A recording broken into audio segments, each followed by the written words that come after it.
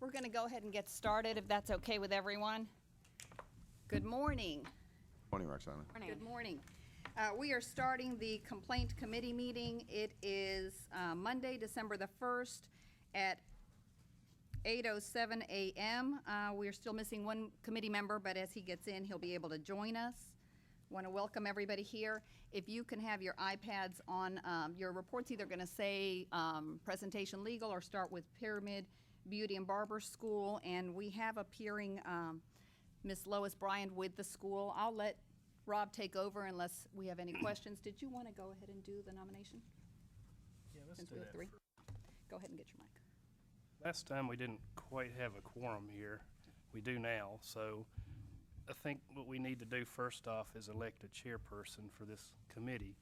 Ms. Tanksley was kind enough to act as chairperson last time, but in the event that she doesn't want to keep that job, we will have an election, and we can do that with the three of us that are here. So, I would like to remove myself from this position only because I'm not very visible. Congratulations. Congratulations. Yeah, this is happening. We're having another little boy, which is great, but I may not be here for like one meeting. I hope that's at most. Okay. So I just would I'll- like, I'll for take that consistency's excuse. sake, to pass that along. All right. Mr. Gambuza, would you like to nominate, or Ms. Tefteller? Diane, you willing to do it?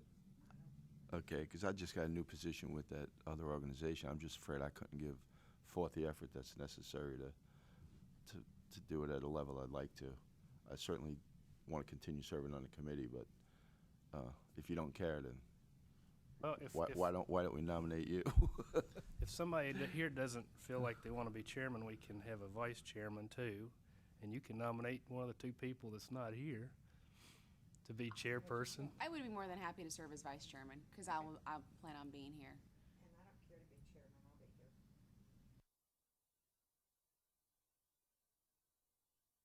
Have a nomination for each office and a vote, please. Diane, pronounce your last name Tefteller, to be chairman of our complaint committee. I'll nominate Amy to be the vice chair. Have a second on those? Any discussion? Nope. All righty, let's hear a vote. All in favor? Aye. Opposed? All right. Ms. Chairman, congratulations. Ms. Vice Chair. Congratulations. All right, we have some guests here. The board, a couple of meetings ago, approved a settlement offer on a complaint for this particular school, and of course the board doesn't know the identity, and only you will today. That settlement offer entailed a suspension of both the Barber Cosmetology schools until they would present to this board a plan for tracking hours and so forth, because the board felt that that was not adequate and suspended the license until they could show that they had improved their system. And that's these people today. So as a first order of business, I would like to have them present, and I guess it's under the pyramid tab. Yes, it's the first thing on your iPads.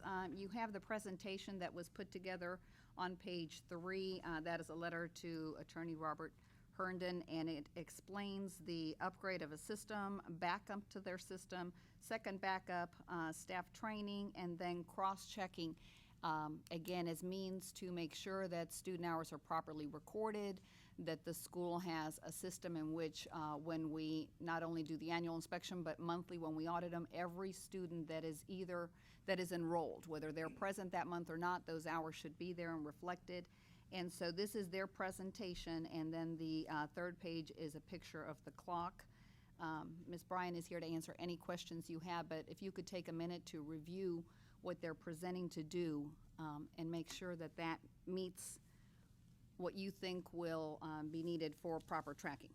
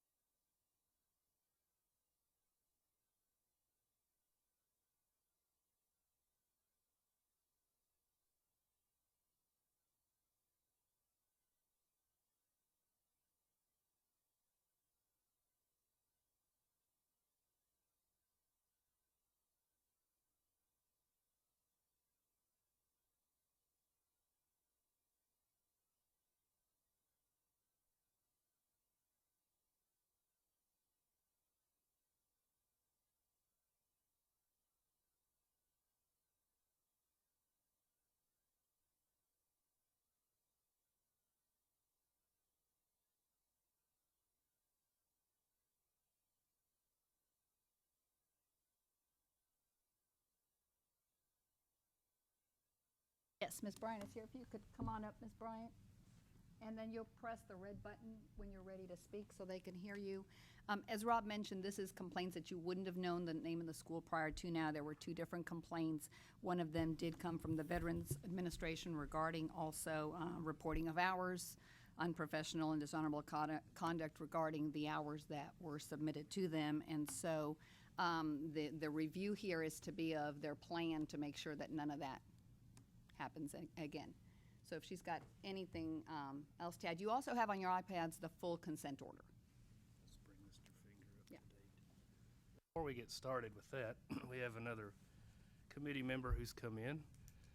What's going on right now before we review the complaints is that we had a previous complaint that the board approved. It was of school, and the hour reporting system the board felt was inadequate. They approved a settlement offer for indefinite suspension until the people could come, the owners, and explain how they're going to improve their reporting system.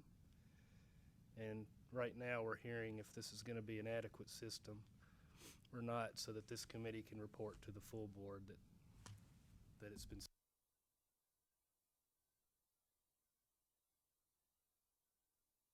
Lois, am I saying that correctly? Lois, is the new scanning system ready to go, in place? Yes, ma'am. It's done and it's It's installed? done. Okay. It's in order. And everyone has been trained? Yeah, everyone has been trained. Okay, and all of the I love the backup system inclusion. That was very thoughtful. Thank you very much.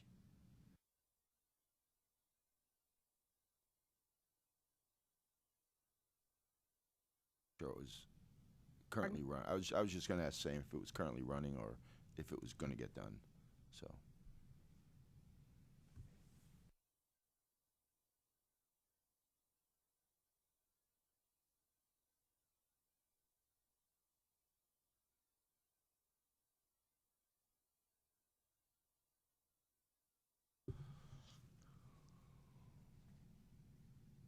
Are you on your iPad on the information that's presented?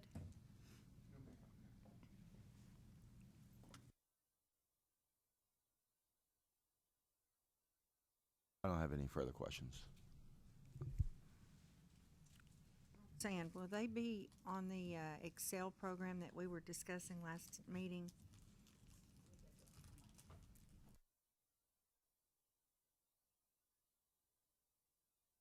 What's going to happen with the monthly hourly reports is they're in the middle of being approved by the state's printing office. Hopefully I'll have that approval and IN number updated for the form within the next week or two. So we thought effective January 1st, all schools would be asked to use those. My plan is to mail those monthly hourly reports to every private school, the Board of Education, and the Board of Regents, so they would have it in paper form as well as email the Excel version. So that would include pyramid schools. They'll have the option to do it on Excel, which may work with their computer system and their hourly tracking. With many of the schools, that's what I've heard, that if they have it to load and dump into Excel, that it works fine. If not, they can always do paper. We've really not had a history of pyramid schools turning their hours in late. They tend to be turning them in. My concern is the accuracy of those hours. Again, the Veterans Administration's concern about hours being for people that are attending, those kind of things. The school will have to make sure that those obligations are met, those checks and balances, all of those things regarding the complaint. And we can proceed if the board likes the recommendations and everything that they've implemented. I don't see any reason not to move forward and continue to audit those reports. I agree. Bye.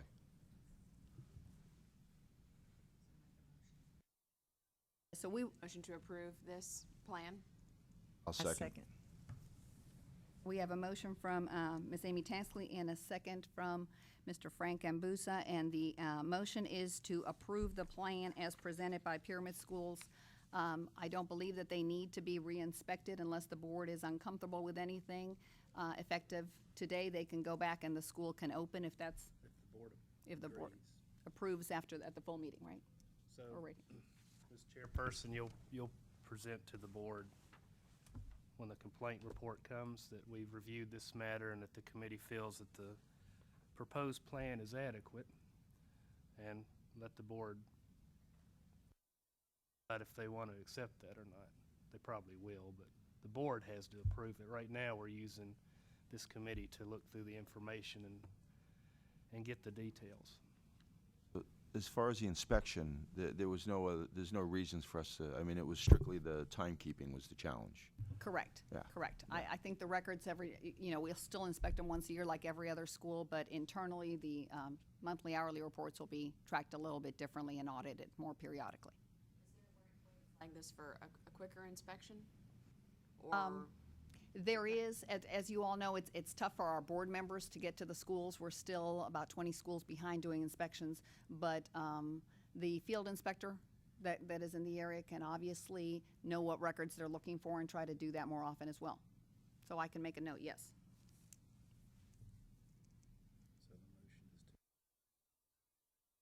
So the motion is to approve without anything else, correct? The plan as they have it stated, and they are allowed to open effective immediately if the board agrees? As a recommendation to the full board, yes? Good. Yeah. Board may decide they want to add something to it, like an inspection. They may. That was what I was gonna say, just to make sure that things are going like they're supposed to, so it doesn't wind up like this again. Yes, and so we're adding a flag to the account that the field inspector is to go in if possible more than once a year, and so we'll make sure that that happens to inspect the files as well.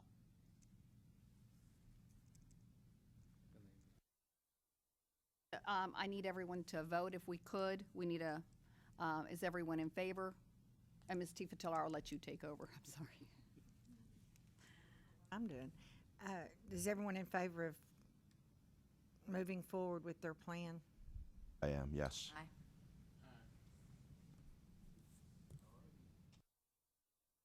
All in favor? Thank you so much.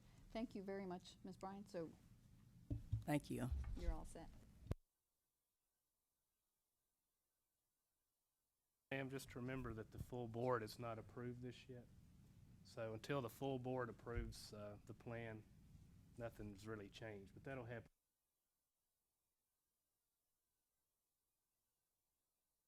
Wait for the board meeting?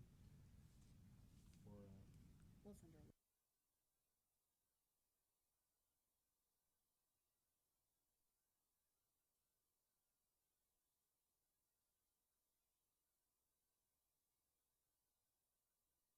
You're on page 15 on your iPads. Yep. Has everybody had a chance to read through this legal report? very colorful this go around. 90 cases to review, so.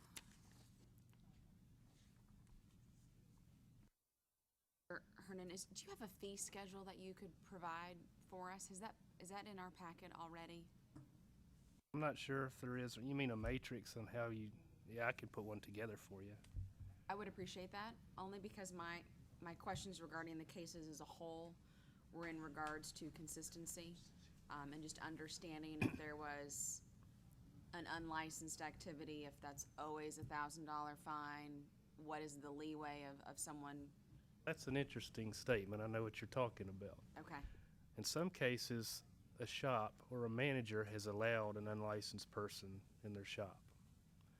Now, the shop or the manager is not the unlicensed person. So it's not unlicensed conduct on their part. They're enabling it. So it was $250 for that offense because they're not doing their job as manager. Okay.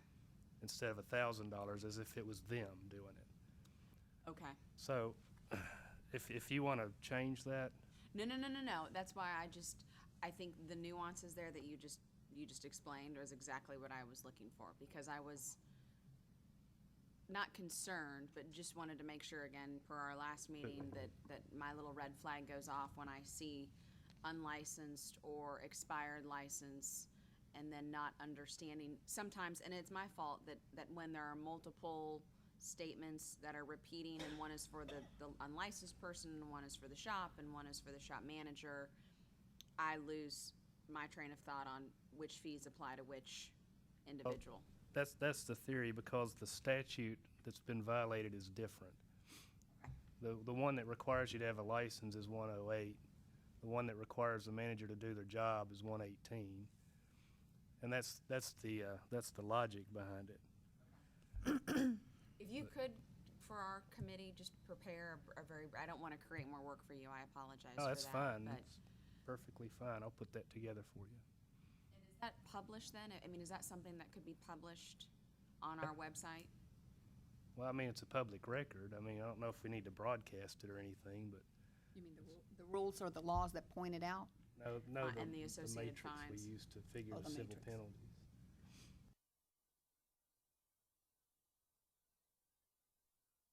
We don't have it out there, but it could be something we can definitely consider if the complaint committee is, I mean, the rules do have the structure of the penalties, and so we're just following that structure. I just think it would be helpful. I understand, and we spoke about this last time, if someone renews if it's an expired license and they renew immediately online, we give them a grace. I'm not speaking about that, I'm just saying that, and I agree with that, but the difference between what is $1,000 fine, that's a lot of money, versus a $250 fine, versus where you're saying there's, 6 incidences and those add up. What I've done with other boards that I've had is we created a matrix like that and put it in the policy manual that board uses. And we've looked at other surrounding states to make sure that our penalties are consistent with other states, so we're just not out there wildly doing something. And added mitigators and aggravators so that, you're not married to this particular amount. I mean, if something horrible's really happened, then you can consider that and make the penalty more severe. I can do something like that. I would find that very helpful. I don't know about Yeah, no, it everybody makes else, but. Assure the public that you're not being arbitrary or capricious. Well, that would, Just- and I would, if I could add something to that, and if I haven't introduced myself, my name's Tony Glandorf. I'm the Chief Counsel for the Regulatory Board's Legal Division. So I supervise Rob. I would just be wary of posting something definite on your website in case it becomes more egregious and you want to increase that civil penalty, and respondents come back and say, my actions relied on what you put out there. So I would be wary of posting, anything that says this is exactly what we're going to do, because the statute already contemplates a lot of discretion on your part for those circumstances, which gives you leeway. Because the conversation I hear now is we don't want discretion. That we would like less discretion in the civil penalties that we impose. A footnote or a denotation that says that all this is obviously predicated upon or can be adjusted based on differences, or I would definitely make sure that is Yeah. that is the highlighting factor of Amy, all is of it that. something you would want for us to have backstage, or something on stage to be transparent? I mean, I know we could use it, because there's times I'm like jumping all over the place trying to tie it together, like when I'm reading through, Yeah. but I mean, the good news, and I hear exactly what you're saying, is there's a catch-22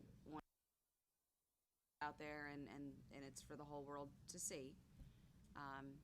The good news is I feel in most of these cases now that we've had several months to review is that for the most part, they're relatively consistent.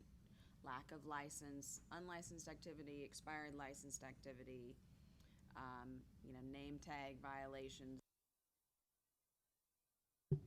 I'm very grateful that Mr. Herndon, is very clear when it's sort of a consumer complaint and what is our role as the board versus outside methods that consumer should work with that shop to regulate those things. I think for consistency's sake, just because some of the nitty-gritty isn't always I shouldn't say nitty-gritty, sometimes it's confusing when you're reading these Yes. as to the difference of the fine versus being shop or versus the shop manager, and whose responsibility and where that fine schedule would work.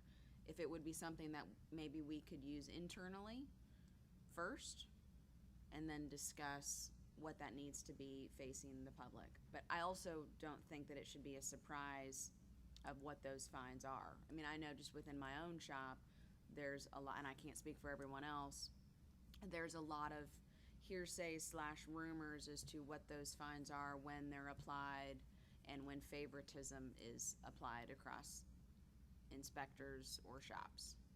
And I want to make sure that if I'm sitting up here, that there is no favoritism. Obviously, the shops are blind. We don't have that information, which I think is great. Right, yes. But I don't want to know who these shops are, and I think it should be consistent across the board. Like I said, with other boards I've done, we've we've put that together in a form of a chart, and it has aggravators and it has mitigators, so that you can look at that and consider it. You know, how many times they've done it.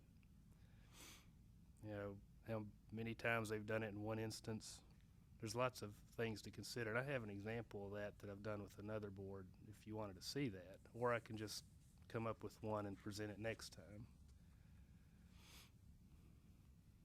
Y'all think? I get the whole when you put it out there and all of a sudden we're going to be dealing with stuff you might not typically had to, but the transparency.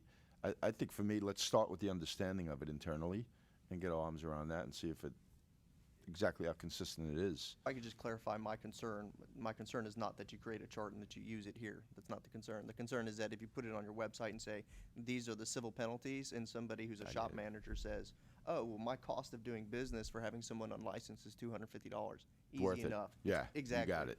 Exactly. So that you can come back and say, you intentionally knew that, so that could be more or whatever for egregious reasons. That was my only concern. Not that you have it, that you would publish it and it would be kind of stamped, solidified that this is what we would always do. I totally agree. Hope that Cost, they're not. the cost of doing business, paying the fee might be a lot less expensive than following the rules. Based on a nail salon I was in yesterday, they could have paid $250 in about 6 seconds. The place was mobbed, and I'm thinking, if there were 80 illegals in there, I mean, it did be worth paying it. No, So- we're hoping our registrants aren't out there planning on committing violations and totaling that up. Well, and I agree that there should be some ability for us to have gray room of someone doing something that they have forgotten about or that's fallen through the cracks. That's one thing. Doing something on purpose Repetitively as well. repetitively is a very different instance, and I totally agree. So we will, Rob will put together a matrix for the next board meeting. That will probably be the first thing that the committee looks at, and that sounds wonderful. And then we can go from there. Okay, we're on to the document itself. 44 pages, I think. By the way.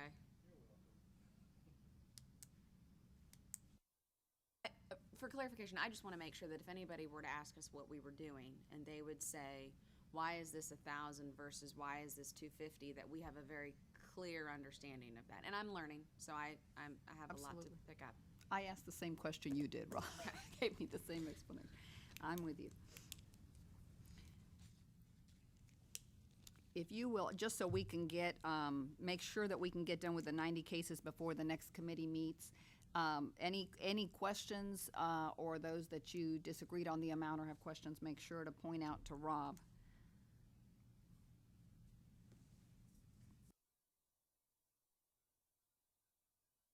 I'm very concerned that all of these cases were closed with a warning because the inspector no longer works for us. Some of them were closed. It depended on what the violation was. If it was something they observed and our only evidence is their testimony of what they saw, then we closed it with the letter of warning. If it's something they were expired, that stands on its own bottom, so that didn't go away. I just had to consider the fact that we have no witness in some of these cases. Is there a backup plan for that? Well, we talked about it because I had a concern, and we'll have an inspector retiring here soon. I mean, that's just part of it, Get it. unfortunately. So God forbid they have babies too.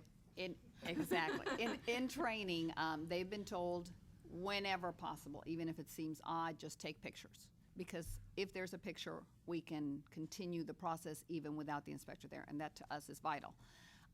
But many of these cases didn't have that. It would be one person's word against the shop. And so that's the only time Rob and I debated. We talked planning into the future as well, that would be the only time where we know it's just the inspector's voice and they're no longer here. So hopefully with pictures, with better accounts of what happened, the cases will always be able to proceed even if the field inspector isn't here. Because I'm with you, dropping those cases, and I think a good 4 to 6 had to be dropped because of that. It just doesn't seem right. And what will happen is the inspector that takes over the area will make sure that those shops are looked at very carefully. Is that something we can add to this, that those cases where we were, I think that's a very good point. Could we add that as a flag to add another inspection Yes. And sooner a lot rather of- than later? And a lot of those consumer complaints, where it's just somebody complaining, and we don't have sufficient evidence to litigate, because I always try to think, what would this look like if it went to a judge? The recommendation is to send somebody out and inspect the place again. Saw that, and I appreciated that. So if that case gets away with the letter of warning, this new inspector will probably find something there. So they're not gonna get off scot-free or anything. It's just we're trying to get more solid stuff. I don't know which case numbers those were that,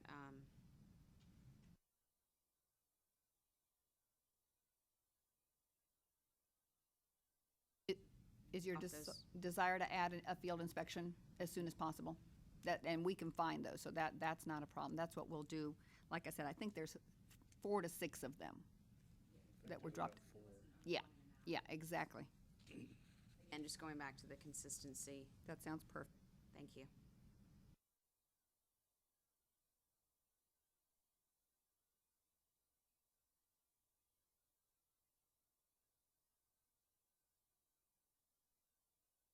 Number 5, do we know what the injury was? What page are you on, Ms. Tifato? Page 8.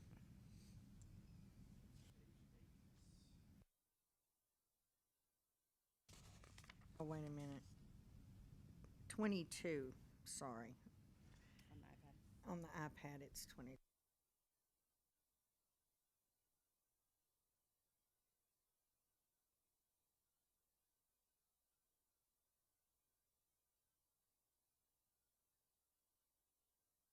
Right, what case is that?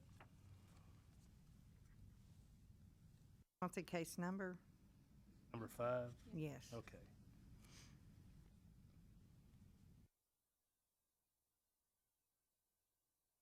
Okay, this is one of those where somebody got a cut, and they say they got a cut while they were being manicured, and then it later got infected. Page 22? Yes, number 5. 22 on the iPad.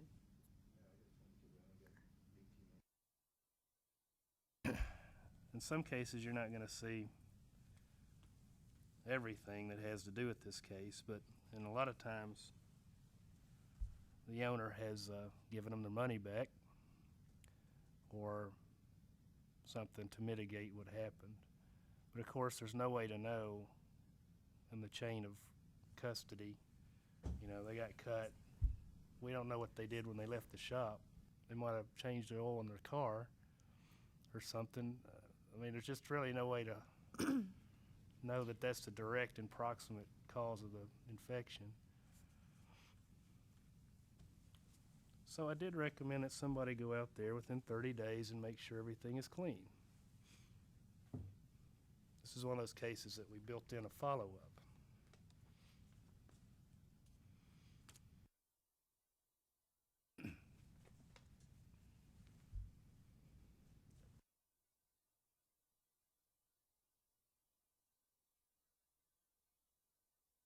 There were several like this. I agreed with your action only because if it's a consumer, I was just curious what kind of injury was it, I thought. How did you? well, and there was another one.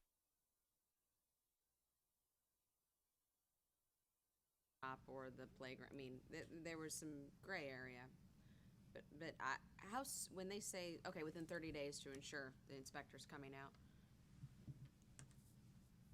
Yeah, that's so we can really get an inspection report. Is the shops notified that they have an inspection within 30 days? Or is it a surprise? That's a surprise. Good, Should be. definitely.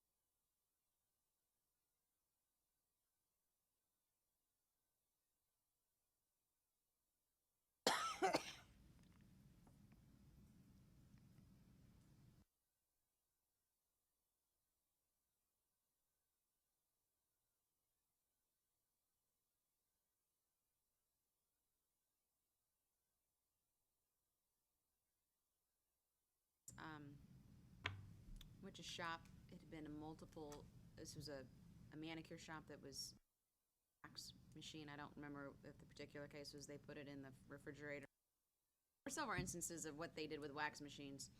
How many times do we have a general rule? Do you have to get caught doing something you're not licensed for before we? Well, the big problem is we didn't catch them doing it. They just had the equipment there. And we know this is not really true, but it could be true that they're intending to get a license to do that, and they got a good deal on some equipment or something. I don't know. But we didn't catch them I doing get it. it. They could be used for personal There's services. no, it's not illegal for them to possess it. They just can't provide that service. And if we caught them in the act doing it, that would be different. Sometimes we even find it where it's heated up and ready to go, but, they could be seeing if it works or not.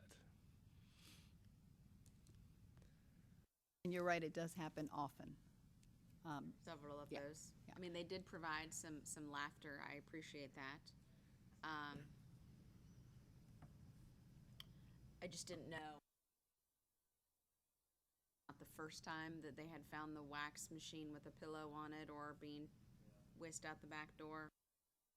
I think that repetitive time, and Rob's very good at looking at the history, we need to make a consistent decision to maybe not waive it, because it is frustrating for the field inspectors. I've held on to some of the, we're not waiving this, because to the field inspector, they go in and they see the hot wax in the trash, or, so I think using history is vital. If they see it 2 or 3 times and they still haven't applied for a license to use it, made no indication that they're going to, then that's stronger indication that they're committing unlicensed conduct. The first time, there's not much you can really hang on, but you're correct. The repeated catch them. Curious, again, we hadn't seen a lot of those before. Always, in the future, have a rule that indicates that if you don't have a license for that, you can't have that in your shop. That would go to the rules. That would be a rules. Committee, That would be a correct. long-term fix of Certainly the takes rules the gray committee, so out then, that- right? Right. Well, the inspectors would love it, so you could prohibitive items within your shop. One is a wax machine if you don't have that license. You could absolutely,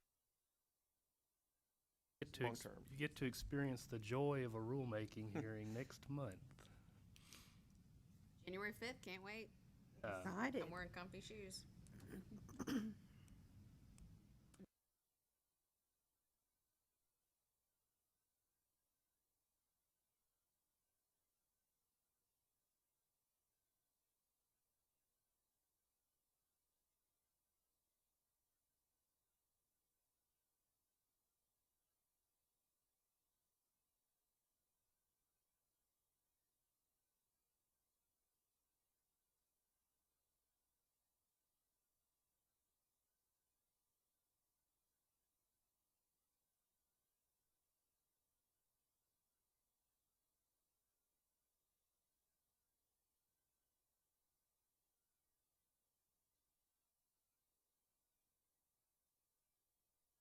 Cosmetologist working in a cosmetology shop doing manicures. The sink issue. Shop has a full-service cosmetology license. They are, Not require a separate sink right. for manicures. Cosmetology shop is required to have what a cosmetology shop is required to have, not what a manicure shop is required to have. But because it is a cosmetology shop, they can do that. So we're not gonna make them put in a whole other sink. Probably gonna upset the inspector, but I just can't see it.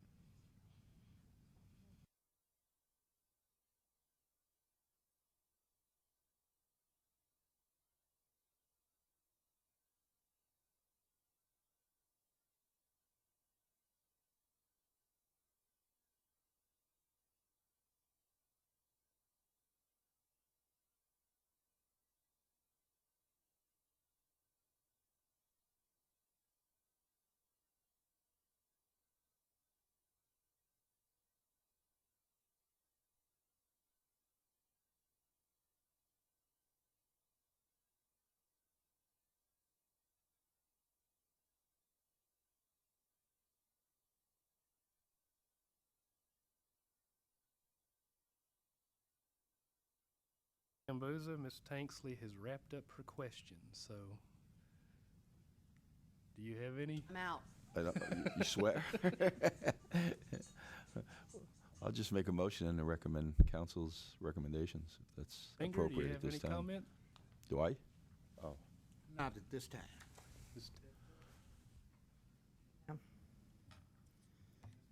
Wants to make a motion. I'd like to make a motion, accept the recommendation of council on the complaints. Did have a couple of changes, like the ones where our inspector's no longer there. We wanted to add a requirement for an re-inspection since the month. 30 days or, Yeah.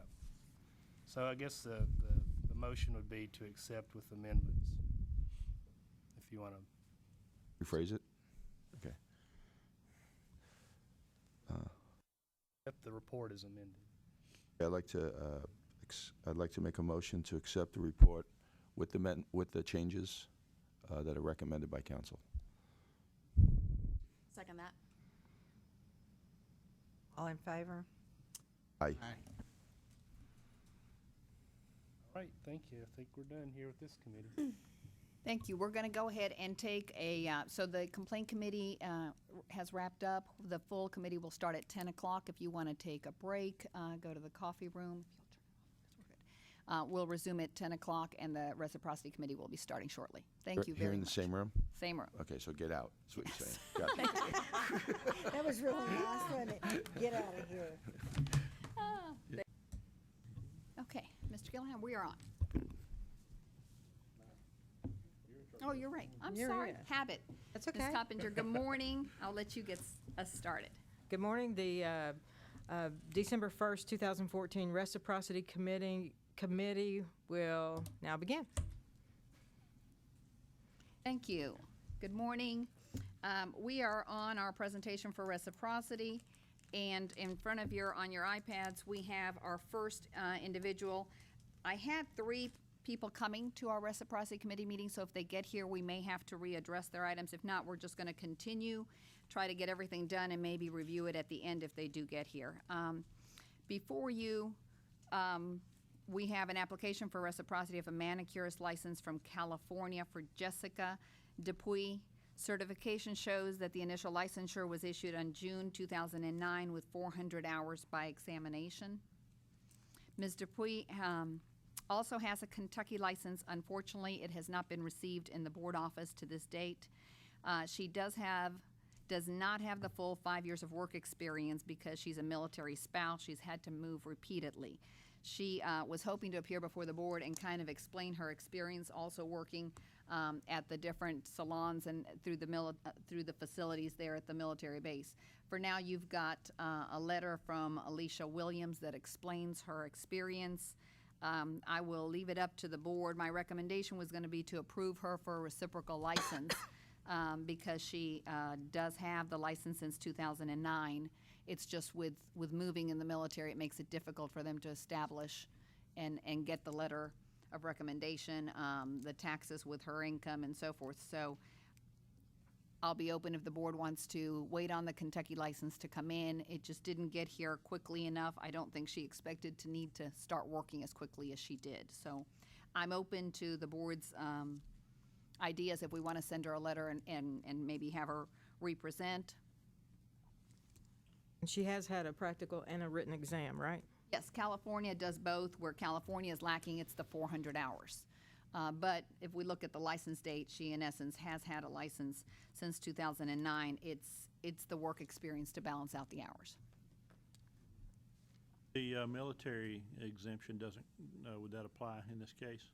Because she's a spouse, she's not. She's a the active spouse, duty. she's not exactly, and there's nothing in our rules that says that the military exemption would balance out for the hours. So she was going to hopefully, had she appeared, been able to share what type of work she's done. I've spoken to her a couple of times. Her work is there, it's just not the full 5 years as the statute requires. Your motion.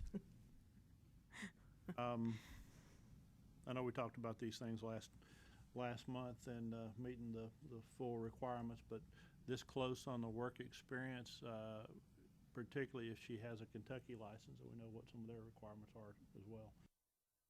I would probably move that we would approve on receipt of her Kentucky credentials. Second. I have a motion and a second that we approve based on receiving her Kentucky license. We're all in favor. Wonderful. Thank you. Next, we have an application for reciprocity of a cosmetology license from New Jersey for Stacy Palmieri. Certification shows the initial licensure in July 2006 with 1,200 hours by examination. Ms. Palmieri was also planning to appear before the board. Her situation's very similar. She's a military spouse, has had to move regularly. This has prevented her to add these items to her tax records.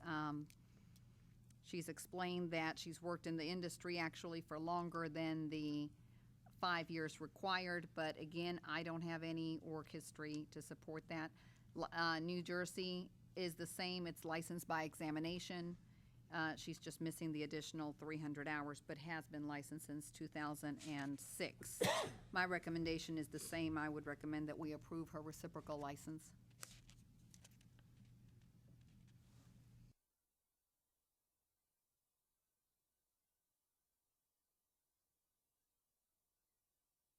He has plenty of work experience, but just the 300 hours. Correct.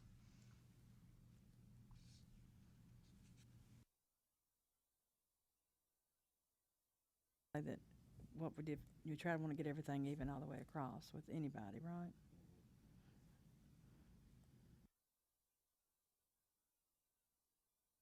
I would not bring it to the board if we had the tax records or a letter that I could verify. Without it, that's the reason the board is seeing it. She definitely has the license for the length of period. There's just no tax records to. Do we know if her license was current all that time, or Yes, if it was in and yes. out? It has been current all that time. What we're really trying to assume here is that she actually was working and not taking.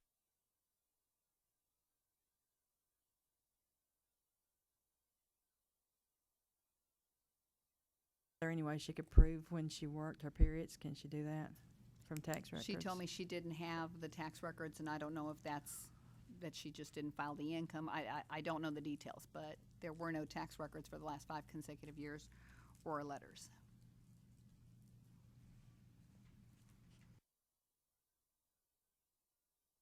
She is a military spouse as well. That is correct.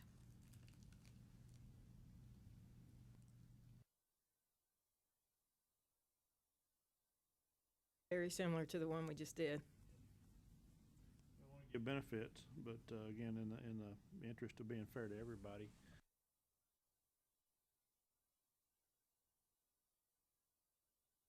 If I may? Yes. Sorry, my name is Tony Glandorf, if I have not met you. I'm the chief counsel here for the regulatory boards. And regarding the military spouses, you all are about to have a rulemaking in January. And that rule's in there, Rob? Yeah. Is it? Yeah, I believe so. And you're going to have a rulemaking hearing where there's a state statute where the legislature passed a couple years ago that indicated that all boards and commissions are required to pass a rule to allow for an expedited licensure of military spouses and military persons, even if they don't completely meet the requirements, where they could temporarily operate while they finish the requirements or have some leeway. So in January, you will be having a rulemaking hearing regarding that. So I hear your discussion up there, and I just wanted you to have confidence that you don't have this rule right now, but the legislature very much so would like preferential treatment to military spouses, and that was kind of their idea of that, because they move so often, and they do not get notice to move, that they cannot plan their moves in their career so much. So this was to try to help them. So if you feel that you may not be so even-handed between military spouses and normal non-military spouses, I would say that it's okay, because the legislature has very much said that we agree that they're in a peculiar situation. So just for your consideration. You're welcome. Tony? We probably need to just kind of treat them With that in mind, I think Right. I'd move that we approve this.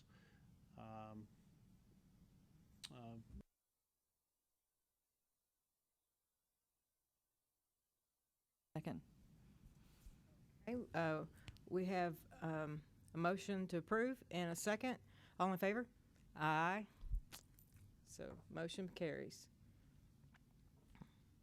I do think it's important for the. Yeah. I do We too. want to take that into consideration. I also believe that, it's difficult not to keep some tax records too, so. Right. We Sounds have to be great. careful with that. Great. Thank you very much. Okay, we are on our iPads on Mr. Larry Andrews. Mr. Andrews was going to appear before the board. I'm going to give you a minute of his information, and unfortunately, he's not here. I was not notified that he wouldn't be able to make it. There's an email that he wrote to us explaining the situation. Basically, he's a master barber licensed in Mississippi. Mr. Andrews had his license 17687 revoked on February the 2nd, 2014.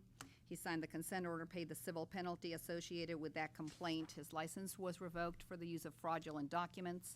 There's a letter from the school in Mississippi stating that he has completed the program in June 2014, so he would have completed after the Tennessee license was revoked. His license is in Mississippi, has the 1,500 hours. The certification for that state shows that they take both the practical and theory exam. And right after that, you have the documents for his consent order that you're welcome to review. Mr. Gillihan, you would have been more familiar, having been on the barber board, with the case. I'm not making a recommendation. I'm going to let the committee discuss it, and if we have any questions or want to follow up with him with a letter, that would be fine as well. I recall this now. Was this one of the cases that he voluntarily surrendered? That is correct. Okay. And signed the consent order, yes. The school, the letter that you have on page 10 is from Tracy Crawley. She is part of the school. I spoke to her, spoke to someone else at the school as well, just to confirm the information. That was one of my concerns, is verifying that the hours really were there. She explains the situation. They don't have an official computerized system up yet to where she couldn't send me anything more formal than this. I told her that I would definitely post this. She highly recommended him and just wanted to share that with the board.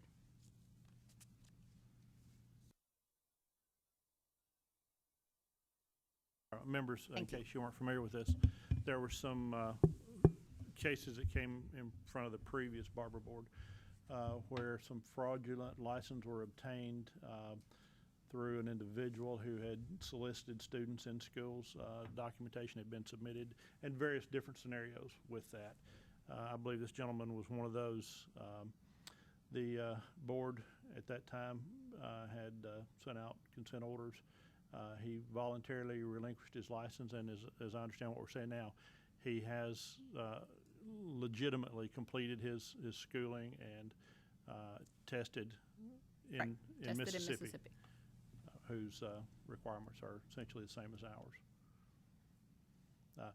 Do we know, Roxana, if there were any other stipulations attached to his particular one? I don't recall that there were. The consent order is there for your review. No, when the consent orders were done, they did not include a period of time that they needed to be without a license, a waiting period, nothing along those lines. Okay. He may have been just one of those quasi-innocent parties that was led to believe that what they were doing was okay because they were told, some of them as military personnel, that they could bypass the schooling system and the hours. Was that in Mississippi? No, it That was here. in Tennessee. Oh, It was here. and he's gone, so he went back to Mississippi to go to school? Yes, and that's where he got his license and has probably been living, not for a long period of time. The hours are from started them in 2013, finished them in 2014. Started November at the end of the year. South Haven, Mississippi is just across the street from Memphis. Oh, okay, gotcha. It's the exam that has been a challenge for some of these licenses that we ended up with fraudulent documents, that they just failed the exam and then, exactly as Mr. Gillihan explained, had this way to get a license. And I could probably, because I prosecuted all of these cases myself, and I could just tell you, I can't tell you the specifics of this case because he settled, But just so long as you know the type of documentation that they submitted in this case with this consent order is they provided I would say false, but it was absolutely a fake military discharge document, which is, it's called a DD-214, which is the document that every veteran gets when they leave the military, and it was completely false. He was not in the military. He was never a barber in the military. And it's actually a federal crime to do that. And I can't tell you the circumstances of his situation because there were so many of them, is that we could not, we just know that it in itself is false. I know it was false because I sent it to NCIS, and they indicated that it was false document. So I don't know if anything has come about that, and I cannot tell you whether or not he intentionally did this himself. He looked for it, or like you said, or if somebody led him believe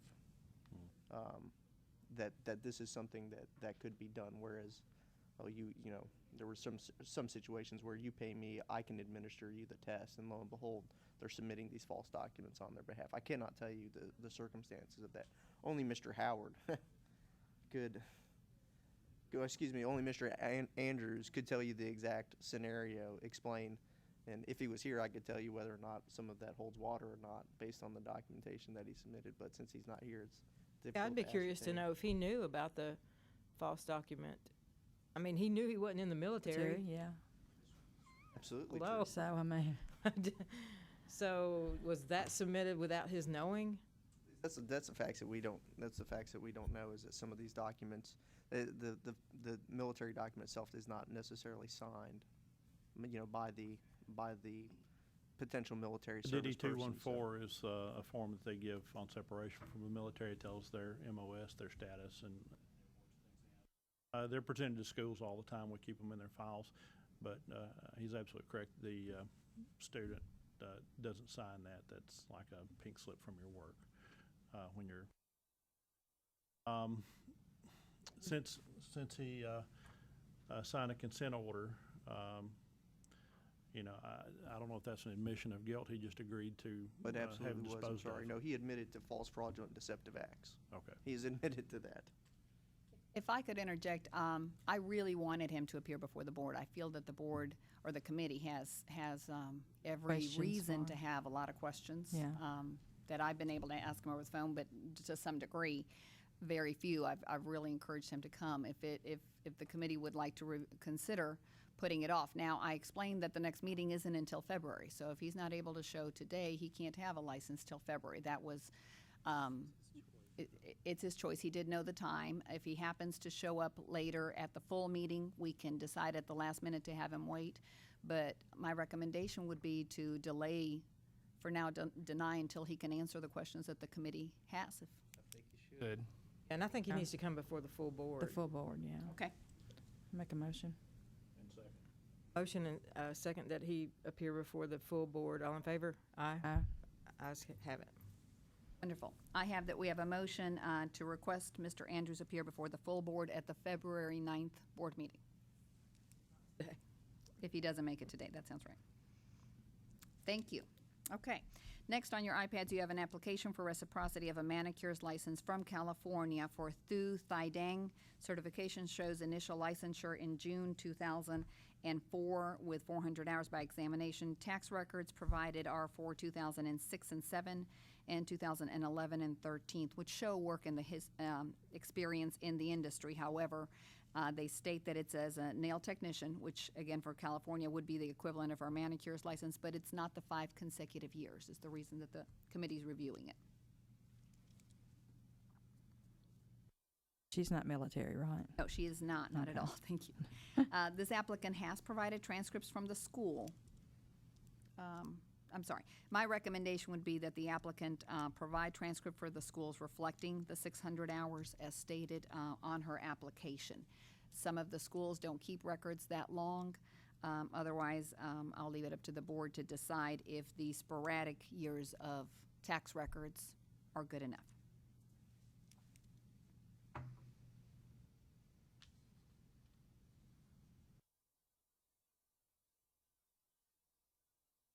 They just put down 400 plus 200 instead of writing the total 600, right? That's correct. That's correct. We don't have a transcript. California does, most of the schools do tend to hold on to those records. We haven't had as many problems with them. Like I said, that I think would be my recommendation. She may still come up empty-handed and not have a transcript. So if the board feels that those years of experience that are sporadic are okay, we would approve her. If we requested that she provide transcripts to prove the hours, can we give the board office authority to go ahead and grant a reciprocity? You can, that way she Yeah. wouldn't have to wait if she's able to produce. That's fine. So move. Second. Okay, motion that she provide transcripts of proof of hours, and then the board could, at that point, grant reciprocity. All in favor? Aye. Good, pass. Thank you. Application for reciprocity of a cosmetologist instructor license from North Carolina for Haley Gregory. Certification shows initial licensure in 2007 as a cosmetologist and 2012 as an instructor by examination for both licenses. Ms. Haley provided a letter stating she worked as an apprentice for 6 months in 2006 to complete her hours. Also provided is a letter from her employer stating she worked as an instructor since 2009. My recommendation is that we approve her reciprocal license.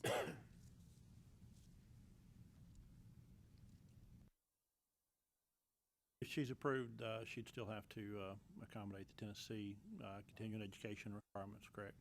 Yes, as the statute says, within her first year of having a license, she'll have to In the do the first year. 16 hours, yes.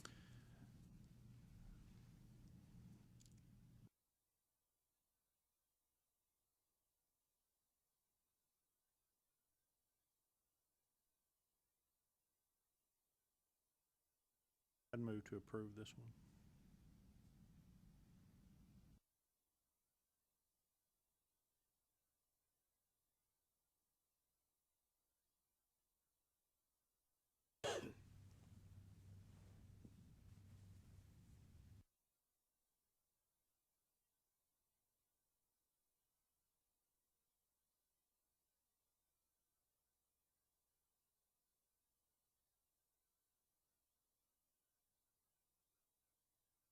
She has her 300 hours, or don't? For the instructor, it's a little bit less, so she would have been working, I think, in North Carolina, they're able to do that apprenticeship part.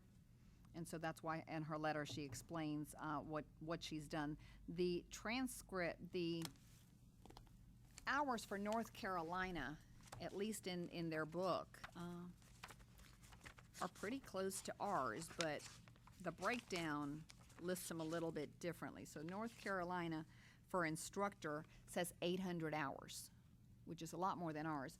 Her breakdown here from 2012 says 188. I have a feeling that they're done similar to our junior instructor or instructor trainee as apprentice as well. Make a motion to approve then? Or He I made the second him then. Seconded? Okay. Second. Thank you. A motion and second that we approve for reciprocity. All in favor? Aye. Motion carries. Thank you. Application for reciprocity of an esthetician license from Florida for VACNU.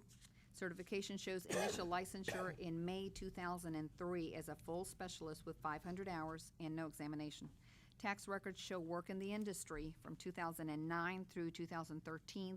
However, they state nail tech, so there's no clear indication that experience is in the aesthetics discipline. I have a recommendation that we require the applicant take the Tennessee examination. The board could request that she provide other records for experience as a manicurist. I don't know that we'll find those because in Florida, as in many other states, the two licenses are pretty closely linked. They're able to do the aesthetics waxing piece along with the nails, so I don't know that we'll know the details of the work history. We could ask maybe for a letter from an employer that shows specific work in the industry, but again, no examination is given in Florida for either one of those licenses, so that's the reason for my recommendation. If you were requesting a manicurist license, that would be, 140 is all Florida does for just the manicurist. oh, it's split up, isn't It it? splits it, yes. And then they do 260 as the aesthetics, so they make it a full license with 500 hours. But a lot of that, if she's wanting the aesthetics, which we have, we require 750. step up on her license quite a bit. Oh, yeah. Yeah, By quite a bit. she's way short of Yeah. that. I think Correct. she needs to make up the hours and then take the Tennessee law and practical. Motion that she finish the hours for the aesthetics program and then take the test. And seconded, and all in favor? Aye. Motion carries. I'm going to recap on Ms. New. We are recommending that she take the additional 250 hours. We're counting the 500 that she has in Florida. She'll need 250 additional hours and then be submitted to take the test. Correct? Thank Roxana, I believe that 250 hours, would that need to be in the aesthetics Yes, aspect of that? absolutely. Oh, yeah. Absolutely, yes, No, yes. not just a rehash of the nails. Yes, no. Absolutely. Okay. We have next on your iPads a reconsideration for reciprocity application in the for a cosmetology license from North Carolina for Cynthia Place. Certification shows initial licensure in January of 1977. I had to look at that date.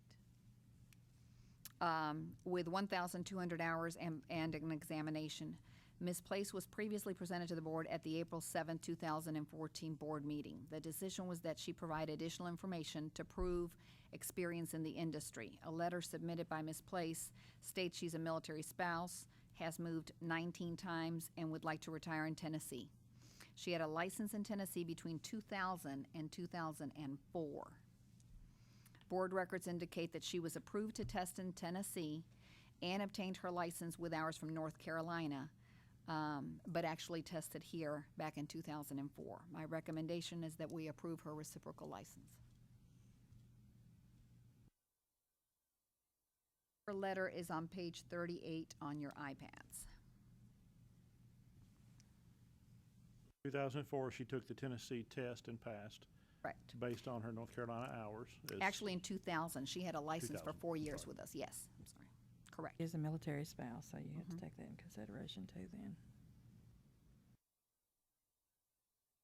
I make a motion to approve. Second. Motion is made to approve and seconded. All in favor? Aye. Motion carries. Wonderful. Okay, so we're going to wrap up with something just a little bit different than what we normally have. So we're done with the reciprocal licenses as we're used to seeing them. What's in front of you here is the investigation that we requested. If the committee will remember that a couple of meetings ago at the October 6th board meeting, the board approved for an investigator to go out to visit a particular school to check on 3 applicants' files. The following day after the meeting, one more applicant with the exact situation came up. So I actually submitted 4 names to the investigator to look into. They are for Thai Zhang Do, Dat Tan Lee, Van Mai Thai Tran, and Nang Nguyen. These applicants applied for reciprocal licenses, and I believe their licenses were all in Arkansas. They had tested and been licensed by hours that we submitted in auditing their files for hours. None of their names were on the monthly hour reports. Now, this is a school that has had a complaint and is suspended, and it will be at some point presenting, if they choose to sign the consent, their plan for keeping up with the hours better. But in the meantime, the investigator went out to the school. I'll give you a minute once I kind of recap the investigation that's in front of you.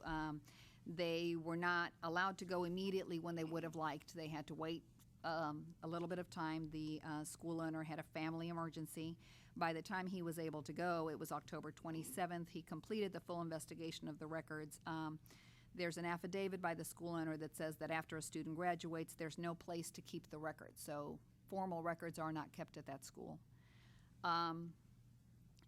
In essence, unfortunately, none of these students' hours are all there that the investigator could feel comfortable with. His conclusion was that there were no log of exams, no real log of records. One of the students had some hours that he could confirm, nothing that came close. It was not the 600 hours. Therefore, we have 4 applicants here having a license in another state, but the hours with which they were licensed are all in question and are the last thing that you're going to review.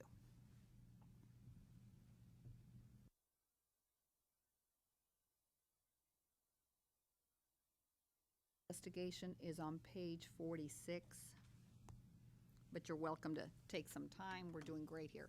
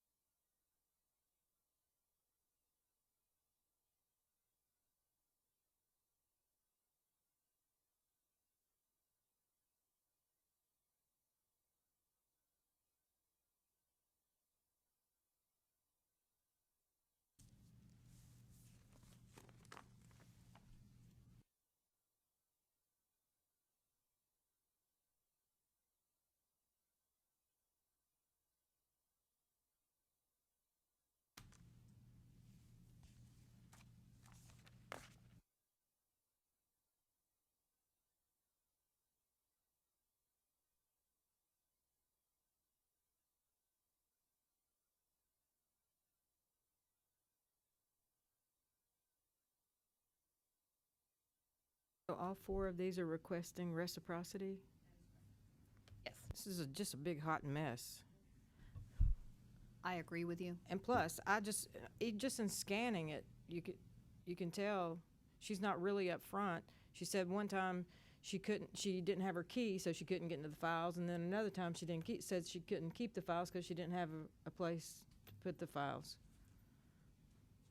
The full investigation is this entire packet Oh. with appendix and what have you. I went ahead and gave you his cover and then the conclusion so you can read it, but, yeah, the investigator spent, I think, 3 trips total and did, I think a great job, but it's very difficult because we have 4 applicants who have a license, thanks to these hours. And so How old are their license? When is their expirations on those? I believe 2015 to 2016. And I take it back, I've got their files here, so let me take a look at each one.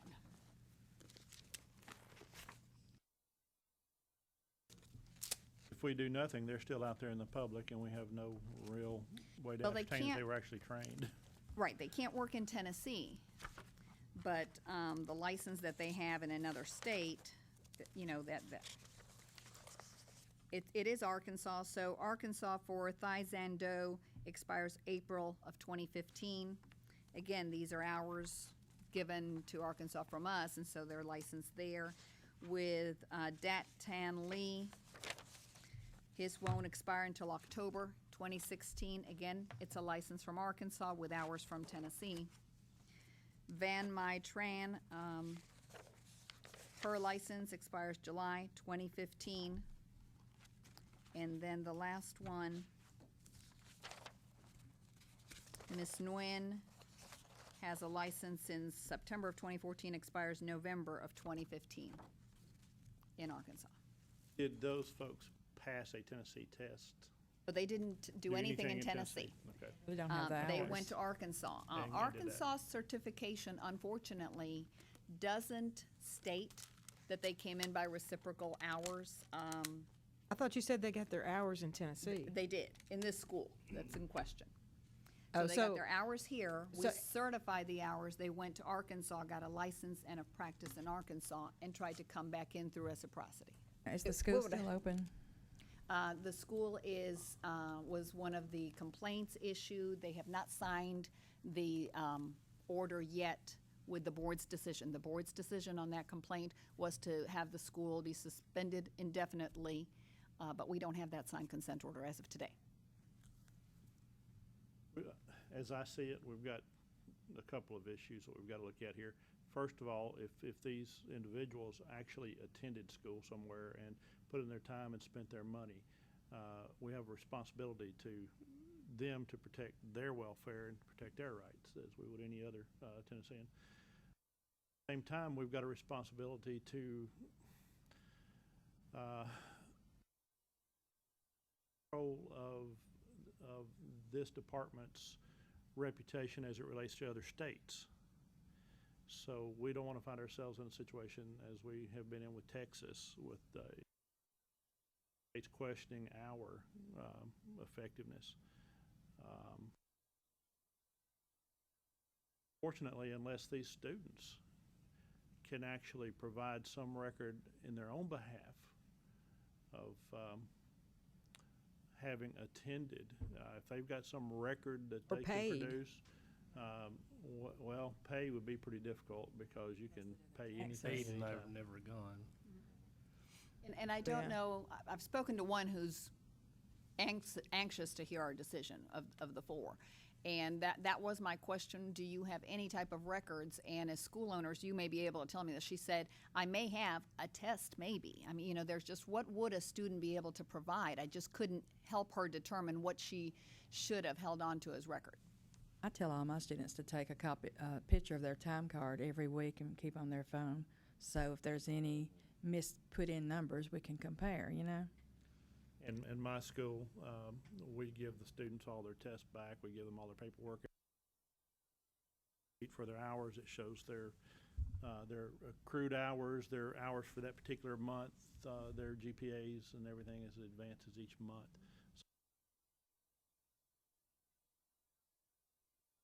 So all four of these went to school in Tennessee. Same school. In the school of question Mhm. because of the records. Then they go to Arkansas. That had to have been reciprocity to get their license in Arkansas. Correct. And now they're wanting to come back and get Tennessee license. That Correct. just And I doesn't just don't, pass a smell test to me. yeah.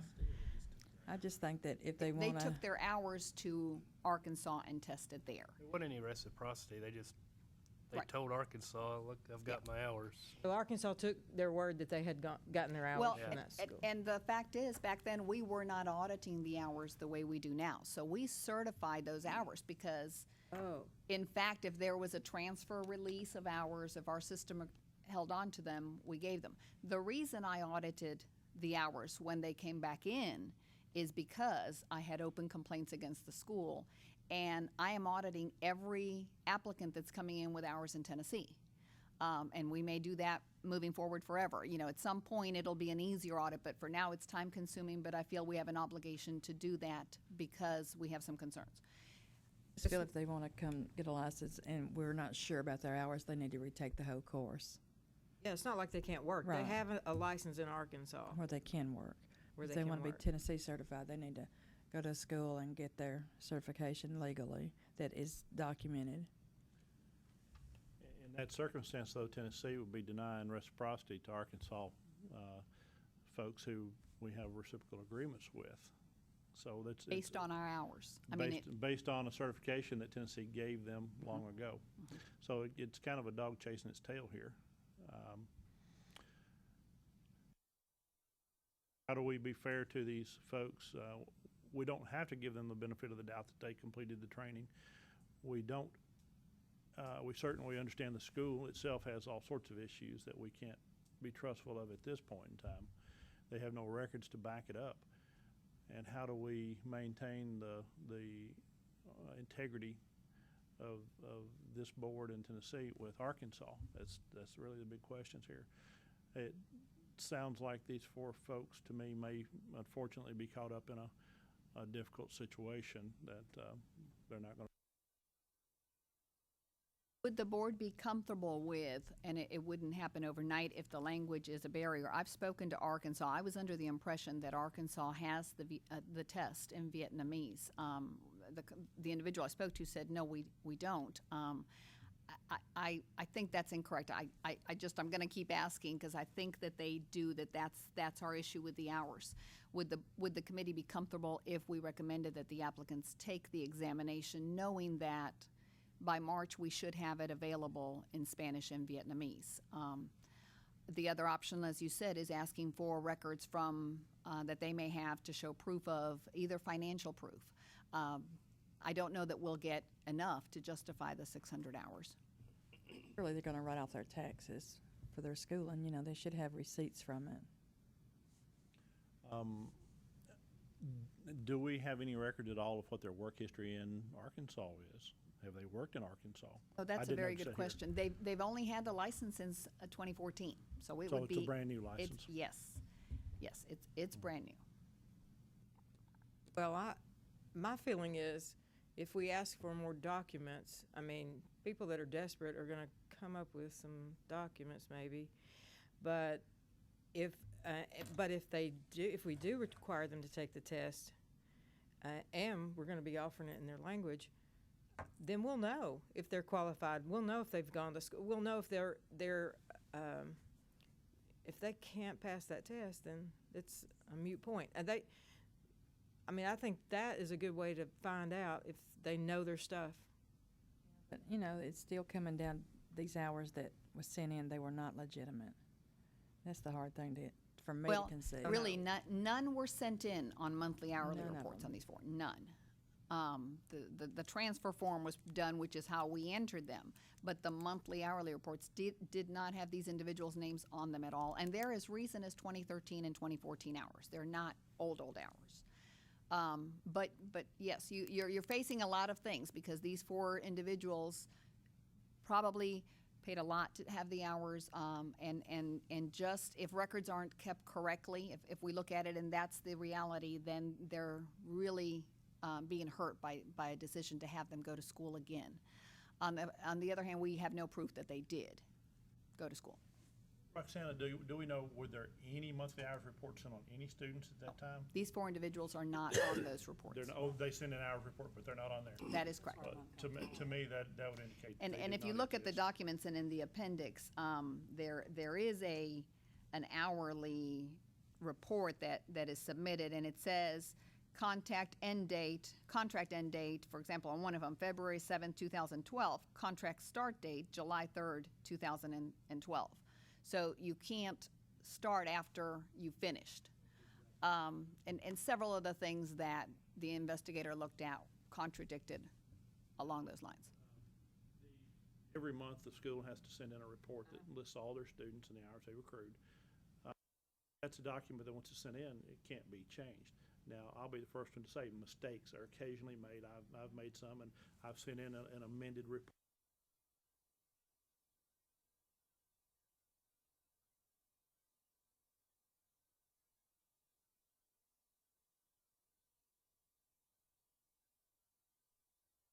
Having not had their names on that list at all, that just doesn't pass the smell test for me. I think I would probably move that we deny the reciprocity. And in order to address it address the issue with Arkansas, should it arise, we could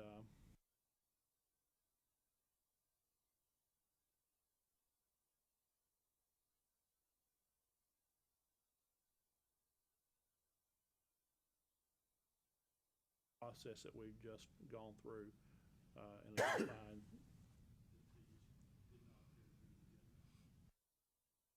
certainly maintain our relationship with Arkansas. I didn't word that well, Ms. Roxanna. If you And could I'll help me. recap it if that's okay with If you. you could We help have a motion from Mr. Gillihan denying reciprocity based on hours in Tennessee and a license in Arkansas.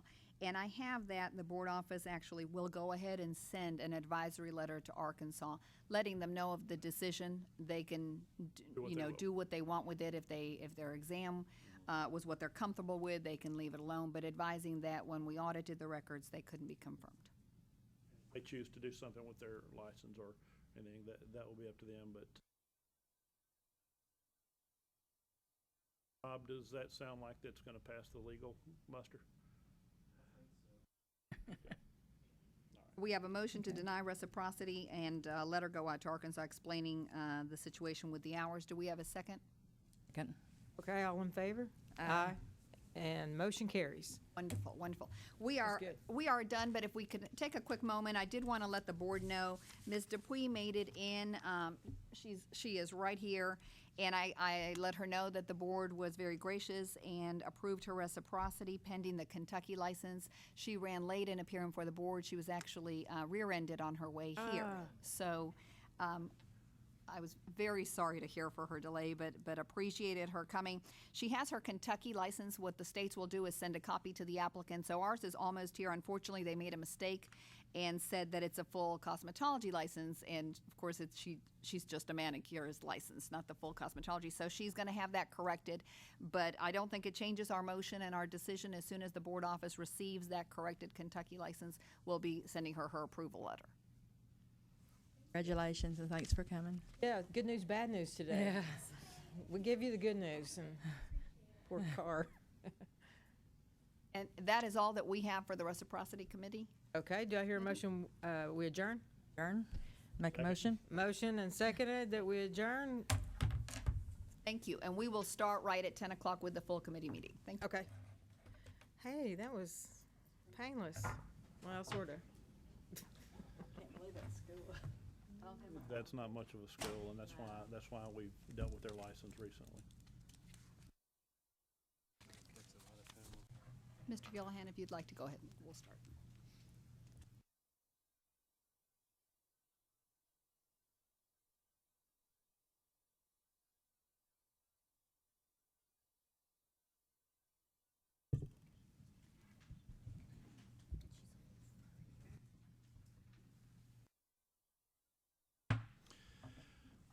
This December 1st meeting of the State Board of Cosmetology and Barber Examiners is called to order. I'd like to ask all present to please rise for a Pledge of Allegiance.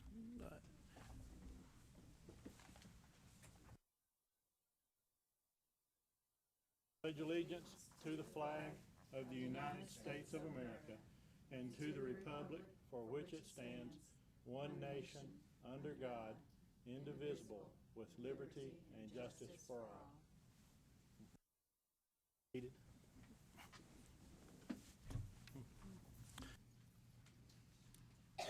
I believe we need to have a roll call. I could go ahead and take a roll. Let's start with Ms. Anita Allen, Kelly Barger, Nina Coppinger, Present. Bobby Finger, Here. Frank Ambuza, Present. Ron Gillihan, Present. Yvette Granger, Patricia Richmond, Present. Judy McAllister, Present. Mona Sappenfield, Present. Amy Tanksley, Present. and Ms. Diana Tiefenteller. Present. Thank you.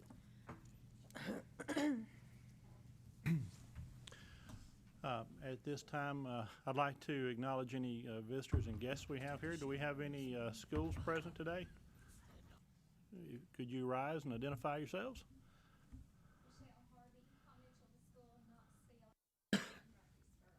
Thank you for coming. Yes, ma'am.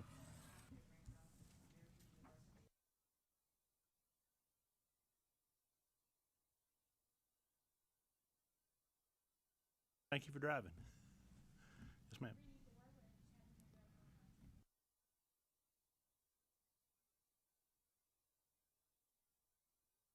Welcome today to the board meeting. at this time, we need to entertain a motion to approve the minutes of the November 3rd, 2014 meeting. Make a motion to approve. I'll Second. second. Seconded, Mr. Finger. All those in favor say aye. Aye. Opposed, say no. Motion passed. Ms. Roxana. Thank you. Thank you very much, and welcome to everyone. On your iPads, we are going to start with a change in school location. Millermont Technical College has presented an application. I believe Ms. Doris Haddock is here. Millermont? I'm here. Okay, you want to go ahead and come up to the podium if you could? And if the board has questions, you need to press the speak light so it turns red. Before you is information. This is a move within Chattanooga for the school. The application fee and floor plan have been received at the board office. They would like to be inspected on by January the 5th of 2015 in order to open in their new location. Thank you for coming down here today. Thank you. Actually, if it said by January 5th, what I meant to put is that's the day we're moving in, so all our equipment will not be installed until January 8th. January when? 8th. 8th, okay. What we will do is when you're ready to have the inspection or have an idea of a timeline, you'll need to reach the board office and give us about a 5-day window so that the board members and field inspector can be coordinated. And are you Dana? No, I'm Marini Gore. I'm the dean. You're the dean. Okay, thank you.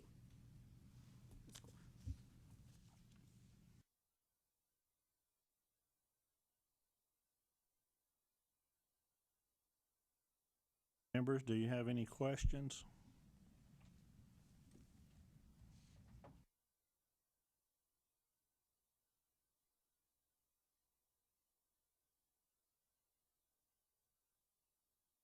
In this school, will it be, is this only cosmetology?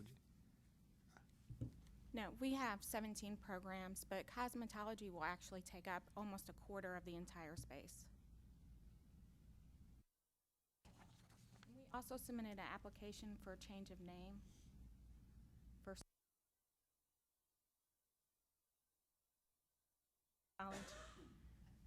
Speak into the mic so I can hear you. Thank you. And we submitted an application for the name change as well, Serenity at Millermont Technical College, in lieu of just Millermont Technical College.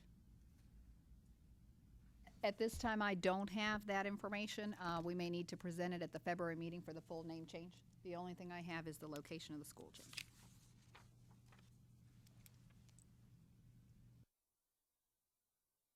Are you offering an aesthetics program? Yes, ma'am.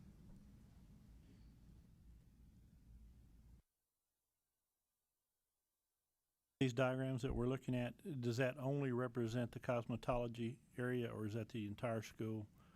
You have a diagram of the first floor that represents cosmetology, aesthetics, nails, and massage.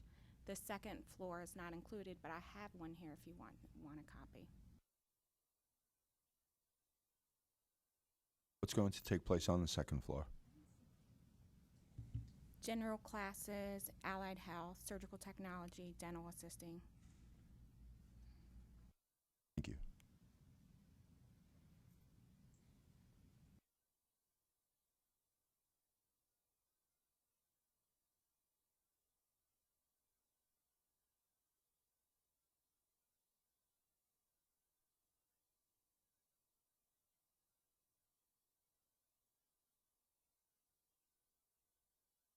What is the square footage, if I could ask, for the cosmetology program? Let me look at notes. About 6,000 square feet. Thank you. You're welcome.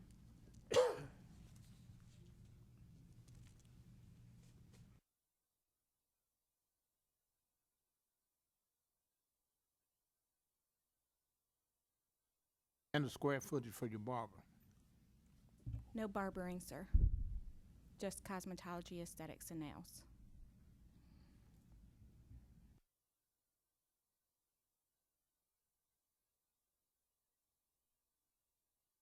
What do you refer to when we see the flex classrooms and flex aesthetics. What does that flex mean?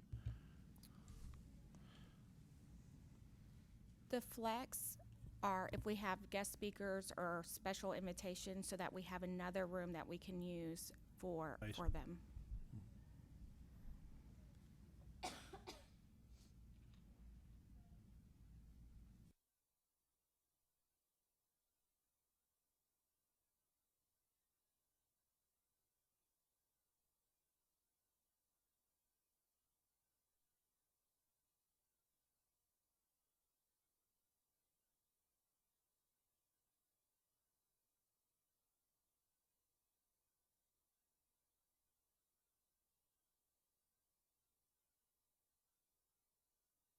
You're doing massaging and anything else? Massage is offered there? Yes, ma'am. Okay. 2 separate entrances for massage and Cosmo.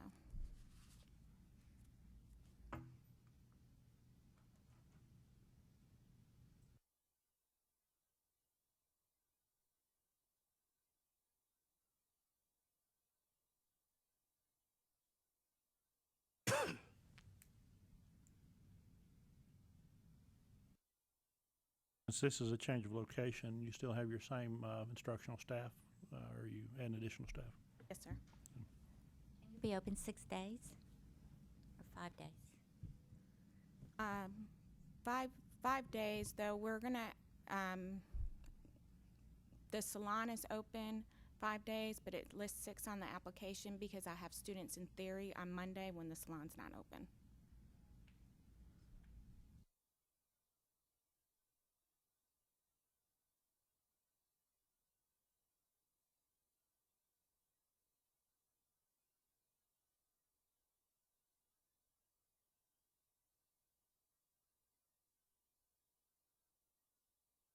Current with all your license up to date? Okay.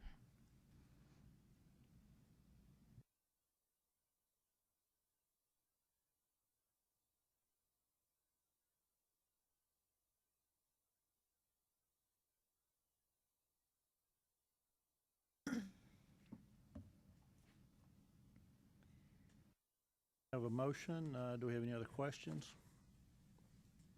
Make a motion to approve. Second? We have a motion and seconded by Ms. Coppinger to approve. Is there any other discussion? All those in favor say aye. Aye. Opposed say no. Congratulations on your move. It looks like a beautiful school. Thank you. It is. Thank you. School will be approved pending both inspections, and so you'll let us know when you're ready to be inspected. Thank you so much. Thank you. Next, we have an application for a new cosmetology school. Mr. Torres Brooks is here with us today. He's appearing. The name of the school is the Beauty School.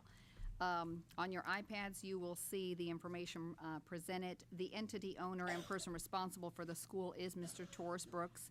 He owns 3 branches of barbering schools in the Memphis area. And before you, for the application for cosmetology, you have the full application, the bond as required for a cosmetology school, the floor plan. Enrollment agreement for 20 students have been received in the board office. 1 is presented for your review. You also have the curriculum in front of you and the enrollment agreement. The document that the student completed is on page 21 of your iPads. It lists barber course. I would recommend that the applications be filled out correctly by the students to list cosmetology and not barbering. It's the only thing that I foresaw, was able to see. Thank you for appearing before the board, Mr. Torres. Do you have any questions?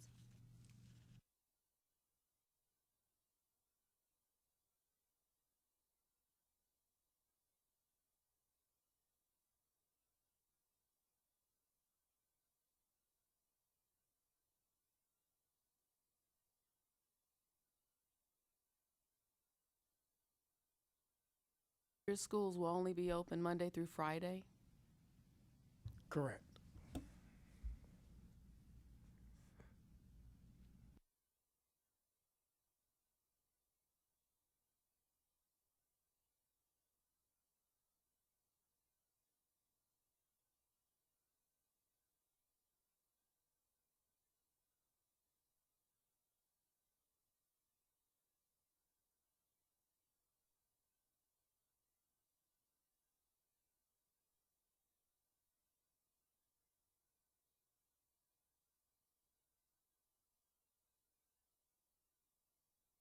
Mr. Brooks, I take it that the school's ready to open now, is that correct?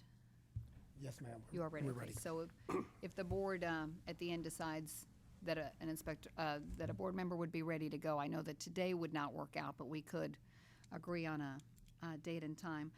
I have a concern or a question regarding the signage of the school. What is the sign that the public will see? The barber schools have a very small sign that says the barber school, and the name of the incorporated kind of is bigger. What is the setup for the beauty school going to be? On the exterior is awnings, probably about 6 foot across, and it says "The Beauty School" on it. So it will not say Memphis Institute of Barbering? No, that's a whole different school. It's a whole different school.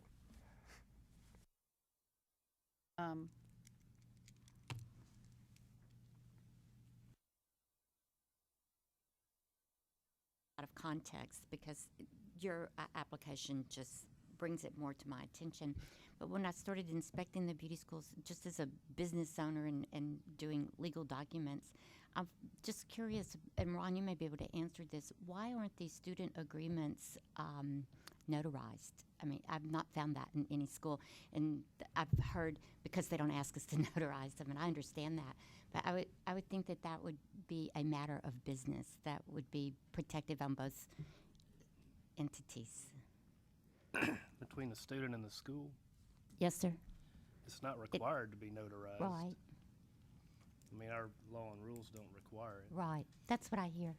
So, I don't know what the general practice really is. Maybe the school owners. Do. you notarize yours? Yeah, because I've never entered into a financial, I mean, our children went to private schools, and we've entered into financial agreements and government agreements and different things, and through the 29-year process of educating our children, we always notarized agreements with the schools. So it just was a curiosity to me.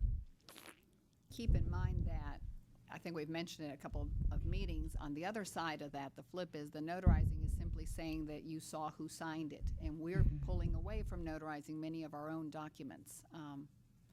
So it's just one of those things. We're not having the monthly hourly reports aren't going to be notarized anymore. And several forms that we used to do, the application for examination, the reciprocity, they're going to stop having that notarized section because it puts many of our applicants into a situation where they've got to go out and find somebody that'll notarize it. And in some cases, they'll call us back and say the bank won't do it because they don't recognize the form, or the form doesn't look the way they want it to. And so we tend to pull away from the notarization because of technology to some extent as well. Okay, just Most of the applications will say this is a legal and binding contract between. What is your total square footage? Approximately 3,500 square feet, 3,500. How many instructors will you have there? Starting out with one, and as we grow, we have some others on standby, but right now, just with one.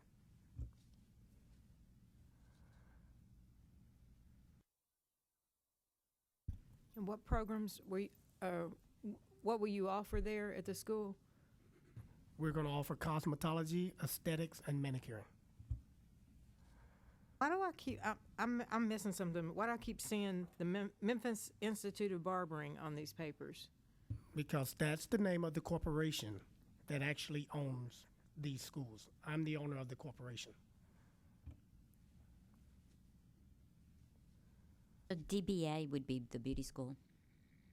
No, this particular school is just the beauty school, just owned by Memphis Institute of Barbering.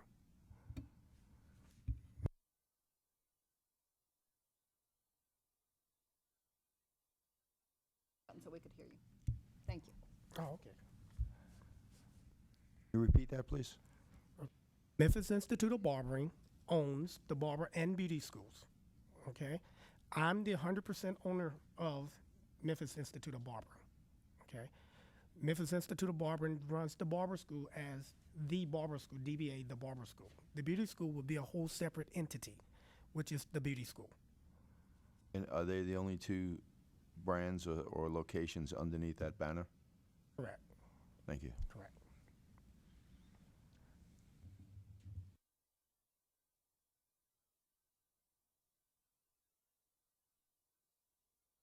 I have another question for you. Under your additional terms and agreement, terms and conditions, you say that each student must complete the following requirements prior to graduation. And then, okay, I'm sorry. Are these the only requirements for graduation?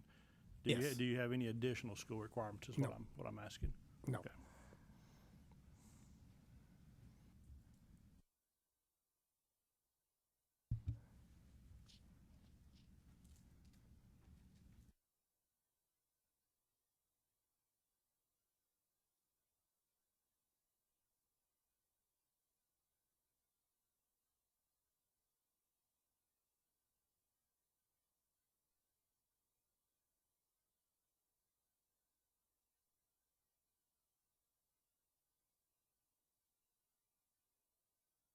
Members, do you have any further questions?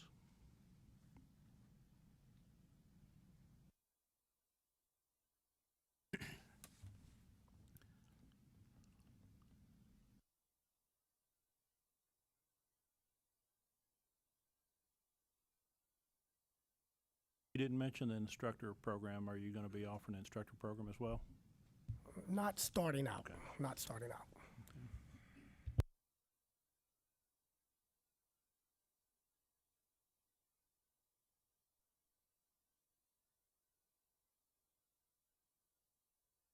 Make a motion to approve. Second. We have a motion, seconded by Ms. Tiefteller, to approve. If there's no other discussion, all in favor say aye. Aye. Those opposed say no. Motion carries. Congratulations. Thank you. Good luck in your endeavors and much success. All right. Thank you, guys. Before we go on to the next school, if I could just reiterate, there needs to be 20 applications for the students that have already been signed. They need to be redone because they clearly state barber course, and that's not what these students are in. So we cannot approve the application when the board member or field inspector look at these. These 20 contracts have to be redone. To say Okay. cosmetology course. That's the first concern. And then they're ready to open, and so before we end the meeting, if a board member that thinks they can make it can let me know, we will coordinate for sometime this week to be able to do the inspection. Thank you. Thank you. Next, we have also a new school application, and appearing before the board is Ms. Shante Randall. If I could get you to appear, thank you. Ms. Randall is co-owner with Christina Gore. They are appearing before the board with the new application for American University of Barbering Online Barber School. If the board will recall, last board meeting, they came to show some of the information that they had in floor planning and have some preliminary things answered. Before you are documents that include the application, the educational plan, tuition information, online application for the students, the enrollment contract is there, the floor plan. There's also a letter in support of the school from State Representative Harold Love Jr. The floor plan for this school includes 3,392 square feet, and the facility will be located in Nashville. Again, this is an online barbering school, and you have a lot of documents before you to review. It includes the information on how the student will complete the application online, and Ms. Randall available to answer any questions you have. Good to see you again. Thank you for coming back. Good morning. Thank you so much for the opportunity.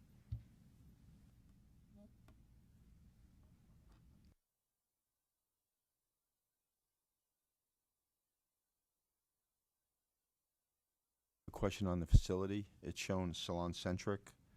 Will you be using their space for the once-a-month get-together? We are in partnership with Salon Centrics. According to the state rules, it's only required that I meet practical 1 day a week.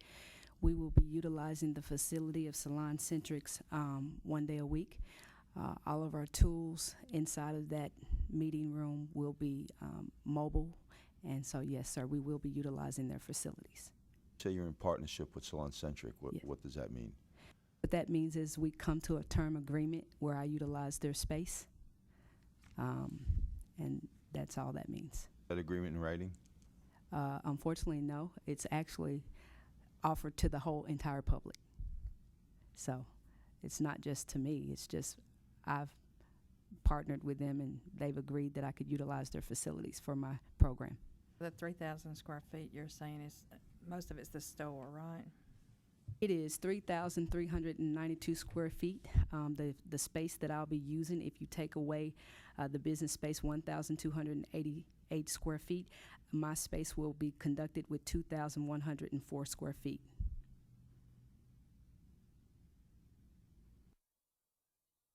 I've seen some salon-centrics come and go. Yes. Do you have a plan B if something was to happen to that location? Yes, sir. In about do have a plan of 6 months to where we'll have our own facility. But our goal is to not just be in Nashville, but to be all across the world. So we've partnered with them in 800 stores across America. So we will be in Chicago next month, Texas the month after, to utilize and build partnerships all over America with SalonCentric. So that was one of our goals, so that we can educate people throughout the world. So you're saying you really haven't actually secured 9 months of space for a 9-month program that you're offering yet? No, ma'am, that's not what I'm saying. I have secured with SalonCentrics. It is an agreed promise that Through the full 9 months? Yes, ma'am. Okay. But I do have a plan B, just in case they were to go out of business or something like that, because as you all know, we just never know. But it is for the agreement of 9 months, but there is a plan B. Yes, sir. Chances aren't good that they'll go out of business. They're owned by a multi-billionaire out of Paris. Yes, this is true. That ain't going anywhere. But it would concern me, the legal piece to that, of them firming up the agreement because of my understanding of how they do business. I'm sure it's available to the public because of its current location, but I would just be concerned that if they shut down 50 stores tomorrow, what that might do to your current. And I'm looking at it more from your standpoint than Yes, for them. and I appreciate you. We do have a plan B, so we have that in place. But like you said, they're a multi-billion-dollar company, and we just don't believe that they're going anywhere. And so we have that there to utilize. Thank you. Thank you. Last month, when you came before us, you didn't have any sort of floor space anywhere, correct? I did, but you guys didn't require it. When you guys asked questions, there were no questions to me. I didn't, because she didn't want me to turn in any paperwork to you guys, remember? It was only a proposal. Proposal. You did, Presentation, yeah. right, you answered the questions, and I think the square footage was less than the required 2,200 was the concern that the board saw. So there may be additional square footage that the facility has given them at this point. Is that correct? Well, the square footage was because I wasn't aware of the total square footage until I received all of it. And so, yes.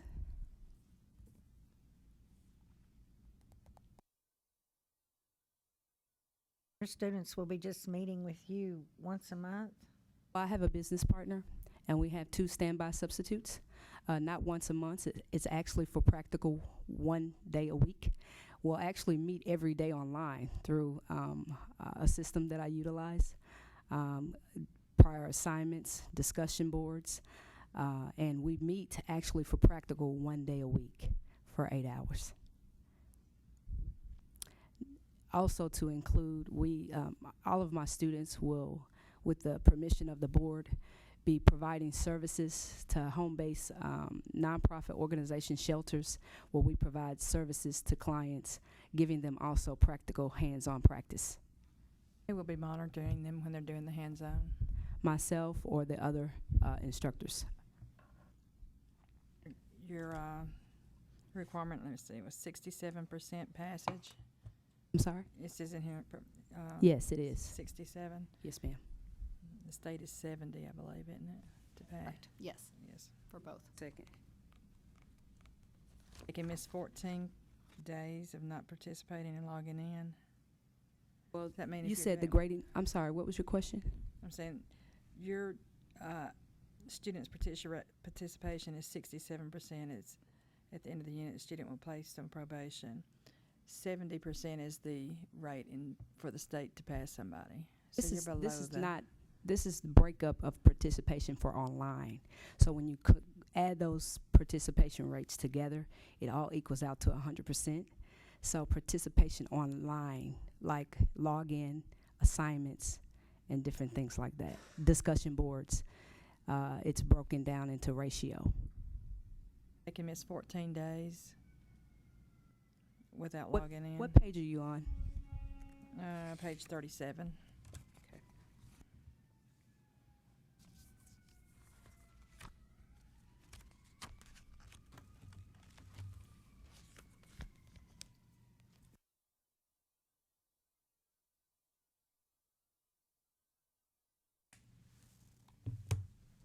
Is the topic before evaluation procedures? Attendance policy. Attendant policy, I'm sorry. Here it is. Yeah, okay.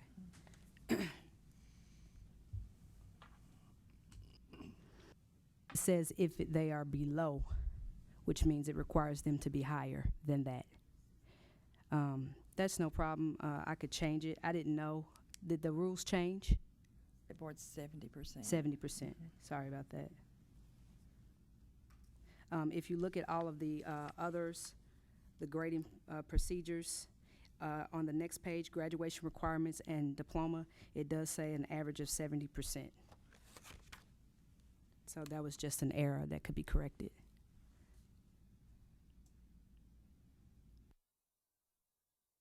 I'd like to ask, Rob, how does this fit into our laws and rules? That's my only question. Well, they have to have the physical space, which I believe was the concern all along. Right. And that's what's being presented to you to see if you think that complies with what we require. 2,200 square feet.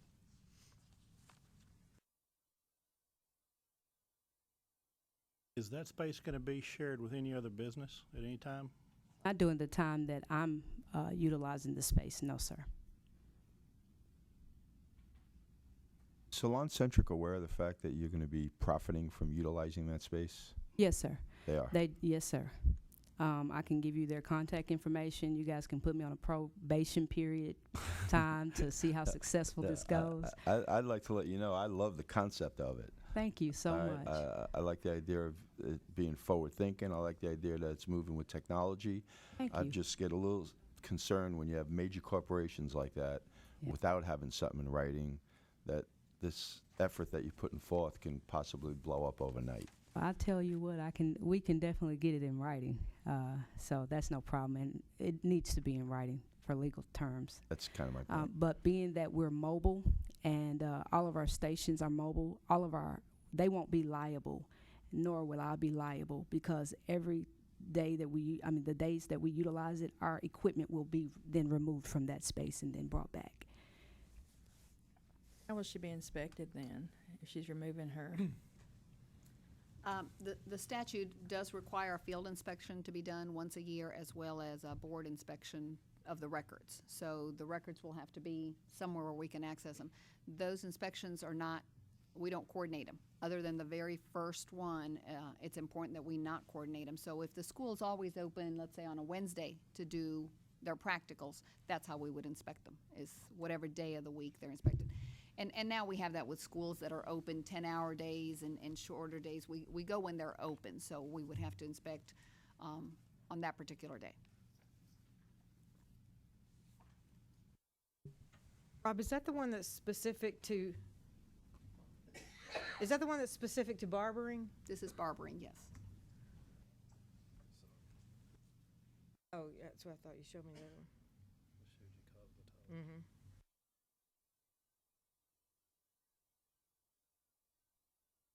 Okay, can you read those? And just, this is what the requirements that she has to have according to our laws.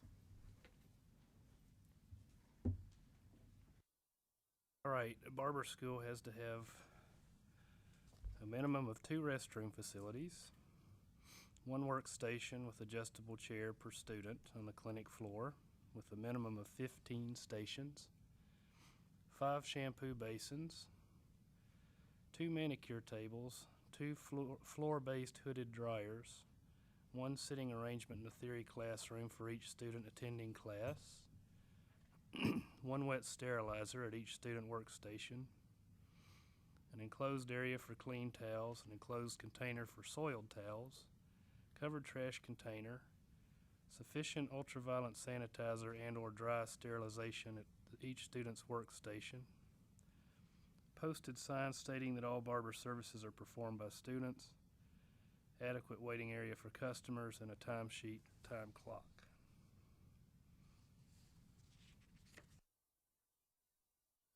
The contracted facility has to have all that. So do you have all that? Yes, ma'am, I do.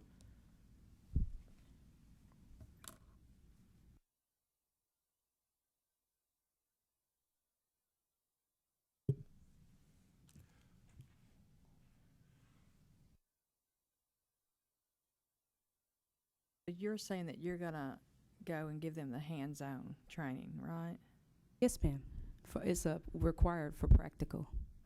But you're stating extra services like for... if they go to a homeless shelter, you're gonna be there. If you Yes, grow so big, who's gonna be there to do that? Yes, ma'am, I'll be there. No matter how big you get. No matter how big I get. I have other, like I said earlier in the conversation, I have other substitute teachers in line in place if I am not there. I have 2, and along with Christina Goree, who is my business partner. In your program, there's barber, there's L Cosmetology, and barber instructor. What's L Cosmetology? It's a barbering program for licensed cosmetologists, which requires 750 hours, which is the different hour rate for 1,500. So that's why I have it separate, because it's a different price. This is a barber and a cosmetology. No, ma'am, it is not. It is a barber program that allows licensed cosmetologists to get their barber license. Oh, okay, I understand. Okay, Sorry. now I understand. Oh, sorry. Which is a high demand for right now, too. I think online is a great thing. I just, the last course I took was through the University of Phoenix, and I was amazed at what I learned online. Yes. I mean, it just really was a great experience. But my question, maybe to my fellow colleagues who are involved in barbering or barbering schools, is how do they feel about this type of program being presented for barbering? That's my only concern, and if it would work out, that would be great to me. Anybody? I have lots of questions. I'm not sure that I can frame them all at this moment, though. Not the least of which is, now you're going to teach practical 1 day a week. Yes. Okay. And what about the theoretical? Theory is online, utilizing and I'm just going to go ahead so that you guys can have a clear understanding and put it out there of what system I'm going to be utilizing. It is the Blackboard system, which most university online programs utilize, where they can have online discussions between each other, building relationships. They can see the assignments, they can see their grades, and they can participate full hands-on with theory, understanding the chapters that are assigned to them and the assignments that are assigned to them. Utilizing this program is going to make it very successful. How many hours a day will they be in this theory class? Well, they have to log on. The book is online, which requires them to read and spend time. So it could go on and on. They have 24-hour access, 7 days a week. And so basically making it flexible and affordable for their lifestyle. So you'll have a licensed instructor there manning that at all times at 24 hours a day? Yes, sir. Thank God for technology. Right? So someone that they can ask a question to and get a response right now? Yes, the Blackboard system will allow each message that a student has to bing my phone or any other instructor phones to give me those messages, and I'll be able to reply back just as fast as a text message. In your, I think I saw an enrollment agreement here. I didn't see anything about minimum number of hours required each week. It is in the handbook. Okay. Can you give me a page for that? Give me 1 second.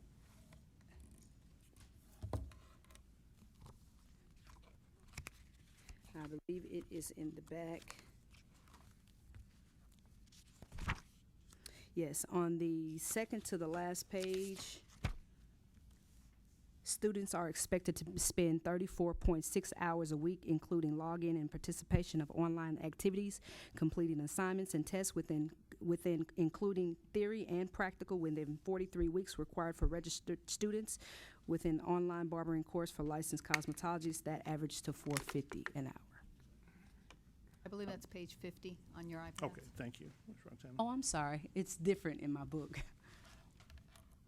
Okay, with the requirement that a student attends, this is, I think, just pertinent to barbering in particular, but they need to be in a theory classroom for a minimum of 1 hour per day, and we've covered that. Yes.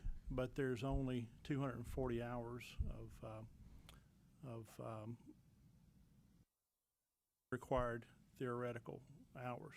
So if a student goes online and covers 5 or 6 or 10 hours in a day, and by the way, there's an 8-hour maximum per day for the number of training hours for a barber, at some point you will run out of theory hours to match up with the days of attendance. Now, on the blackboard, it's designed to give them a time space, so they won't be able to go ahead. They can study and read as much as they like, log on, go back, prepare for the test, but the tests are given for and designed for certain days for everyone, and you have a time span for that particular test, which doesn't allow them to move forward. So a student cannot advance more than 1 hour in theory per day. Is that what you're saying? They can read in their textbook more than 1 hour online. They won't get any credit for that time. No, not for the theory grading. Theory grading actually comes from your testing, right? But so we have to log in for participation, right? So when they're online reading their assignments or reading the book, it calculates the hours that they're logged in, which allows me the equivalent time for time to match up to their hours. But for them to get graded within theory, that's only from the test or different assignments that are assigned. Maybe I'm just not hearing what you're trying to say, so bear with me, give me a moment. Okay. If they're only being graded for the time, if they're only receiving credit for the hours that they're actually taking a test. No, I'm sorry, that's incorrect. So because it's required that they have logged hours, right? The logged hours, which is separate from the grading theory, the logged hours are logged in by a system that we have that shows how many times people log in, how long they've been logged in, which calculates the equivalence of the hours that they've spent studying, right? So that will accumulate up to the 1,500 hours. Actually, it only calculates the minutes that they've been logged in. Studying how's that studying being assessed? How is that being assessed other than the fact that they're logged in? I mean, they have to log in and, study. I mean, it doesn't Log in and prove. walk away. What are your security measures in case Ms. Tiefteller wants to log in on my account and pays me $20 an hour to sit there and take her test? It's all coded online, just like all the other universities that utilize this system throughout the world. It's all coded.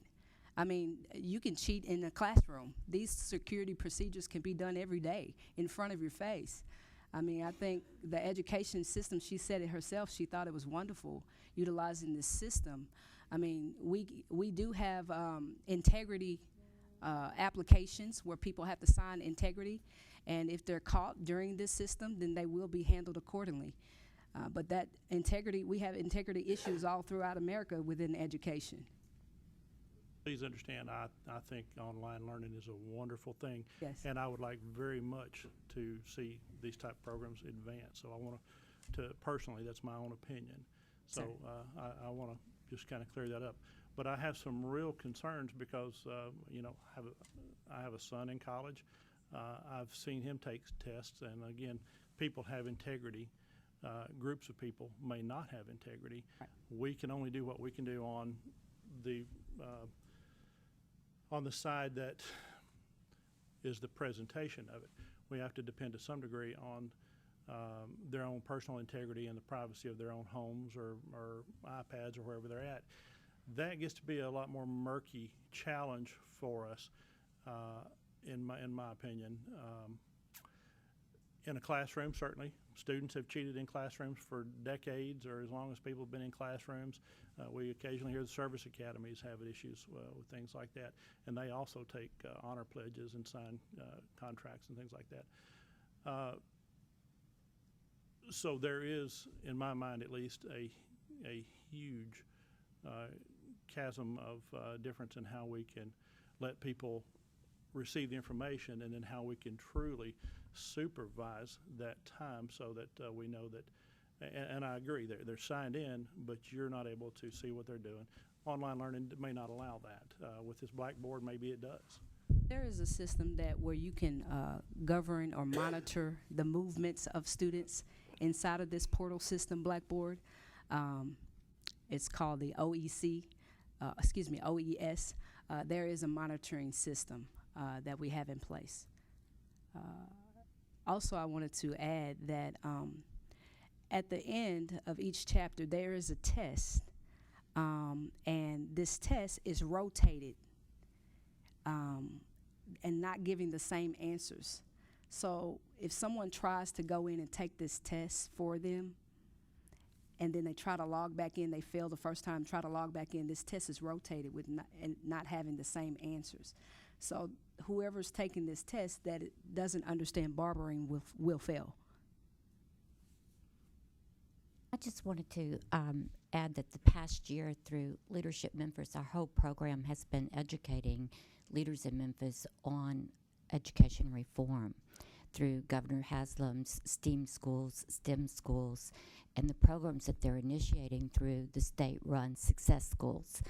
And the most successful schools have gotten higher rankings once these have been integrated. They're on a 5-year plan. They're in the 3rd year of their 5-year plan, and they are on an accelerated track that has gotten national attention, and we are leading school reform with these types of methods. And I really applaud you for introducing something new to this, and it's brilliant, and I really am a big fan of what you're doing, because children and professionals learn in different ways, and 9 different ways, and they really do. And to offer today's technology as a way of learning, I think will grow and expand that. It's not ideal for everyone. It's a very disciplined person that will sit down at a computer and study, and I think that maybe you will capture someone who would not be as advanced in a classroom environment with 20 or 30 students buzzing around. So, it's just a new and different way for someone to learn and become employed. And I think it's a great idea. Thank you so much. We appreciate that, Christina Goree and myself. I'm not so now. After all this discussion, I'm not so concerned about the online part. What concerns me is the 1 day a week that they actually have to show up. So online, I could live, quite a distance from this building. And so, I just can't make it. How are you going to make up that time for when they miss? They can't. With this program is designed specifically to help people who don't want to sacrifice their families or their jobs, giving them time. If you cannot show up for 1 day for practical, then you should not consider school. 1 day of practical is a requirement, and that's one of the agreements that they'll have to sign. Right. Well, they need, that you because cannot miss a day. Online is very enticing to a lot of people. Yes. But that 1 day may really not fit into a lot of people's schedule. Yes, and they will be aware of this in signing this contract. That isn't a requirement. I mean, we have 7 days out of the week. If they were going to a regular traditional barber school, they would be required to show up 8 hours a day, sometimes 6 days a week. And if you cannot show up for practical 1 day a week, then unfortunately, that's an issue. Like she said, this is for disciplined students who have the discipline and the desire to come in and get it done.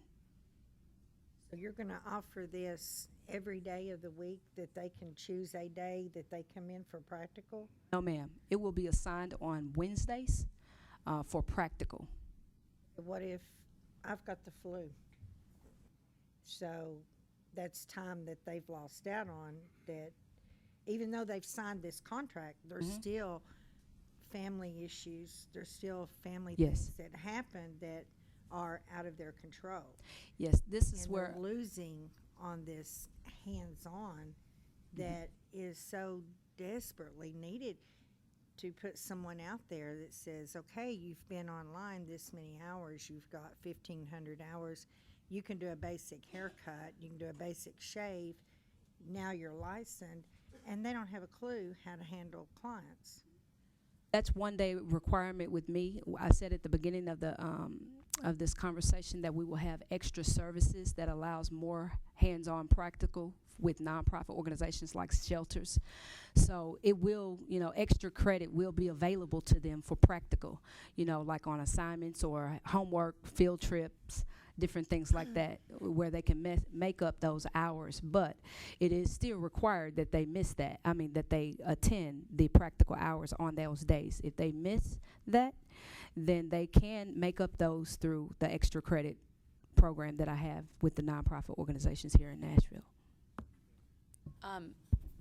So first of all, Shantae, I think this is a matter of when, not a matter of if, because I think this is next, and I agree with you 100%. I think the things that I've circled on my list that I would ask of you in order to feel completely in agreement with moving forward tomorrow would be, one, my agreement with Frank is I'd like to see a contract with your facility. Okay. That clearly states that there is some consistency there, whether it's a 9-month or a year contract, that says that you have an agreement with them. That would be helpful. Okay.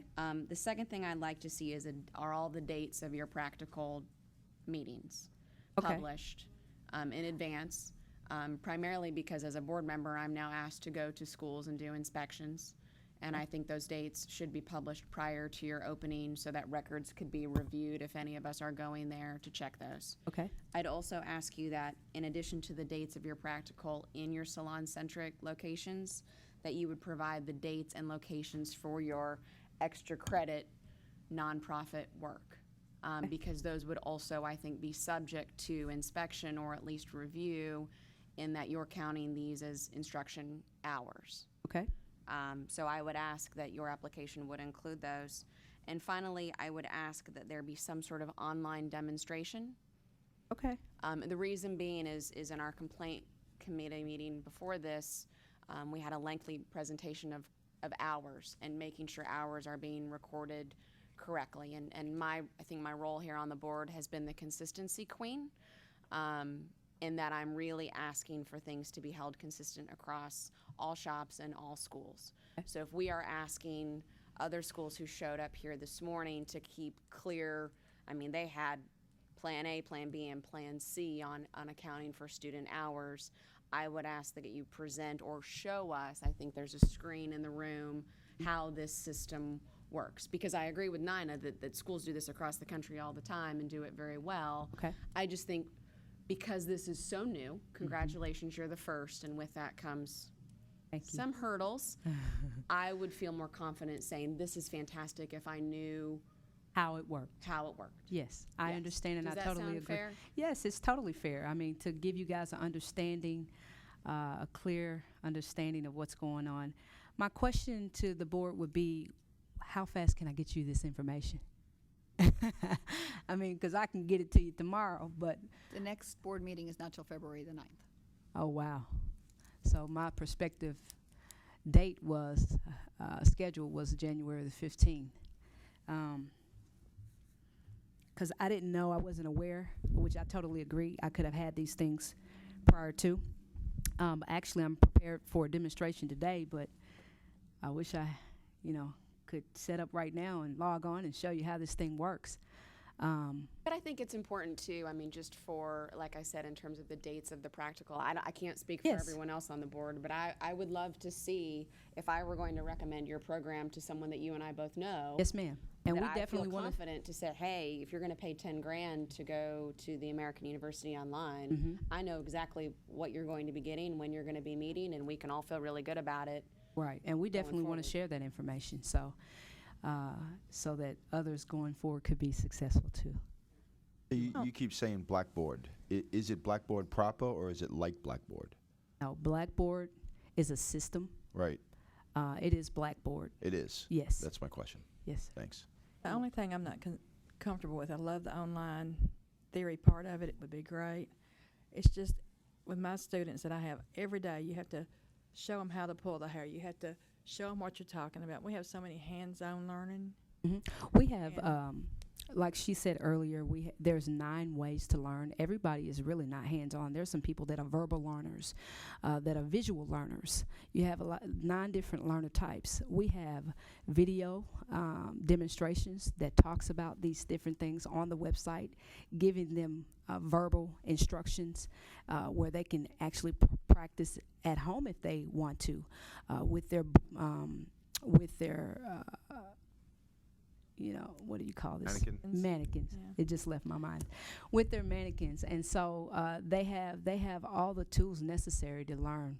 We have the pivot point system at our Mhm. school, Mhm. and you can log on there anytime you want to. It has the ebook, it has Mhm. everything, Mhm. and it comes free to your membership with their school. And they can watch videos, they can do all that already online. Mhm. Yeah. Or they're prepared for the class, but they can watch it all day long, but until they get in there and do it, and we watch over them and supervise them that they're doing it correctly, they're not comfortable. Yeah, like she said earlier, this is for self-desired, disciplined students. It is not, you're going to have to be disciplined, because online, just like with any other university throughout America, online courses are harder than going into the traditional classrooms. You have to focus. You have to want it. You have to desire it. And your desire is going to help you be successful with any online program. You're in several other states doing this now. Online? Yes, there is Pennsylvania that has a barber online school. What is your licensure rate, or I'm sorry, your pass rate on your first-time testers? 75. 75% on the practical and the theory. Let me make sure I'm quoting that correct so I can give you. On the practical and the graduation rate is 75. Give me 1 second. You said the practical and for testing. Okay, each one where it says grading scales, it says excellence or A is 90 through 100, above average 80. I'm sorry, yeah, you misunderstood. Of all the graduates from your program Graduates. who have taken their licensure test, taken their initial theory and practical licensure test, what is your pass rate on their first attempts? 75. So 75 out of 100 have passed Yes. that. Okay. Good. Because American University represents high standards, so we don't want to make them average, so they have to be 75 or above. I really do like the theory part that you're presenting. My only concern as being an owner of a school is making sure they know what they're doing when they have somebody over them watching them. I mean, they can watch a video all day long, and then they come in there like, well, in the video it didn't do this, and I can't get it, Well, That's what the 1 day a week would be right?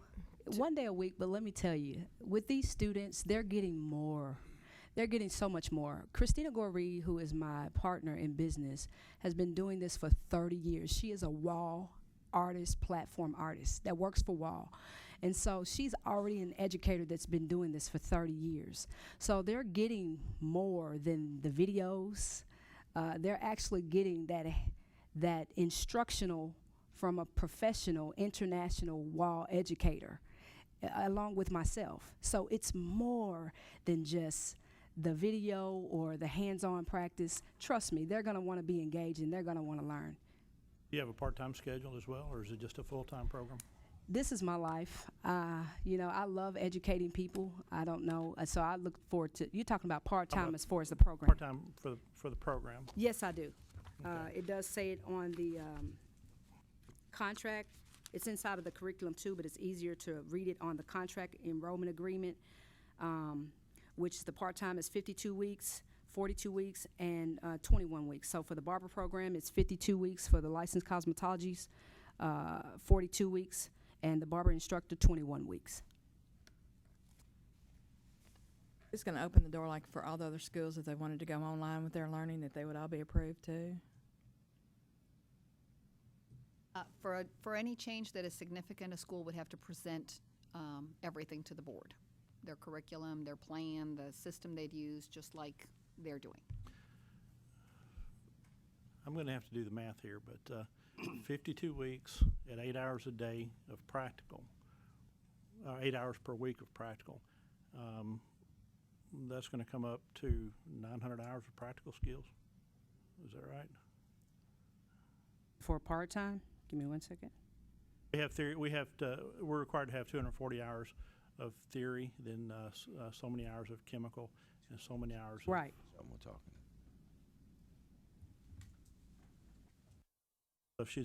If they're only acquiring 8 hours a week in any of the practical skills. I was at 40, so you're looking at 400. Okay. Didn't get my phone up fast enough. Thank you. I think in the barber rules, I think we determined that a minimum schedule was going to be 24 hours per week as a minimum for a full-time and 16 hours a week as a part-time. Is that correct? Okay. I think we're just stewing over this so much because this is so new for us, and we just want to make sure that It's successful. yes, we do. And so the more I hear, the better I feel about it, actually. And having experience with online courses, it was a great experience. I learned more on that than I've ever learned sitting in a classroom, and it was a lot of work. But I was disciplined and did what I needed to do. And then when you're talking about demonstrations, like visual demonstrations, I mean, you can go to YouTube, and I do this all the time because, don't laugh, I knit. And so, you know, if there's something I run across, see, you're laughing. I wouldn't have if you didn't say anything. It's not just really old people that do it. So, and I go and look at a demonstration of how to do a certain technique, and I can go back and I look at it again, I look at it again, and so many people learn that way. You can learn to play the piano online. I teach piano. Yes. But they have programs now, and so there are so many things that you can learn online. And then I feel good that you're meeting once a week. And my concern was that somebody wouldn't show up for that. That's important. That day. Very important. To reinforce and actually hands-on and to see what they've, you know, gotten out of this. So the more I hear about it, the better I feel about the whole program. I'm with Amy that we want to see a little more about it so we feel like, this is. I'm ready to show y'all today. Are you ready? Sure. Can you stay with us as we move down the schedule? We have several people waiting here, and we want to make sure that we give you the time that this deserves. Hey, yeah. Okay. Yes, sir. Okay. We'll be glad to hear some more this afternoon. Okay. Hey. Thank Hey, you. thank you so much. I appreciate you. Thank you. And I don't know if the board's going to need to take a break, but if you do, we do have, we're on to our applications for examination, and we have someone appearing before the board for that. If we could, and we can continue without a break if the board doesn't need one, but I thought we would at least get done with that piece. Let's take care of that one then. Okay. So on your iPads, on your application for an examination, we have before you an application from Roberto David Muniz Feliciano. Mr. Muniz is here before the board.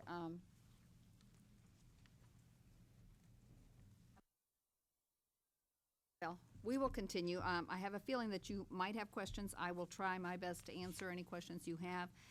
Before you is his application to take the exam. Basically, the board records show that he submitted his application with 1,500 hours. The schools, the barbering schools in which he attended, have all three closed. I have tried to find and verify the hours from these schools because he attended school between 2007 and 2009, actually 2008. I don't have the records in the office. Here's the situation. with Mr. Muniz. He submitted an application for reciprocity to the Barber Board, and that is on your iPads on page 66. Mr. Muniz, come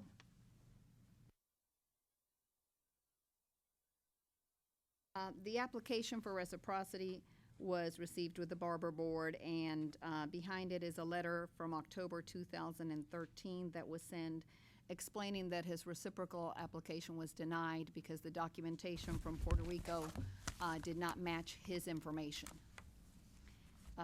You can see those documents as well. The issue is Mr. Muniz has been attempting with PSI to pass the barber examination since 2009 and has not been successful.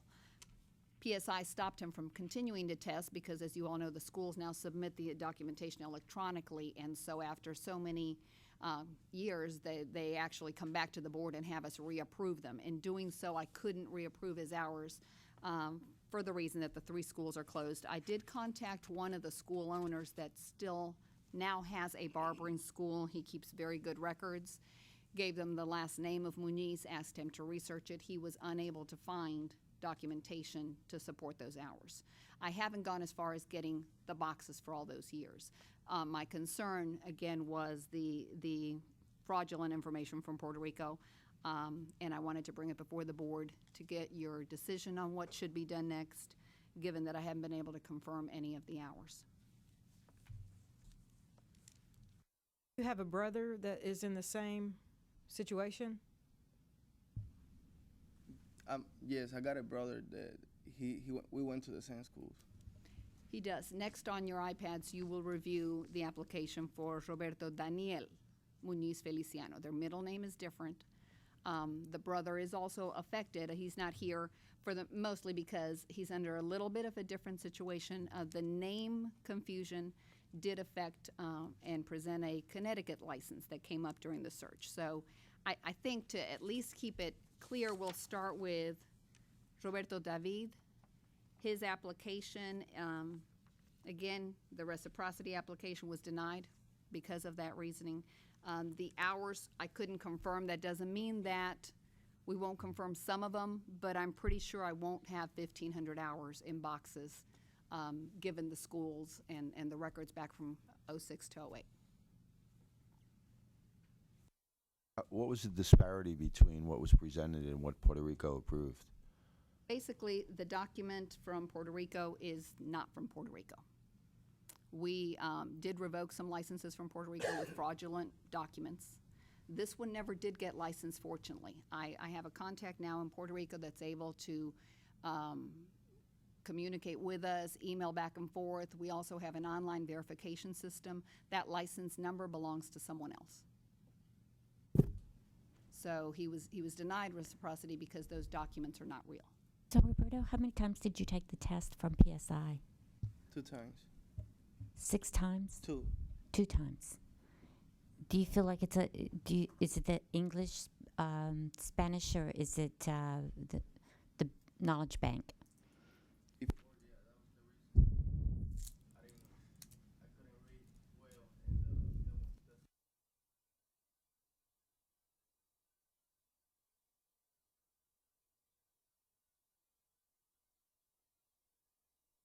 Practical.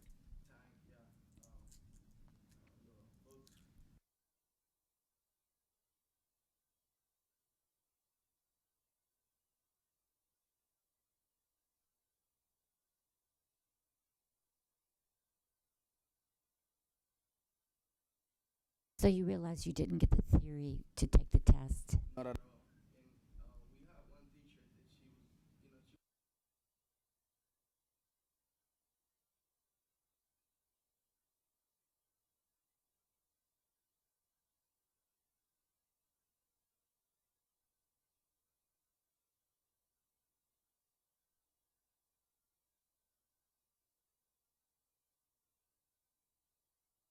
Hall monitor.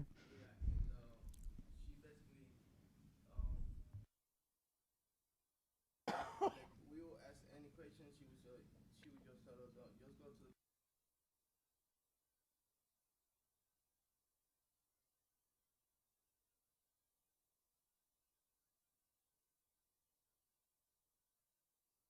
How many years has it been since you took the last PSI exam? I have the PSI records. I show that 3 exams were failed. September, Really, I'm not, it's been a long time, so yes, sorry, September 29, 2011, September 1st, 2011, and then the last one is November 2nd, 2011. That's the last exam that was failed.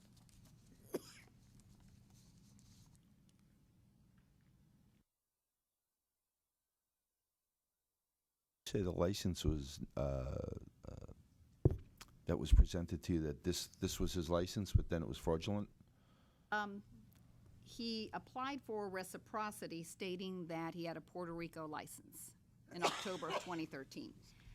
As I presented reciprocity to the Barber Board, just like we do now to the committee, this license was vetted, if you will. I researched their online process and contacted Puerto Rico, and that license number, 18119, does not belong to Mr. Muniz.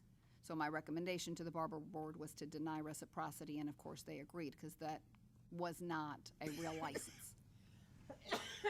How do you explain, Robert, the fact that the numbers and your name didn't match up? When I had a guy that I know that he knew that I couldn't pass the test, and he told me that he had a friend that lived in another state in Orlando, and she will, there's like certain way that I can, give my license, because supposedly he told me because I would keep trying and I couldn't pass the test. And so I called that person, and she just told me that send her the information, my my social security, the stuff that supposedly she needs to be able to do, to process that. The way that she was, get that supposedly the license or whatever, but she never really explained to me when I really found out about what was going on. It was when I received the letter, because when I sent her all the paper, and I never saw what she sent to the state, or what she did, and only when I got the letter from this state, that's when I found out. So did you think what you were doing was legal? Not at all, but I didn't know exactly what.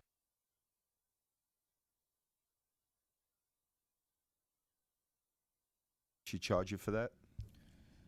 Not at the beginning, but then she said that, because I sent her, at the beginning she said she will help me out, and then she was like, I'm gonna have to charge you, because she does, supposedly she does like different, she does like taxes, she does like immigration paperwork, she does all kinds of different things supposedly, and then she say that if she wanted to, give me the license, I would have to pay her.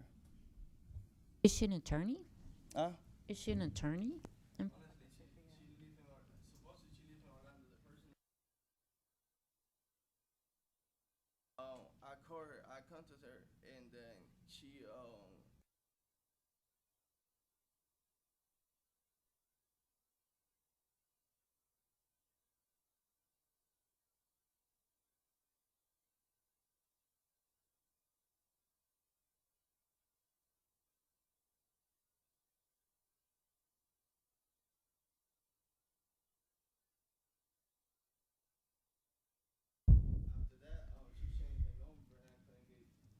So with this illegal license, how many years did you work barbering in the United States? Huh? How many years have you worked barbering in the United States with this illegal license? I didn't get a license. So you didn't. No. Roxana, can I ask, what has changed since the previous recommendation that this be denied? Nothing has necessarily changed. He's applying now to continue testing. He's been testing. He tested in 2009 through 2011. What has changed is PSI knows that if someone doesn't pass after a certain amount of time, we're going to require a new address, new information. And so they simply said, you just fill out a new application with the board and they'll submit you. When we submit them again, we have to verify hours. or I audit our hours and I look at all the records. The 3 schools happen to have been closed. The hours that Mr. Muniz has the most of, I lucked out, and one of those, the owner of that barber school still has a barber school. So I really thought that if I could come up with records from him, it would make me at least feel that at the majority of the hours, 954, were there, and that's not the case. Those hours weren't there. That's not to say that if we brought all the records from our facility and looked at hourly reports for the 3 schools, we wouldn't have some there with his name. I'm pretty confident we wouldn't have the 1,500, because if we did, the school owner would have been able to vouch for those 950. What makes you think you can pass the test now? Because I've been going to a school right now to take the, to practice on the theater and the practical. And I also want to ask, because when I first went to the first school that I went to, it was 2 owners. And a couple months after I started the school, one of the owners, they split. They didn't, and the other guy, he went in, I know he still has a school, but from the beginning, he didn't have my information on my paperwork because I paid, when I went to the school, I paid cash. So the students that they pay in cash, that was the students that we stay in the school, in the first school that I went to. And the students, they was with they had the financial aid, they moved to the other school that is on, I think it's on, it's still open, it's a big school, I forgot the name of it. But that was, that was the case, even with the teachers, because in one point we didn't have no teacher until they brought another teacher, because she had to live with the other guy, because most of the students, it was, they had the financial aid, and I didn't have that. I had to pay $6,500 for the school. This was back before you took the exam, but Yeah, that was the first school, because when I went to that school, I completed 200 hours in that school, but the last 300 hours I couldn't take it anymore. It was just so much going on, and it was only like in the morning. It was only another guy. It was 2 other guys, my brother and myself, that was going in that school, and so we were just basically, because it was so many people that going to over there, we couldn't get any like study the book. It was just basically working. So, and the teacher, she was just, I can say the worst lady ever. Okay, And excuse me. I had to go to another school. All that information is a little overwhelming, and it doesn't really matter to me, because since then you've taken the test 3 times and failed it.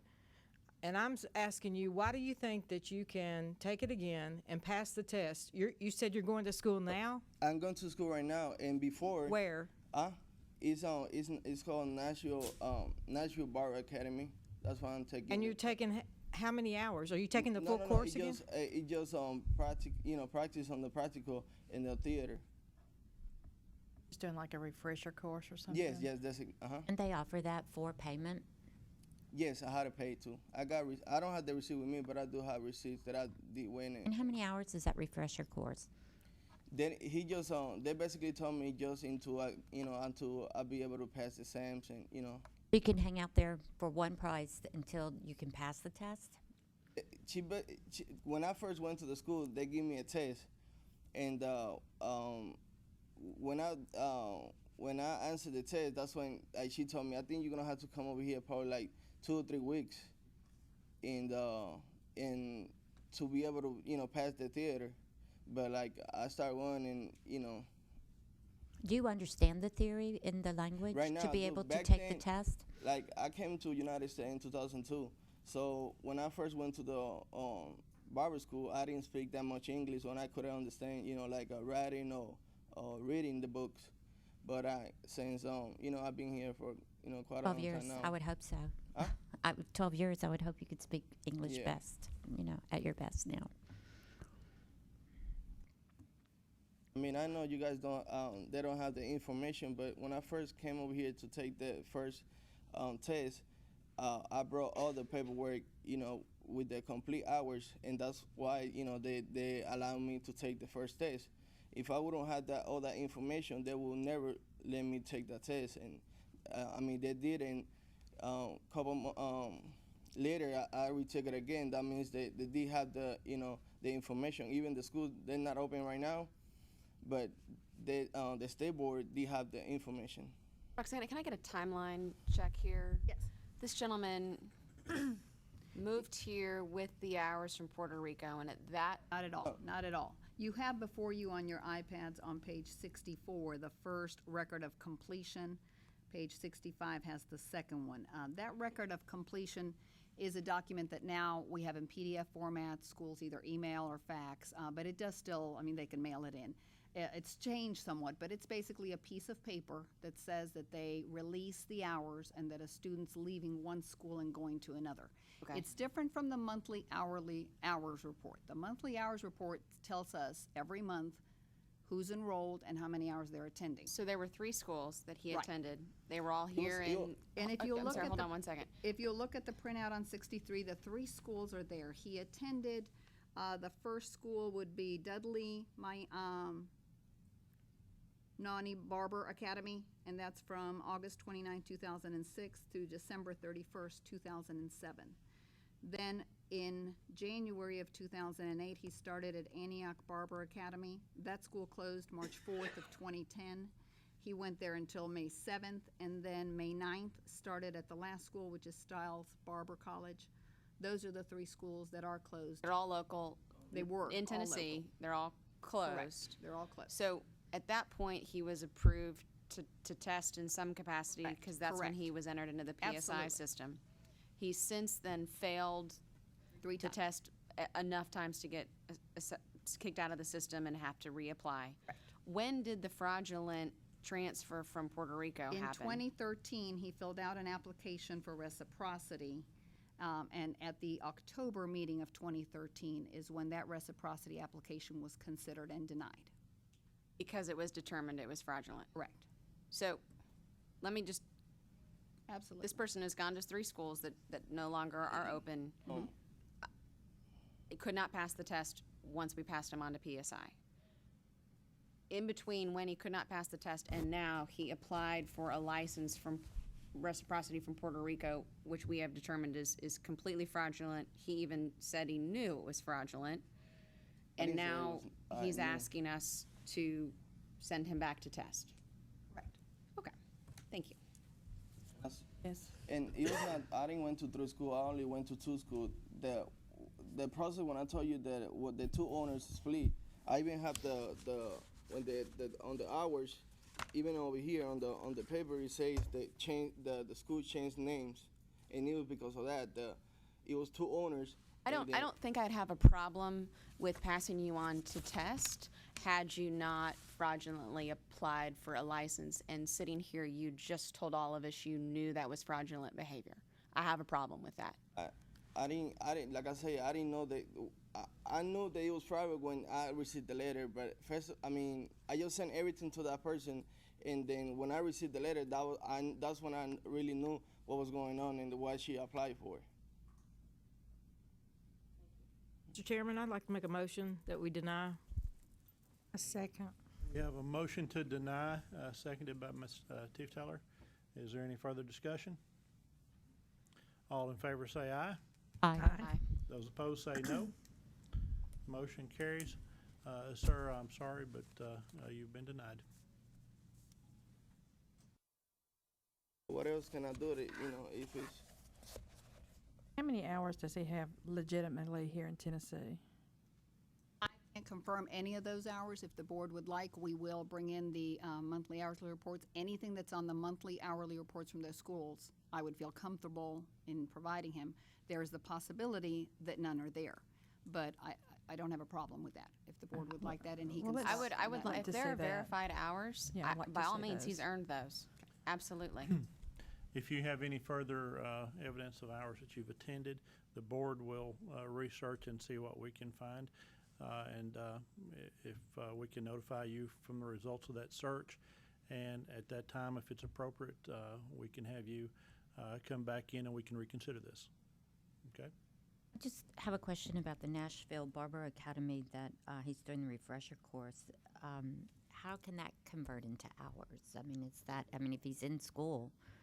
I think students all the time go to schools to refresh different parts of what they've learned in order to pass the exam. Those hours don't count toward their curriculum. They're not enrolled as They're not students. They simply come in. It's like you go to a continuing education class for no credit. You're just going for your own learning. Limited program. Limited. It's not really a program. They may want to brush up on flat tops, or they may want to brush up on makeup or something in theory, something they just want to keep up with standards. That's how it's normally done. And occasionally someone will walk in who has failed the test several times, not happy with the school they had attended and want another school to help them out. And school owners have historically been over backwards to help folks get prepared, even if it weren't their product to begin with. Thank you. Just to reiterate so that Roberto David knows exactly what to expect, the board office is going to audit all the school records between 2006 and 2008 for all Barber schools and look for hours for him in particular. Any hours we find on those monthly hourly reports, we would be comfortable reiterating, and then I will advise him via a letter what those hours are, if any. Sounds good? Thank you. Luck. We have very similar, so if the board is okay waiting for a minute, or would you like to take a break? We're good? Okay. On your iPads is an application for testing with hours for master barbering from Tennessee for Mr. Muniz's brother. The name is Roberto Daniel Muniz Feliciano. The hours in question are from 3 separate schools, all of which have closed. On your iPads on page 71, I've done a snapshot of each of the hours submitted. They do total 1,500 hours. Again, I submitted the hours for review with one of the owners of the schools to see if he would come up with anything. The last name was the same, so nothing was found. Where Mr. Roberto Daniel is a little bit different, in researching all this information, we have a state of Connecticut reciprocal license. I contacted and spoke to 2 individuals in Connecticut just to confirm this information. On your iPads on page 73 is the actual state certified document that came in for the October reciprocity application. And it didn't all connect very well, but because the Puerto Rico documents weren't real, it just kind of stayed behind and nothing else was looked at. When I called Connecticut to find out about this license, the name, if you'll see, is Roberto D, just the middle initial D. So I wasn't certain which brother it belonged to. The social security number on that license belongs to Danielle, the brother with this second application. Mr. Daniel Muniz and I spoke. I asked directly if he had a Connecticut license, and he said no, he does not, but the social security number is his. I'm faced with the same situation. The hours can't be confirmed at this time. However, because he was testing with PSI, he had started the examination period in 2009 as well, but not knowing the connection between the 2 brothers and the fraudulent Puerto Rico license, he was approved by the board office, because the hours had been in our system, to test. And on November the 20th, he has passed the theory examination. That's where his application is different. I still can't confirm the hours, and there's this Connecticut license with his number based on hours from Tennessee, but he says he doesn't have a license in Connecticut. So that's where we stand with Roberto Daniel Muniz. Connecticut shown his social security number tied to that, and the name with just the letter D. So. And the application time, if you look at the date, this license was done in October of 2013, about the time that the reciprocal application for Roberto David was done with the board office. Yeah, it just doesn't quite all line up, but Roberto Daniel is the younger brother. He has passed the theory exam. I wanted to make sure that the board did know that. I'm still in the same situation. We can do the same possible recommendation, get the hours to come in. We'll be looking for the same last name. If the hours are there, that's great. But at this point, he's just missing his practical to get licensed. Is that what he's requesting to? What is he requesting? He's requesting to continue testing because I've stopped the testing until we can make a decision on what to do with the hours. Hours need to be confirmed somewhere. If there's a situation where the hours are in doubt and the board office does an audit, that's what would stop it. Establish those hours and look at it another time. So do we have the same motion for this gentleman as the previous? What is the recommendation of your office? My recommendation was to look for the hours. My concern in doing that is that I don't believe I'll come up with the 1,500 hours. Knowing that one of the school's owners kept very good records and is still managing, owns a school, I was really hopeful that I'd find at least something from that perspective. Now with Danielle's hours, he doesn't have the majority at that school. The majority of his school hours are at 1,206 hours are at Stiles Barber College. And so there's a possibility that those will be there. I'm concerned that all 1,500 wouldn't be there, and then in February, I can present it back to the board to make a decision because he has passed the theory exam. I make a motion that we go with your recommendation, Roxanne, and that would be to verify, work on getting those hours verified. Second.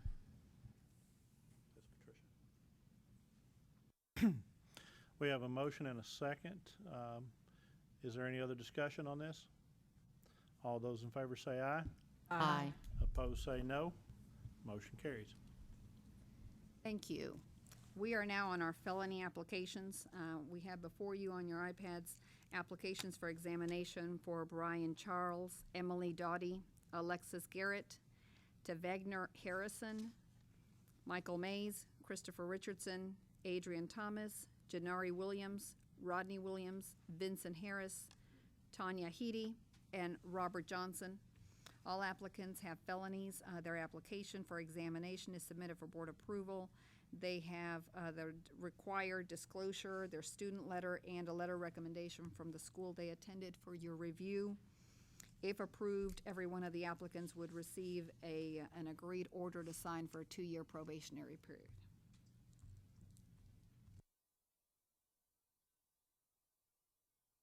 Has there ever been an extraction in these felony convictions of considerations for the sex crimes versus the other crimes?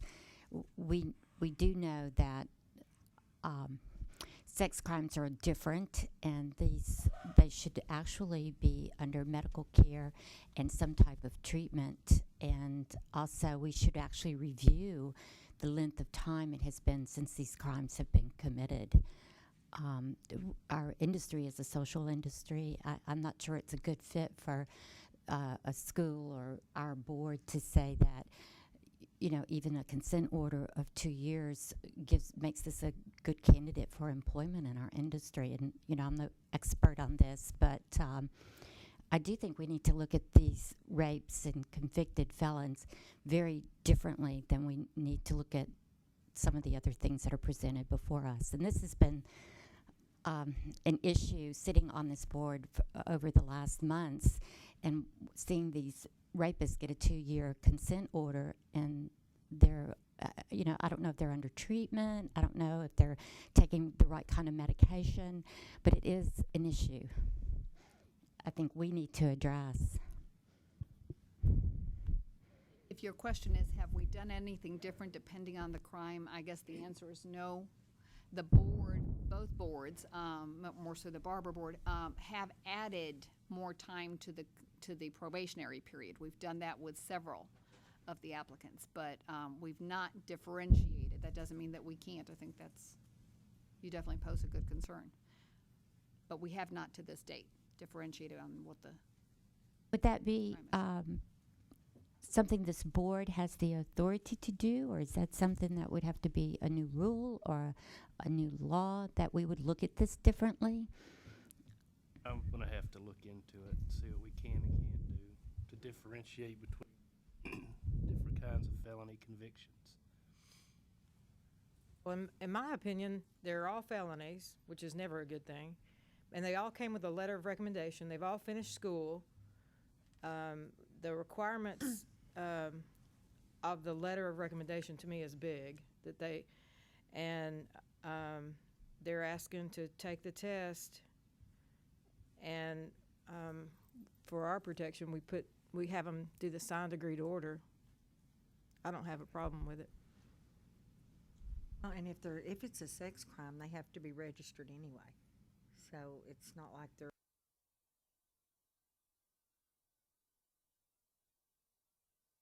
So an employer would ask that question before they hired them, wouldn't they? Have you been convicted of a felony? Yeah, they would know. Well, I do Are they taking know that off? in a jobs placement, a faith-based job placement organization in Memphis that I've worked with, there's a criteria to sex crimes versus the other crimes, and they only deal with convicts. I mean, not all of them are felons, but it's a whole different thing with the sex crimes. And if you've not actually worked in that, I don't think you understand the risk.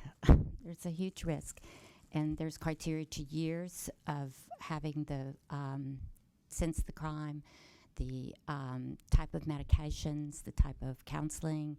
I mean, it's required, and I think that maybe one thing I'm concerned about is that maybe we're allowing, with the consent order of 2 years as a blanket for all of this, that we're allowing a problem that an employer would think that, well, the board let them through and it's there, but maybe we're given a cloak, to something that I just don't feel.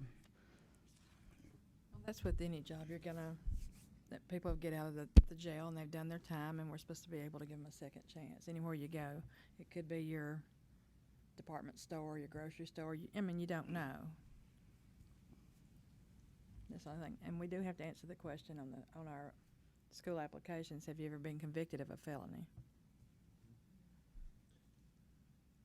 We have a motion.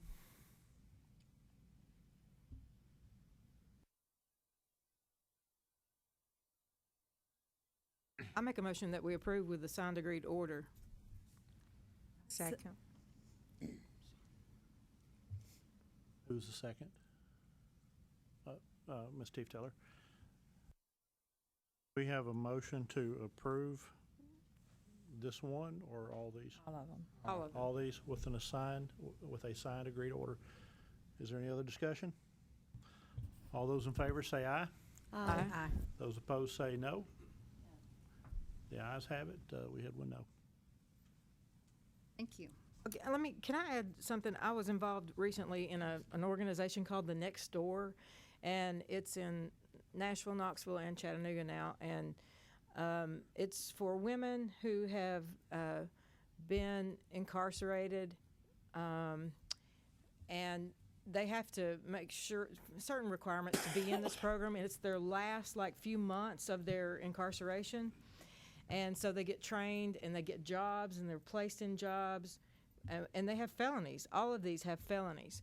And so when I said in a meeting of some board members that you can be a cosmetologist and have a felony in your background, they were like, that is just wonderful news.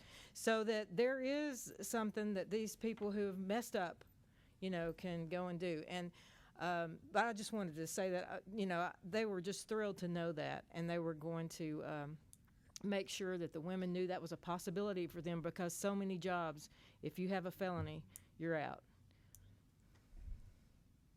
Great organization, too. And another thing, there are some felonies that can have their rights restored.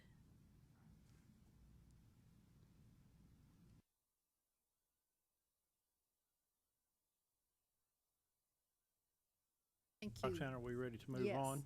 Yes, absolutely. Thank you very much.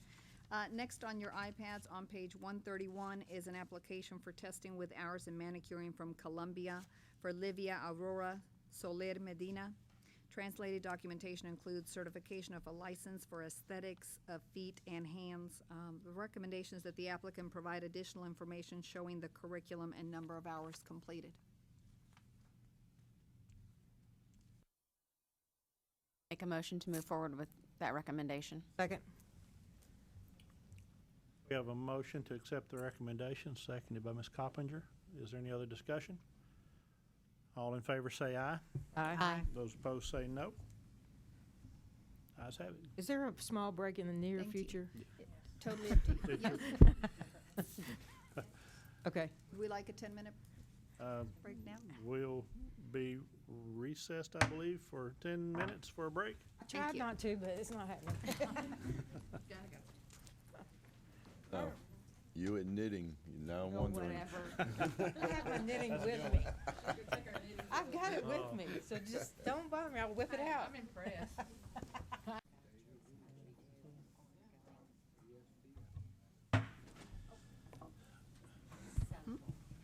This meeting of the Cosmetology and Barber Examiners Board will be back in order. Ms. Roxana, what's the next thing on our agenda? Thank you. We are on page 139 of your iPads, and it is Sweeting's Cosmetology and Braiding Institute. And Mrs. Sweeting is here to answer any questions that you have. Basically, the school is appearing before the board to request that their license be granted back for their location in Antioch. Provided for the board and for your review is the bond floor plan, which is not quite to scale, but the floor plan is there, enrollment application, as well as the application for the students. The rules and laws do not state that a school has to submit the 20 applicants when they're asking for a restatement. This isn't something that we obviously do often, but before, as you review everything, the actual consent order for the revocation of the school's license starts on page 153. Again, when schools have complaints, the board does not know who those complaints are regarding. This school has signed and paid for the civil penalty associated with the 2014 complaints. One of the complaints alleges dishonorable conduct with regards to students' benefits with the Department of Veteran Affairs. A separate complaint was opened by a field inspector and board member upon their inspection of the school. And they identified an individual providing services that was not a student. And so those are the issues regarding the revocation of the school. And I'll let you review any of those documents. Ms. Sweeting? If as you speak, you can make. Thank you for coming to the board today. So, Roxana, just for clarification, a new school requires 20 students. New cosmetology school, a new barber school requires 15. Nothing in the statute says how many they have to have. Barber school requires none. Not at all. Now, our new proposed rules has a number in there, but that's not approved yet, so they technically can open with, one. You're welcome.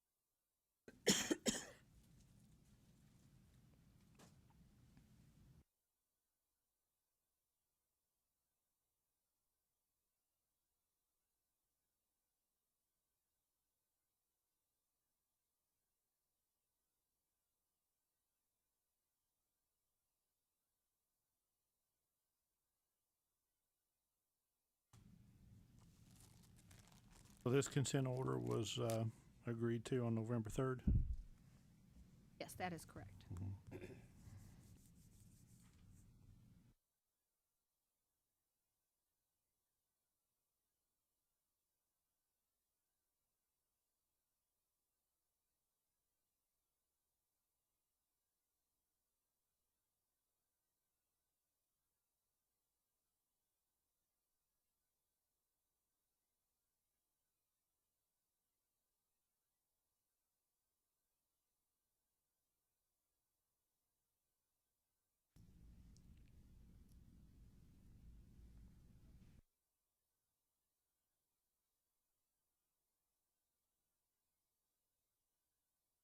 Sweeting, could you give us some background on the issue with the Veterans Affairs and the students' hours? To be honest, sir, honest mistake. I think I put 160 hours one month, and then I think the next month it looked like I added a couple of hours on. Just a honest mistake. At the end of the students, when she graduated, she had over 1,500 hours because she stayed the rest of that month. So it wasn't like I was trying to give her an extra 20 hours. Just honest mistake.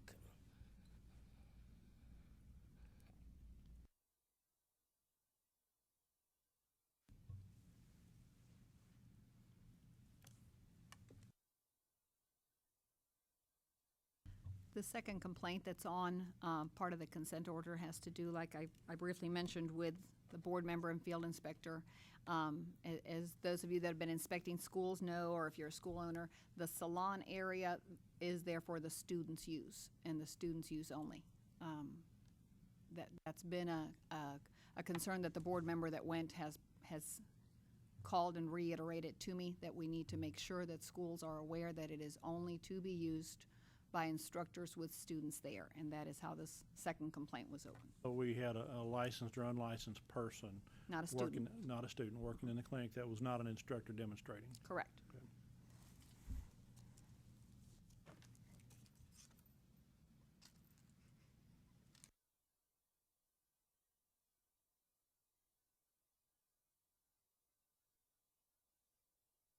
Obviously, revoking a school license is a pretty big deal. Were there other complaints? Do we have a history? I don't see that presented. Particular school does have a fairly lengthy history. I think it's consumer complaint. Perhaps, I don't have a list of it with me, but there's been a variety of them over the years. Some of it has to do with record keeping, which is what this bears on. It involves the VA again. Can I say something? I had the other complaint, this last one, yes, I had plumbing done at my house. I did lock the door. I had a student in there with a client. I did tell her, do not open up the door. I live like 3 minutes. I ran home to pay the plumber, and yes, State Board came in, and there was the fine, but it wasn't like I know it is against the law. It wasn't like I was out eating or whatever. I told her, do not open the door. And I looked at it like I was shutting the school down. I said, I'm gonna run home, pay the plumber, he's finished, and I locked the door. And yes, she did. She did have a client in there. I doubt if I was gone 5 minutes, and I came right back. But I did put all that in there. I got the receipt from the plumber. And in another instance, within my 5 years, we was having a show at the school, and we needed to rent a stage, and I sent my son down there to pay for the stage with my credit card. And yes, again, the lady wanted me to come in person, lock the door. Yes, I am the only instructor at the time. Went down there, paid for the fine, and came right back. I mean, but we do have other instructors now. My son is getting ready to take his test. Yes, I did have about 3 different occasions where I left a student there without me being there.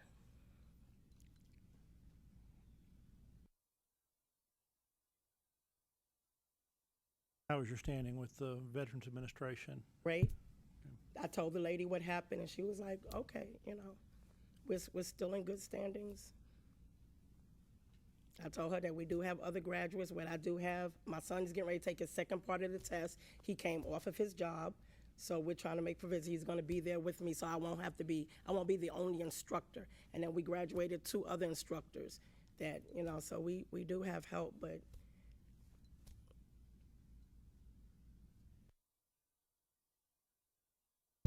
So how many years have you been the only instructor there?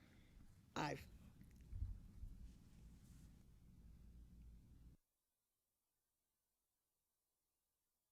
four and a half.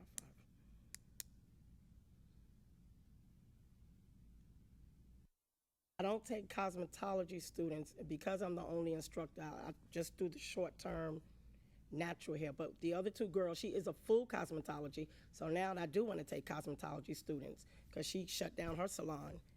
And then I have another natural. My son and the other girl is natural hair. So we have 3 more instructors. So for the Moving 5, forward, you'll be covered with 5 individuals that will be able to help you Are they out. on your application? 2 of them, my son takes his test tomorrow, so he'll be for natural hair. And the other 2 girls that graduated, they're getting ready to take their test. They graduated with my last class. And hopefully, if we could open back up by the time we open, I'm hoping, we had a meeting the other day that they all already have taken their tests. Are you a cosmetology instructor? Yes, You have 3 natural hair instructors. They're not, one full cosmetology, okay. and then the other 2 are natural hair instructors.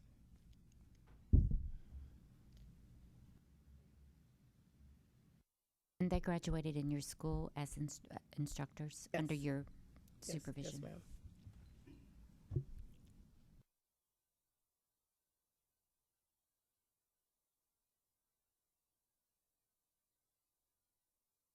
I think I'd like to ask the question that Amy normally asks: what's changed? What has changed other than the fact that you've got some people who are coming out of school and getting licensed to ensure that this kind of stuff won't happen again?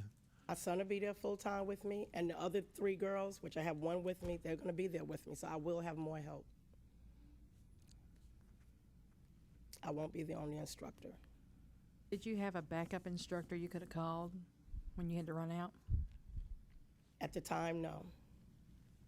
But again, one of the board, the lady who, I don't know her name, she told me if I did have to run out, and that's why I did, to lock the door. I guess that's saying the school is shut down, like, so other people wouldn't come in, and that's why I would always, that's why they couldn't get in the day that they came, because I know they was a little upset, but that's what she told me. She said, if you have to go out, lock the door.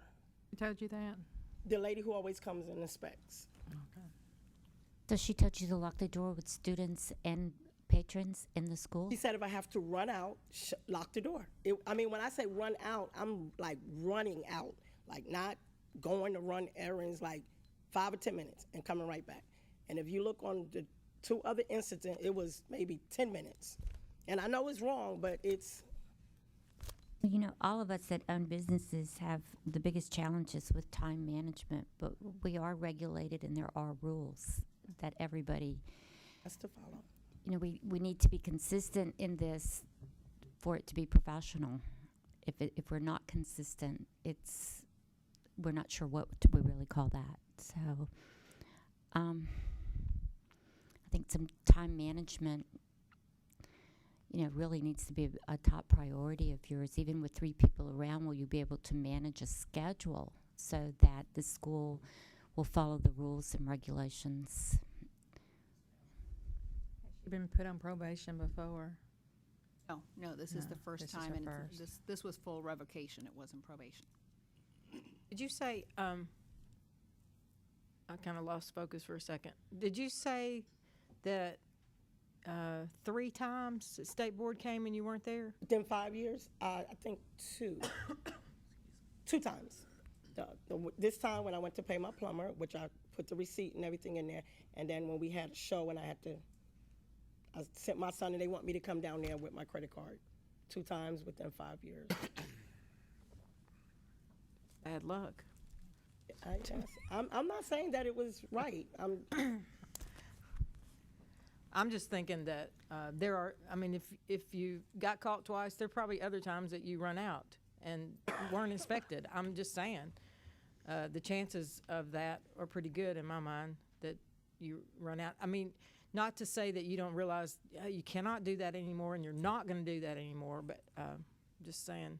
I tell you, I have small classes, like I mainly do the natural hairstyling course. Like if I do have to do an errand or something like that, I'll try to do it on the lunch break where we all have to get out, and, you know, to try to cover that time.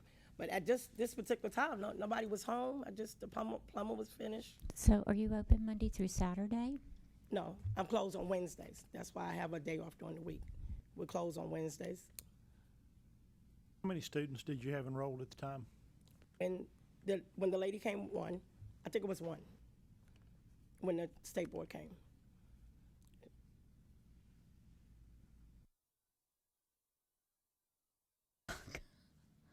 You recommend over there, you're grinning, Rob? Already got a recommendation. This is, the action has been taken, and now a request has been made for reinstatement or reapplication. Personally, I would think that a probationary period might Well, if I could make go that way. I could make a statement, I'd like to. If y'all don't know who I am, Tony Glandorf. I'm the chief counsel here, and not to take anything away from what Mr. Herndon is saying over there, but it may not be absolutely appropriate to ask legal counsel what we would do, because you all have the facts in front of you with a consent order on there, and I would hate for you all, you know, to take our judgment over yours, because the facts are before you. So the decision is yours to make. Your options are denial, or So how long have you been closed since this order?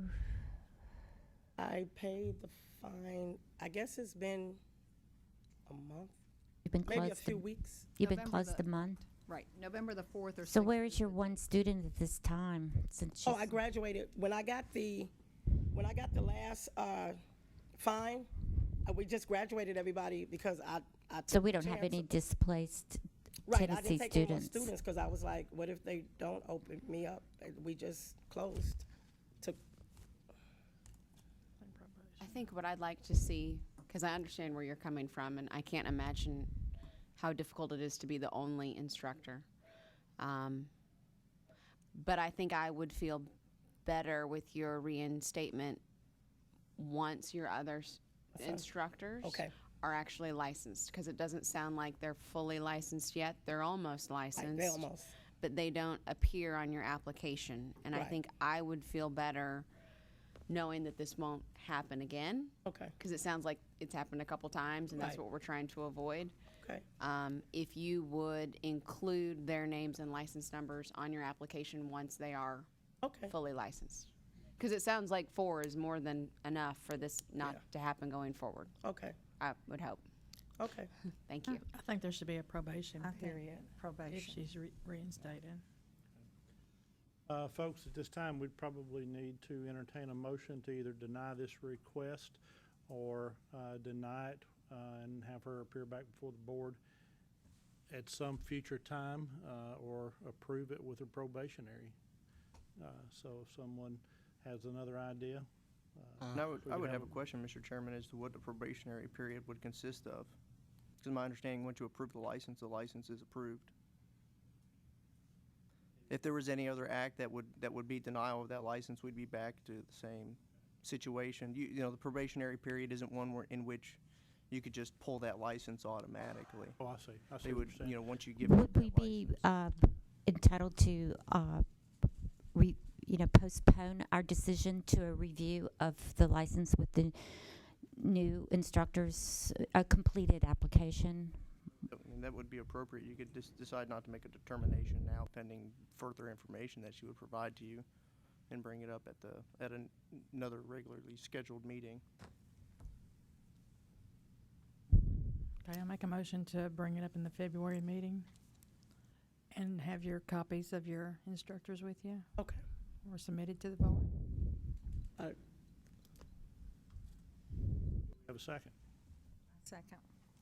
Ms. Tiefteller. Have a motion and a second to revisit this at the February board meeting. Is there any other discussion? All in favor say aye. Aye. Those opposed say no. Ayes have it. Thank you. I have, just to reiterate, the motion to deny the request currently and postpone it for presentation to the board at the February meeting with the 4 pending instructors' information on the application. Does that sound? Correct. Thank you. Thank you.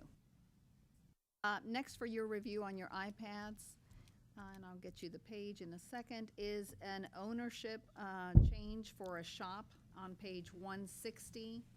I believe the new shop owner is here, Mr. Huang Thai Fan.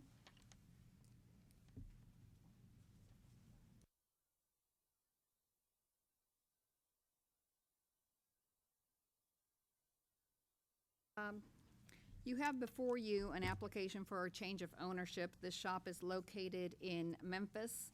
Because of the severity of the notice of violation on a previous complaint on this shop, the change was delayed for them to appear before the board. Provided is a signed consent order for the revocation of the shop license by Mr. Johnson Nguyen, who was the current owner of iNail Salon. Also provided is the revocation of a manicurist and esthetician license for Phuang Ngoc Dong. At the time of the notice of violation, Ms. Dong was the acting shop manager. So the revocation has been for the shop license as well as the manager that was currently managing the shop and the one that committed the infraction. So before you are the new shop owner, who is Nguyen Thai Pham, is that correct? Okay. And the manager is going to be Ming Phat Nguyen. Okay, that will be the manager. The board office is not aware of a relationship between the previous owners and the current owners. That's not to say that there isn't one, but we're not aware of one.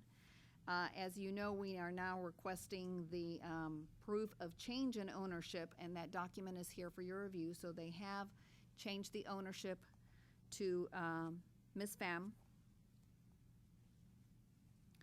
Board records indicated that Ms. Nguyen was the previous manager in the shop. However, she was not the acting manager during the time of the violation. So the fact that she managed the previous shop and the shop now doesn't necessarily mean that there's a connection, but I did want to bring it to the board's attention that at least in the office records, she's been the manager both times. If you've got any questions, you've got before you the notice of violation, and again, considered a change in ownership.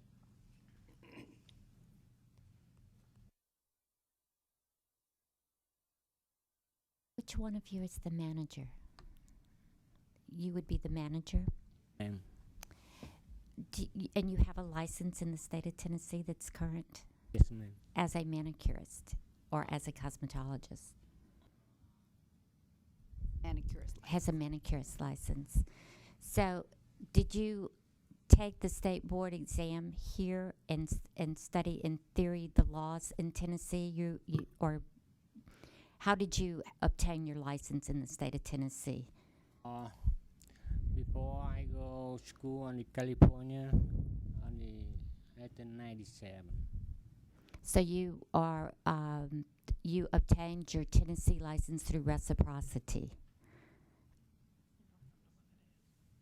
So are you aware of the laws in Tennessee for shop ownership and with the responsibilities of the manager?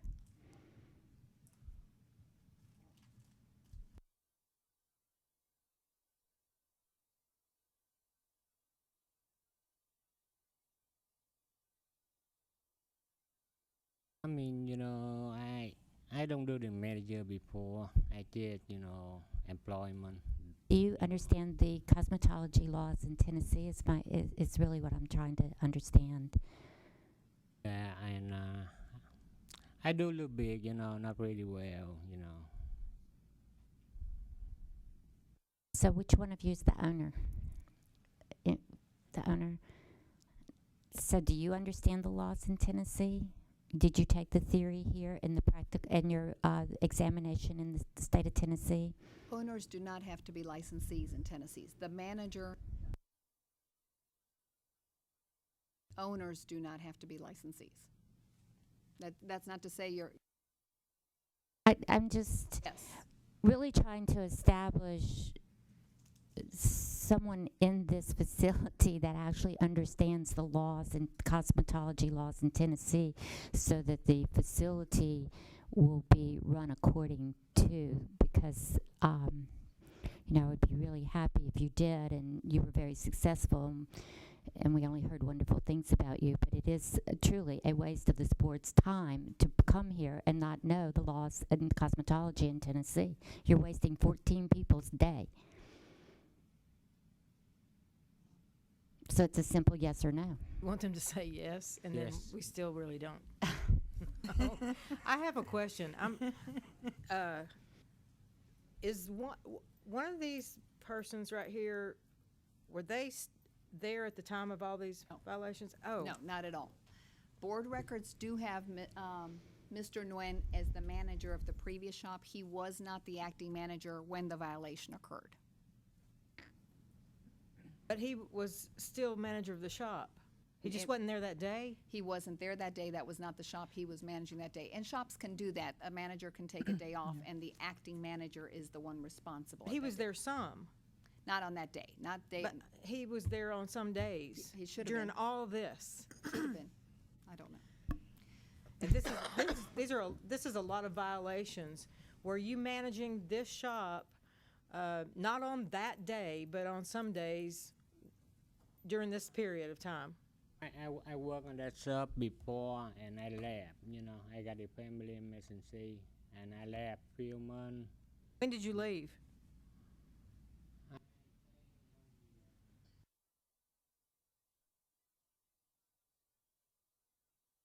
Injury or maybe mark, something like that. So you were totally gone and somebody else was managing this shop?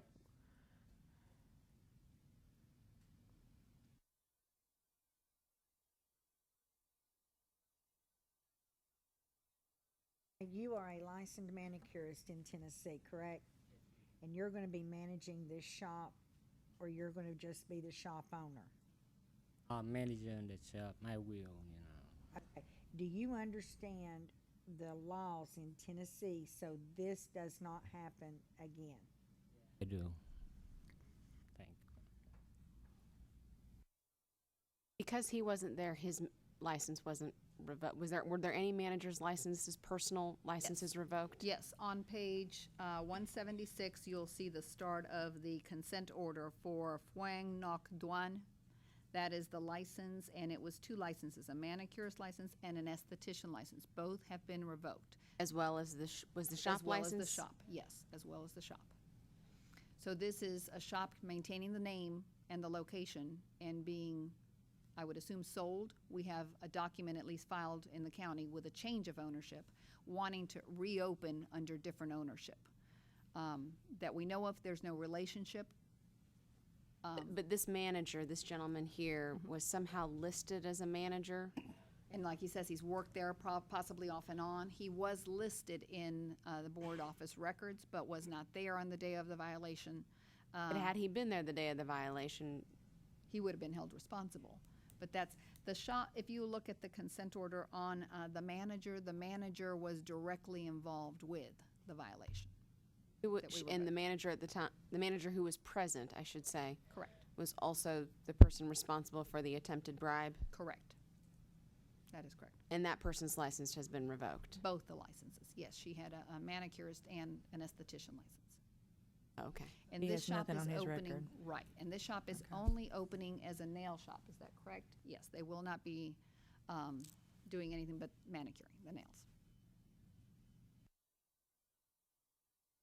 Currently manage other shops in the Memphis area? Say again.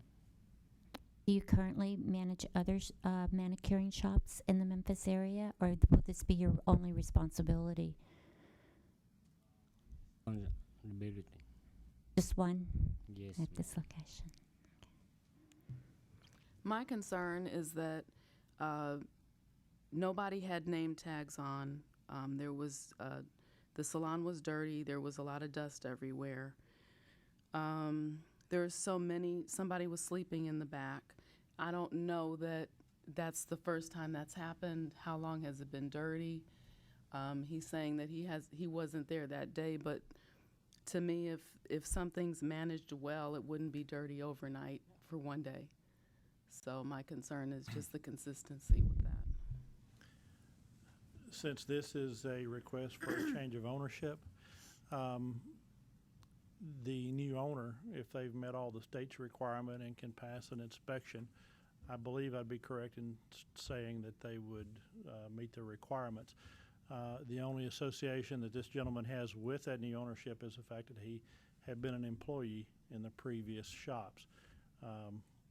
The owner of that shop that was cited and gone through the process possibly is out of the picture, and he could have been influenced by that previous owner, or he could be totally responsible for everything in that shop because he is the manager. I don't necessarily want to hang a millstone around his neck because he's not the owner of the new shop, although perhaps some supervising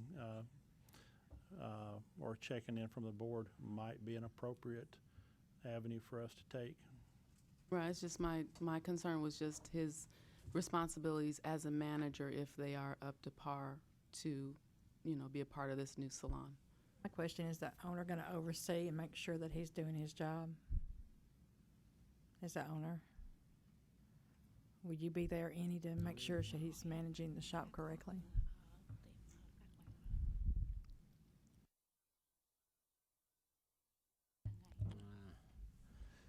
She before she not the owner, and sometimes she not there, and now now they have the owner.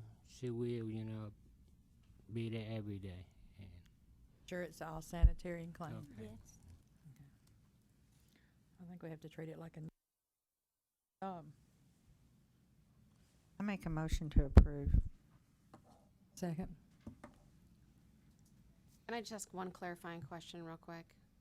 The previous consent order, obviously, from the previous owner was signed, and there was $1,000 total penalty that was assessed for all of, for the shop.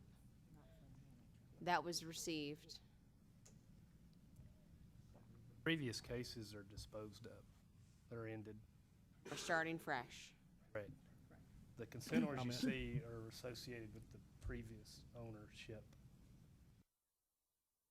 Thank you. I just had a question. This is my first time looking at it, but looking at the application for the change of ownership, I noticed that the email addresses of the owner and the manager, having gone to the University of Memphis, these are University of Memphis email accounts. Are they? You're going to be there full time, but are you also a full time student? I am the translator, and I'm a U of M student. I use my U of M students account. Okay, so Yes, I understand. Okay, yes. so these email addresses are not the email addresses of the shop salon. Yes, because The owners, those are yours. Yes, sir. Okay. And yes. Something that we may want to consider in putting in the motion is the fact that we can send a field inspector, obviously, to open the shop. So that will let us know at least where the sanitation starts. That's a requirement. But try to do, and we've done this with at least one other shop where we've put in the motion that we will be inspecting more often than required, which is the once a year. Can we do that if they're a first-time owner, though, if they're not associated with what had happened before? We definitely can put in to do more inspections. That's not a problem at all. We may not have the manpower to do, once a quarter at every place, but we definitely can keep it in the horizon, and when in the neighborhood or once every 3-4 months, try to fit it in as needed. and make sure that there's no situation. I think we could do it because we've had somebody there that was a former employee. That gives us sort of probable cause. It's not like it's brand new everybody. Right, that's what I'm thinking. He's affiliated with this mess before, and he's still gonna be there in a larger capacity. That was a theory we used at the one we did that before. Relatives involved in it. This is not a relative, but it's also somebody that was involved in the content of these last consent orders. Well, it's that catch-22 of there's some new and there's some consistent previous carryover. So with their score being a 52 on their numerical grade on their annual inspection, are we going to set some criteria that they're going to have to be at a certain number? Because 52 certainly is. To open the shop, yeah, they have to have at least a 98. If something is missing, they don't get to open, so, yeah. They have to have at least a 98 to Yes, open. yes, to open. Nothing can be missing that's required. It's So gotta would be Mr. clean. Biddle do that inspection? Well, yes, no new shop, there's no change of ownership ever or location without a shop inspection. So he is waiting to re-inspect in any case. Once the board approves the changing ownership, the shop cannot open until it's inspected by the field person. Okay. So I can add to my motion to approve with more inspections? Okay, I'll make that my motion. Second it. So there will be an initial inspection, and so that will determine whether or not they can open.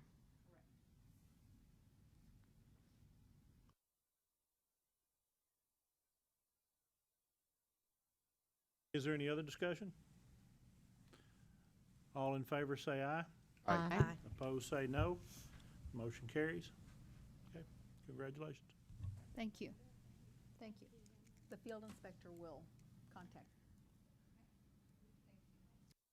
Thank you very much. Okay, next on our, I'm going to have us take a minute, and one of our reciprocity applicants was not here for the reciprocity committee meeting, so I can give you the page number on the reciprocity application.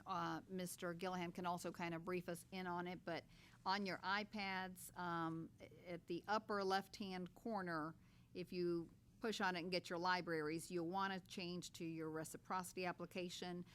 Otherwise, Mr. Andrews will answer any questions. I'll go back and read to you what the situation was, and we can go from there. Mr. Andrews, if you'll make sure that the red button's on with any they might have. The committee meeting, looking at the reciprocity applications, looked at the application, give me a minute, for a reciprocity of a barber license from Mississippi for Mr. Larry Andrews. Mr. Andrews is here to answer your questions. The decision from the committee was to ask him to appear before the board, so fortunately he was able to get here for the full meeting. Basically, he is applying for a reciprocity license with school hours in Mississippi as well as a Mississippi license. If you would like to look at the reciprocity application, I'm going to try to, what page he is on. Page 9? Gotcha.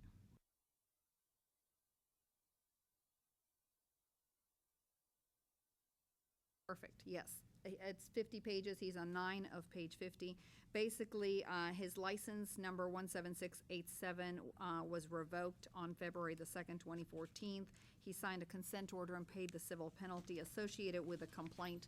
The revocation was due to fraudulent documents for a barber license. He's here to answer any questions, and if the reciprocity committee wants to fill the full board in on anything else, I'll let you take over. Nina? Mr. Andrews, can you just explain the situation to us? Actually, I was in school, and I met a guy that used to come up to our school. He told me with the hours that I had, he could get me a license. And he said it was legal and everything, and he said he'd done plenty of them. Started naming people, so basically I paid him $800, and he gave me a license. A license in Tennessee, a Mississippi license. And then it was like another $150, and he got me a Tennessee license, and I had no idea that Ever anything was tested? illegal about it. Told me with the hours that I had from Jet that he could get my license off those hours. How many hours did you have?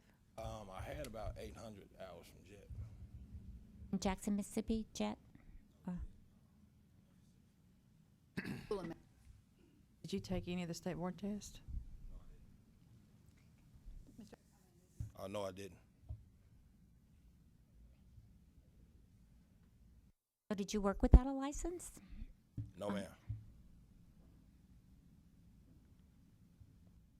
I asked you, do you know who is the person that came It was to you? a guy. I'm sorry. The guy, I think his name was Mr. Greer or Green. Terry Green? It may be. Do you know where he is right now? No, I don't. He's in Because federal- once I got the letter, I went straight to his office. He's in federal prison right now in Texarkana Oh, really? for selling fraudulent licenses. Really? So have you ever taken boards to get your license? Have you ever taken the test? Yes, ma'am. Through Mississippi. Total hours are 800 and something that you have Well, I went up. legally. Actually, I went to the school, and they told me that they had changed ownerships or whatever. So they showed me a little card, just an index card that had my hours on it, and that's all that they had. They wouldn't give me a letterhead or anything with my hours on it. And they sent me a letter a few months ago saying that if I wanted my hours or needed any information, I had like 30 days to get with them and pay them for it. And that was the last I heard from them, but I was already in school down in South Haven.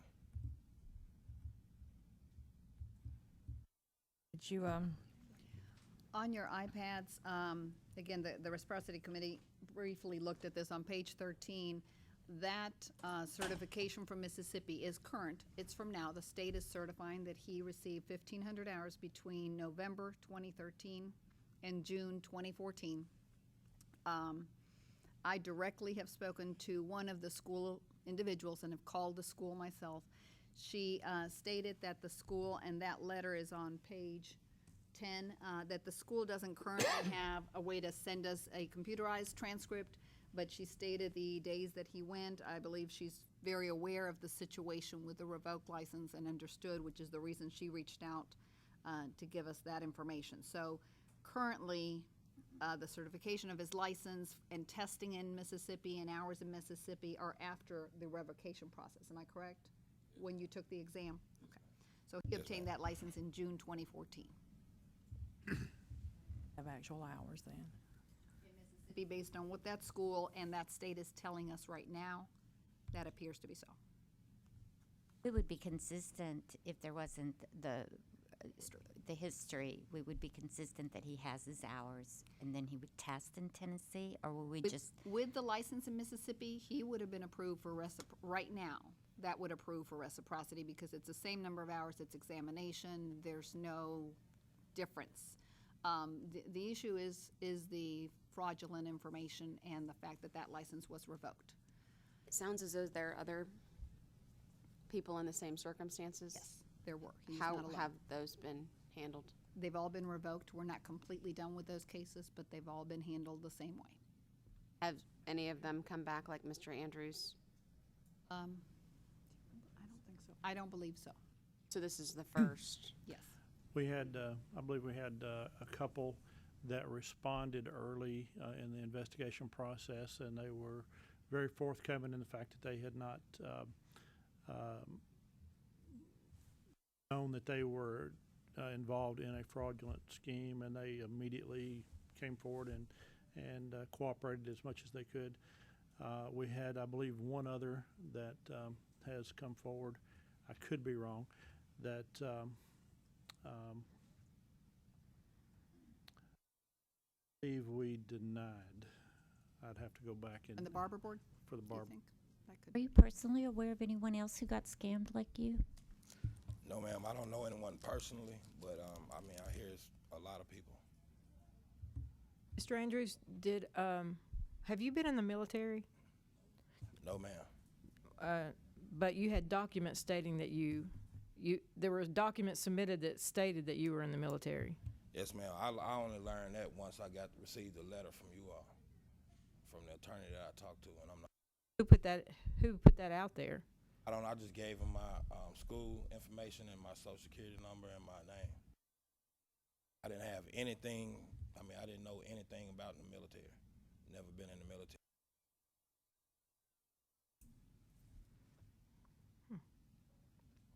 So his request at this time is if the board will consider the fact that we have, from a different school in Mississippi, current hours. He's taken the examinations in Tennessee, that doesn't mean, or in Mississippi, and he's applying for reciprocity, again, with that information. Does the board want to do a probationary period where he does not get to reapply for a license given the information and must wait it out? Testing in Tennessee is another option.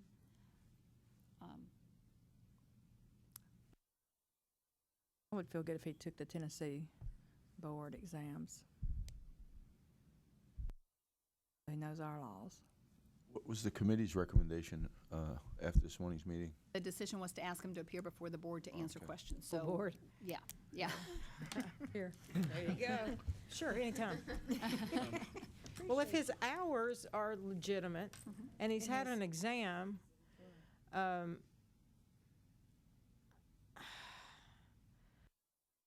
don't know. I really struggle with the fact that you thought that would be okay to give somebody $800 and they would give you a license. I wasn't thinking at the time. It just, I don't know, maybe it sounds too good to be true, I guess. I mean, some people are good con artists and they can convince you that, but, I mean, like I say, he talked like he sound legit. I mean, he told me about all these other people that he have done, so I just made bad judgment. You've completed 1,500 hours and you've taken the exams in Mississippi. Yes, ma'am. I made a 91 on. He agreed to the consent order, I believe, and immediately Correct. And immediately complied with the request of the previous board. There were a large number of these cases, and I can tell you from testimony I heard on the previous board what he has related today about a gentleman coming in and taking information on a card, index card. I think those are things that I've heard before several times. It does certainly beg the question of, if you're in school and you've at least been in there for 800 hours in that particular school, jumping to the end of the program, looking forward, wouldn't necessarily bring up some questions in my mind, but also, had you not had any law training or law classes at that point through the curriculum? Possibly not. It's the last chapter in the book. So, But he's made it right. He's I made mean, it right. he's made it right. He's gotten 1,500 hours and taken his exams. Has that jet school had complaints of, like associated with this Terry Green guy? Are they involved in this? I mean, how would these index? Nothing has been proven, no. That's a completely separate complaint. That individual's been sentenced or still doing time, according to Tony. Very separate from what he's asked, what Mr. Andrews is asking from us today.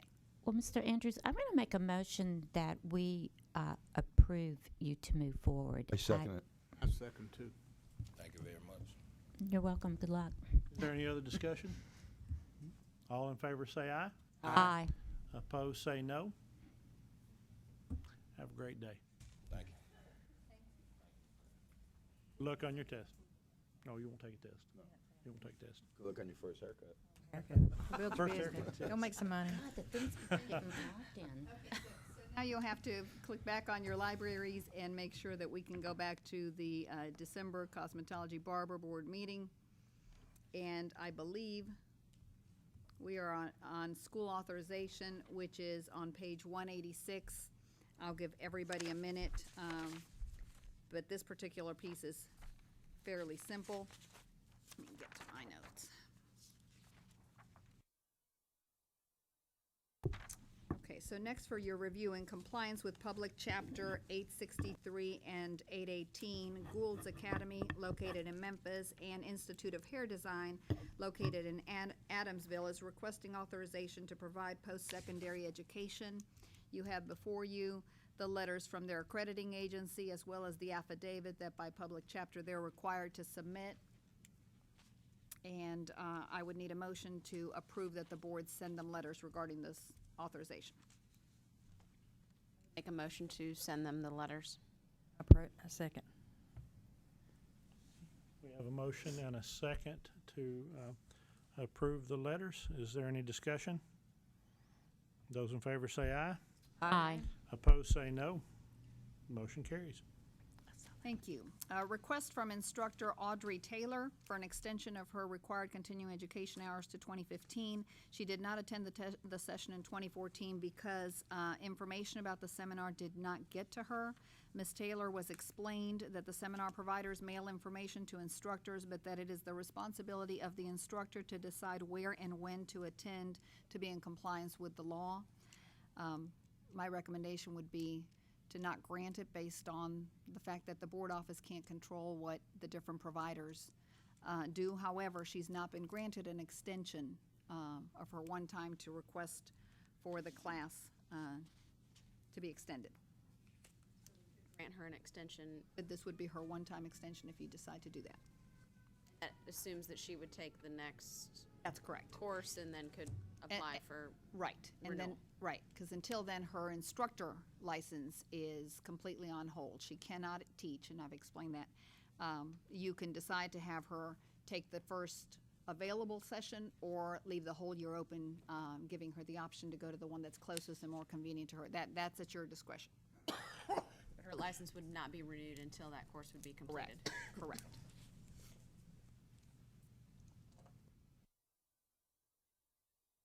Make a motion to give her the one-time allowable extension. Second. We had a motion, and we'll second it by Ms. McAllister over here, I believe, to approve the one-time extension. All those in favor say aye. Aye. Opposed say no. Motion carries. Request from instructor Prong Shen Griffin for an extension of her required continuing education hours to 2015. She was unable to timely complete the 16 hours due to a death in the family. This is her one-time request if granted pursuant to Tennessee Code Annotated 62-4-114A2. Make a motion to grant it. Second. Motion seconded by Mr. Finger to grant this request. Is there any discussion? Those in favor say aye. Aye. Opposed say no. Motion carries. Request from instructor Jennifer Hash to place her instructor license on inactive status. She was unable to obtain the continuing education credits for medical reasons and can provide the documentation if needed.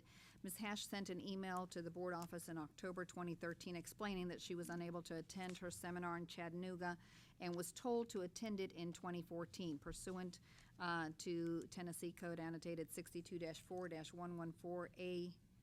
An instructor may request this one-time waiver only once, and she was granted the time for 2014.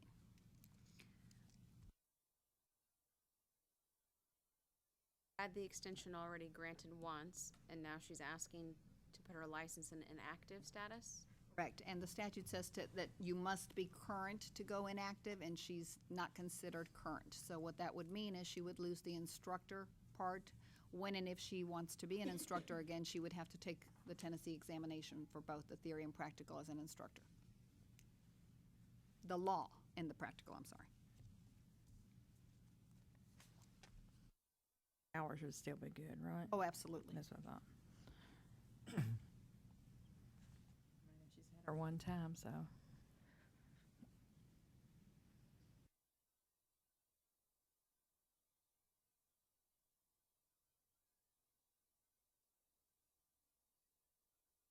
Discussion.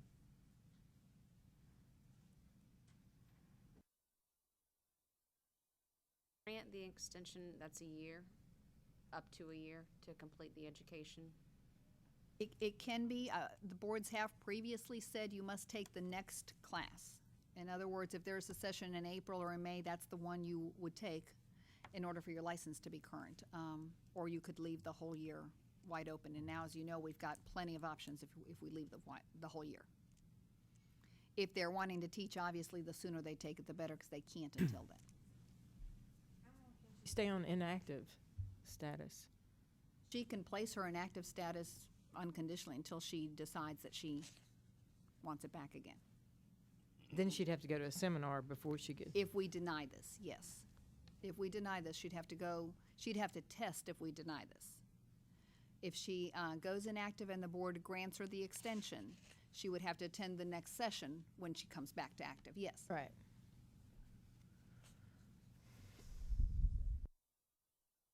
Or we can ask her to take the very next one You can, in order to go inactive. in order to go inactive, if you decide to grant that. This particular request is for medical reasons. Is there current documentation that says there's a medical issue that she could not attend a seminar? Yes, that's what she's saying on her letter from November 20th on page 206. May 2014, I developed, and it goes on and explains what her situation was, why she wasn't able to attend.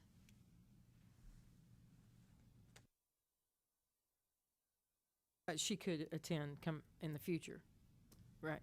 I'm just asking, could she attend the seminar and then go inactive? And it doesn't say anything in here that she's unable to do that, correct? Right, there's just, right now, she's already delinquent, so she cannot go inactive without your approval because she's already passed her 2-year renewal period. She cannot go to a seminar now. There's nothing between now and April, I believe, is our next session. So if we grant the extension, it's at least until the April session, that's either with the Beyond Beauty Group or Expertise. That would be the very first one we have that she'd have to take. And then Sam, do you to know go when we inactive. gave her, when you gave her the extension, or when she was given the first extension?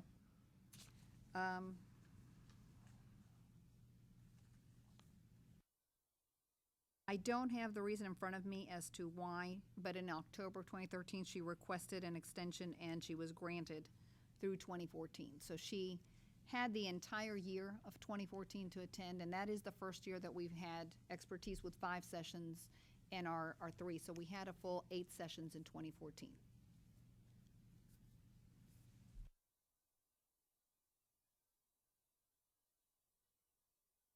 Medical condition was during that year as well, right? During 2014, yes. Yeah. Yes. But if I'm reading the letter right, it wasn't until May of 14. So,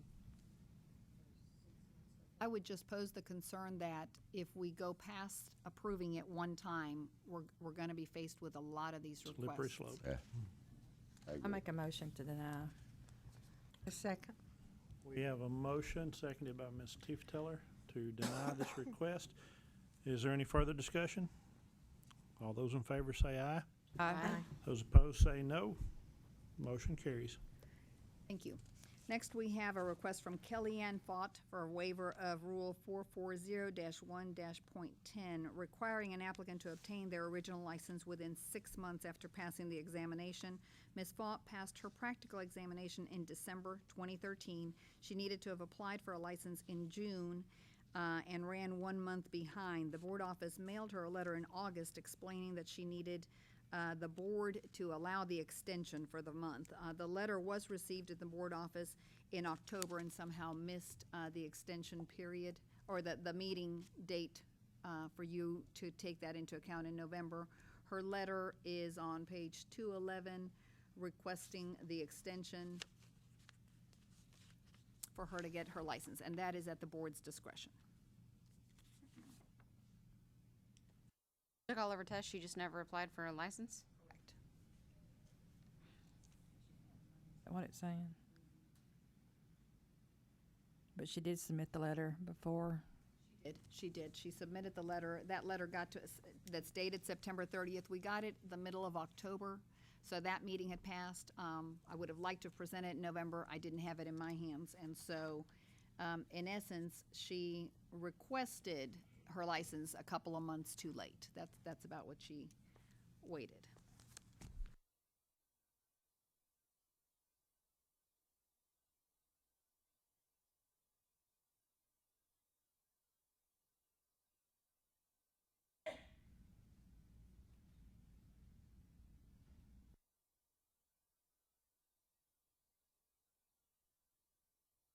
There's always a slippery slope issue with all of these things, members, but sometimes in the interest of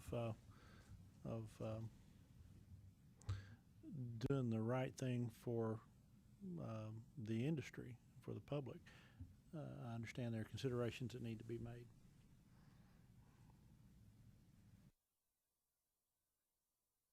I'd like to ask a question. How does the board, how do you look at it? We have granted an extension for the 6-month rule before. It is at the board's discretion. And many times it is this financial problem. I didn't have the money to get the license. The catch there is if you don't have the $50 to get the license, you need $140 to retest because and you can't work until you get the license. So it is a difficult situation. If we ever get calls, we really try to urge them to get it because you're hurt more by not working and then taking the license. You know, her explanation and disability income seems to be legitimate, and so I want to move that we approved it. Second. Are we approving an extension? That is correct. Well, you're actually approving the license here. You're approving the fact that she's paid for the license now, and because it's late, you're approving us being able to take it, the application. Already sent in the $50 and that it was She just sent late. the application, she sent everything to get her license. We couldn't approve it because she's past the 6-month time. Absolutely. So we have a motion and a second to approve. Is there any other discussion? All in favor, say aye. Aye. Those opposed, say no. Ayes have it. We are going to address the Reciprocity Committee meeting information, so I will pass it over to Ms. Nina Coppinger, Chair for the board, or the committee. Okay.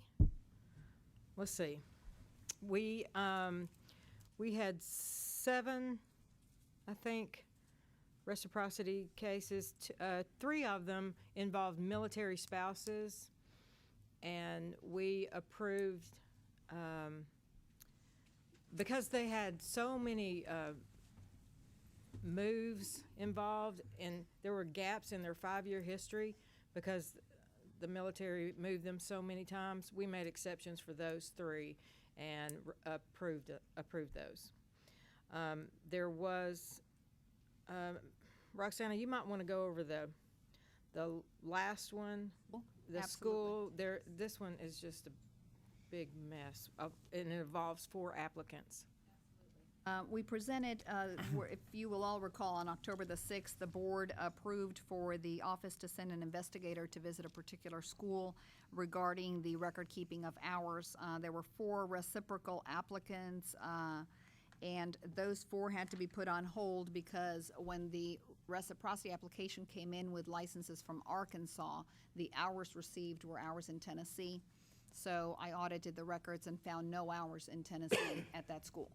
So the investigator went, and just to make it simple, the investigation itself is very long, it's very detailed.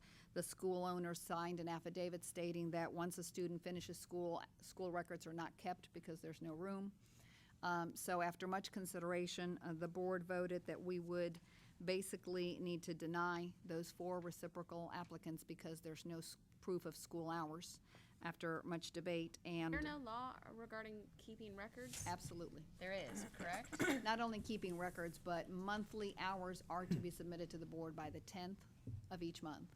These applicants were not on that report. Sorry to interrupt. No, absolutely. So it is a difficult situation because the applicants, the students themselves don't always have decent records of having gone. They may have payment history. So the board voted to deny those hours basically, and we will be sending a letter to the Arkansas board, just letting them know that those hours, unfortunately, when audited, could not be verified. Where does that school stand? That school has 2 open complaints, and the board has voted to suspend that license indefinitely until the school presents a better tracking mechanism. That consent order is not approved yet. They've not done that yet. So I believe the only other thing that we need, Ms. Coppinger, is for the full board to vote. Is that correct, on what the committee did? Oh, okay. All right. Do I hear a motion that you accept the committee's recommendation? The motion. A second. All in favor? Aye.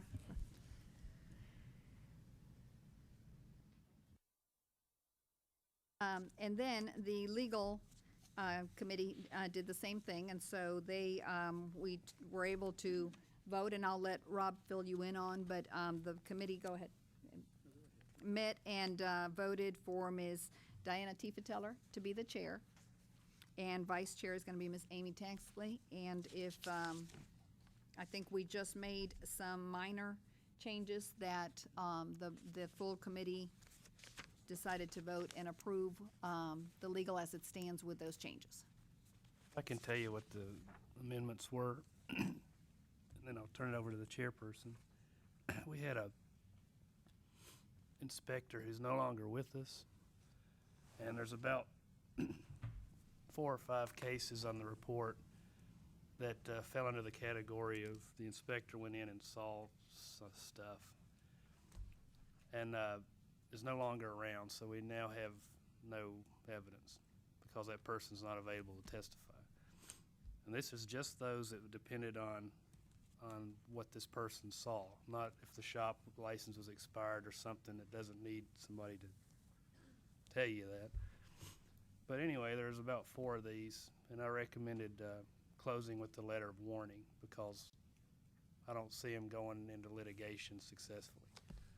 And the amendment was to add on to that we send an inspector back out within a fairly quick period of time to make sure everything is all right with those particular shops.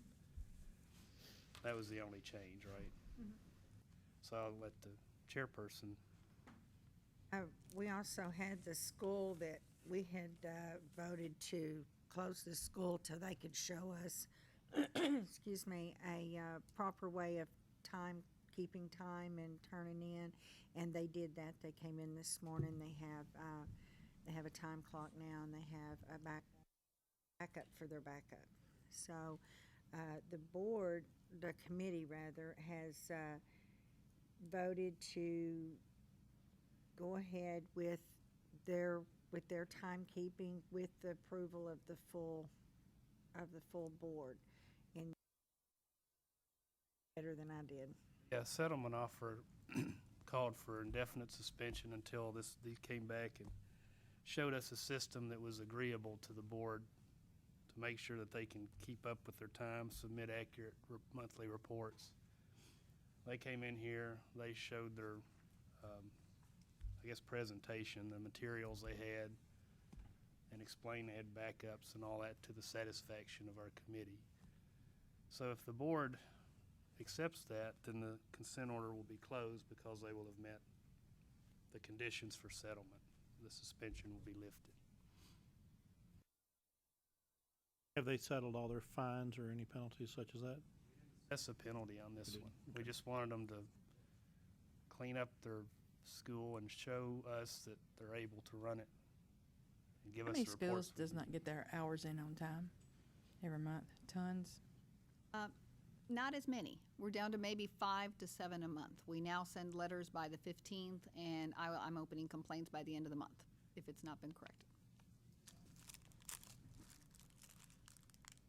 I'll make a motion to accept the ruling. Second. We have a motion to accept and second. Is all in favor? Aye. Aye. Opposed?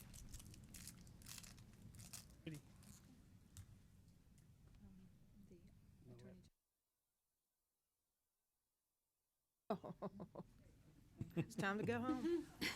Almost there. Hung in there as long as Okay, on page 216, you will see outstanding business from the old barber board. And I'm going to have to rely on some that were members at that time to help with the history. Basically, it's a request to the Attorney General's office asking if barbers are allowed to do pedicures. The Attorney General's office contacted me asking if this board still wants that opinion or not. I said I would have to ask the board because now they're combined and it was a previous board that authorized it. So for your consideration, up or down, is this drafted letter to the Attorney General.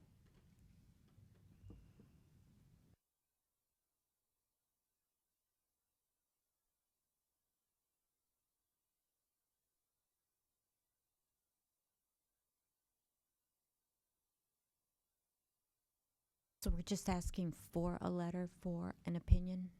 I'm asking if this board still wants the Attorney General to create this opinion. We're moving towards one license. It's probably only going to be a natural fit anyway, so I'd say yes to keep it. A second. So we have a motion to adopt this letter and make this request. Proceed with the request to the Attorney General under this board's authority. It's going to become moot come January 5th anyway, once we...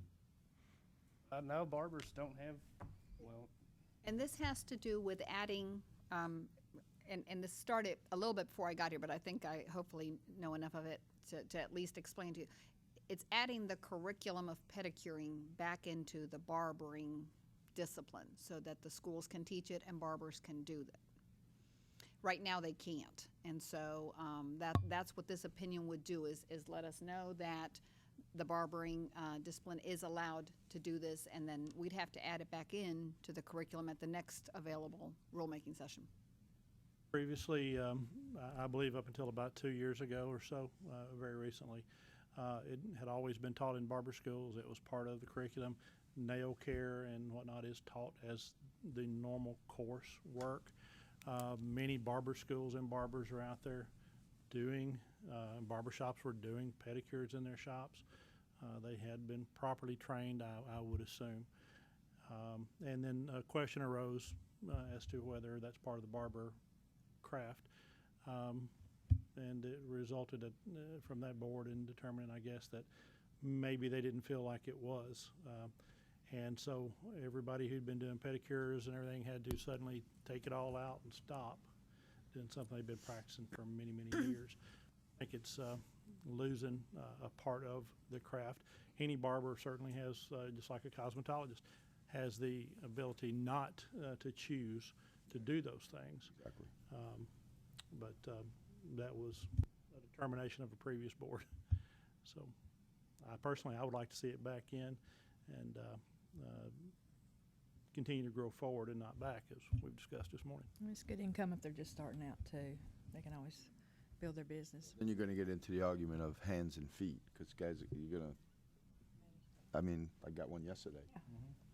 Mona dragged me into some joint out in Green Hills and Oh, got me yeah. a manicure. What a good wife. So we have a motion. And a to- second. And a second by Mr. Finger. All in favor, or is there any other discussion? All in favor say aye. Aye. Those opposed say no. Ayes have it. On your next page is a list of consent orders that have become final. There's 3 pages, a total of $41,450. Settlement offers. Of course, this is required to be published every month by the department, but this is here for you to review as well.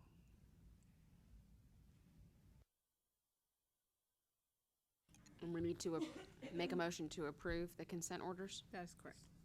I will make a motion to approve the consent orders. Second. I'll second.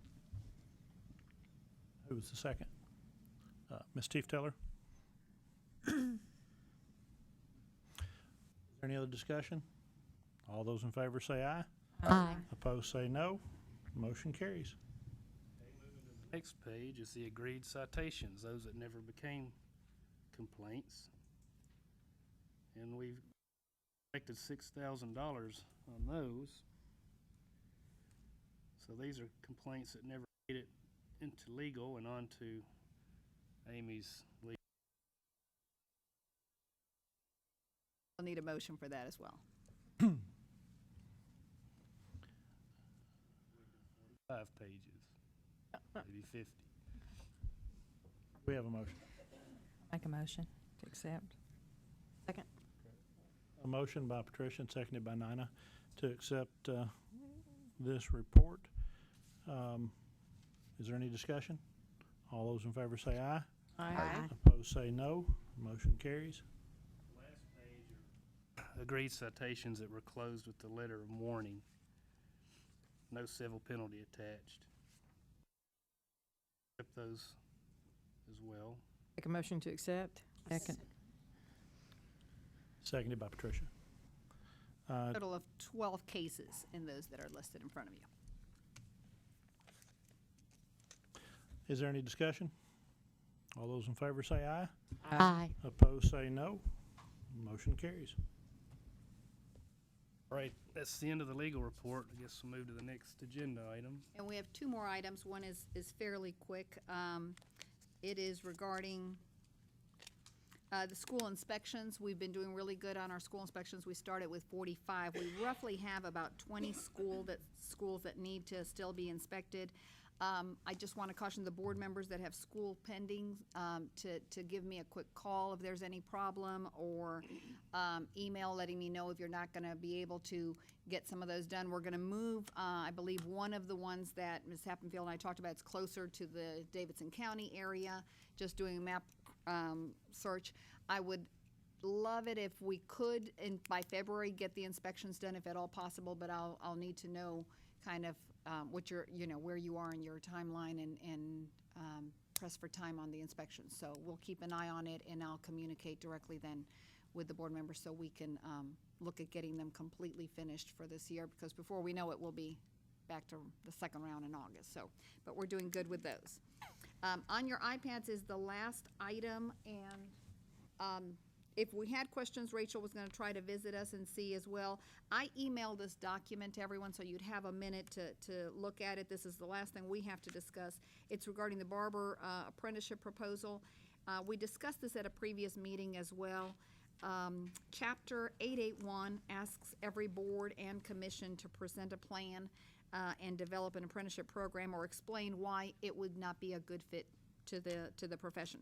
The proposed plan that you've got here before you is based on the cosmetology law that already exists. And so in order, and we did discuss this at the October 3rd meeting, in order for the schools that decide to possibly take on apprenticeship and the shops that are going to work with the schools to be able to do this, they have to be very similar, if not identical.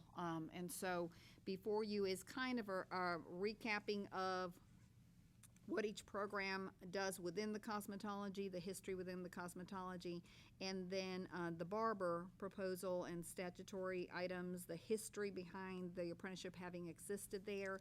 So if you'll take a minute to look at it again, you've probably already seen it, processed it. I'm open for questions, suggestions, and this is going to be going to the Deputy Commissioner to review with all the other programs and commissions to put together something to present.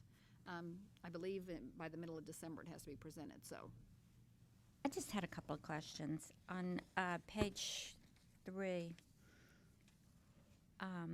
in italics, like maybe the 3rd paragraph down, is that a scope of practice that's just been lifted from the one particular group, from the cosmetology group? And you said you're on page 3. Which page on our iPad are we on? It starts, the first full paragraph says 5, and that's the occupational instruction. 27. And it speaks to apprentices are to receive occupational instruction in every area covered by their license type. They're seeking pursuant to the curriculum required to be covered in all the rules relative to education. For example, a part of the cosmetologist curriculum includes completion of 600 educational hours in learning. And there are some things that are left out of there, and I just didn't know if it was a typo or if it was a recreation of someone's scope of practice or. You're on page 226? 27. 27. Thank you. Okay. Item 5. Oh, I'm sorry, I printed it out and I'm counting it as page 3 on the printout. Sorry. Okay. In there it says shampooing and rinses, hair and scalp care. It's just an example. Okay, because it left out hair removal and the use of including sterilization and sanitation of equipment and bacteriology. I think that's a copy and paste from a section of the rules that breaks down what shampooing would entail, and it might not have included the whole scope. Does that? Yeah, Is that that, I was helpful? just. Yeah, that's a copy It just and wasn't paste. clear to me the scope of practice there, which. Yes.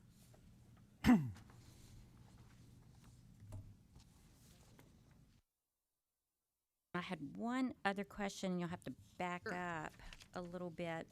It's under 2, historical data and a description of the apprentice program and its objectives. You get down to 1, 2, 3, 4, 5, 6 dots. A participating school shall be responsible for confirming a supervising professional's qualifications. Are the supervising professionals, they're going to appear before the board, right? Not according to, not the rules that we've written. They, of course, everyone has the access to verify a license online. So the schools that are going to be working with salons, if, and the salons are going to have 2 or 3 maybe individuals interested in doing the supervising, the school would be able to make sure that that license is active and valid. Right now, the rules does not propose for them to appear before the board and ask permission to supervise, if that's your question. That was my question. Yeah. And they have to have 10 years' experience. They have to have the experience. So that and then right we now, have to just that proposal is that the schools would be valid, are looking at all that documentation. Schools would validate if they've got an active license. Yes. Now, the shop itself that has to have also the experience, the be in good standing, that information and the 10 years history. The history, I believe, is also on Verify License because it shows when your license was initially issued. So again, all that is available to the school. It may take more time, actually, if we become involved in approving it for the school, because then you've got to wait on board meetings and presenting, and I think it would just add a Are we delay. proposing that they are specific that manicurists are apprenticed by manicurists with 10 years, or I mean, When they or is can it all umbrellaed under the cosmetology? Will cosmetologists be teaching the specific or supervising the specific internships too? A cosmetologist or a manicurist could both supervise a manicurist. A In that cosmetologist and an esthetician could supervise an esthetician. We have to submit this? We have to do this? Oh, and I do. You But on have behalf to of you, submit yes, a proposal. a proposal for an apprenticeship program for the barbering. That is correct. That is a public chapter that went before, that was in this legislative session, and it entrusted every board and commission on Public Chapter 881 to do this by December. So we could actually submit a statement saying that we don't feel it's a fit for this You could. profession. You'd have to explain why it's not a fit for the barbering, given that the cosmetology program has it as a law. I just remember what Mr. Fingers said about the apprenticeship program for barbering in the years past. It wasn't pretty. But remember that there was no one logging in the shops, no one responsible for supervising. And in the current rules, the shops will have a person that is responsible for supervising and logging the hours and submitting them to the school. I do have a question about probably a legal thing, since a big part of what we do is assess penalties and fines and whatnot. If the school that is a participating school is responsible for the supervising barber, if that shop happens to be cited, if the apprentice happens to be cited for an infraction, are the penalties, fines, and fees going to walk its way up that chain as well to the supervising school? I don't know if it'll get to the school if the violation happens in the shop. It'll, Owner's there and the owner's aware, the owner gets cited. manager would be responsible for making sure the shop runs correctly, including the apprenticeship oversight. That would be It wouldn't really attach to the doorstop there. school. Is this like the cosmetology apprentice program where it's not mandatory?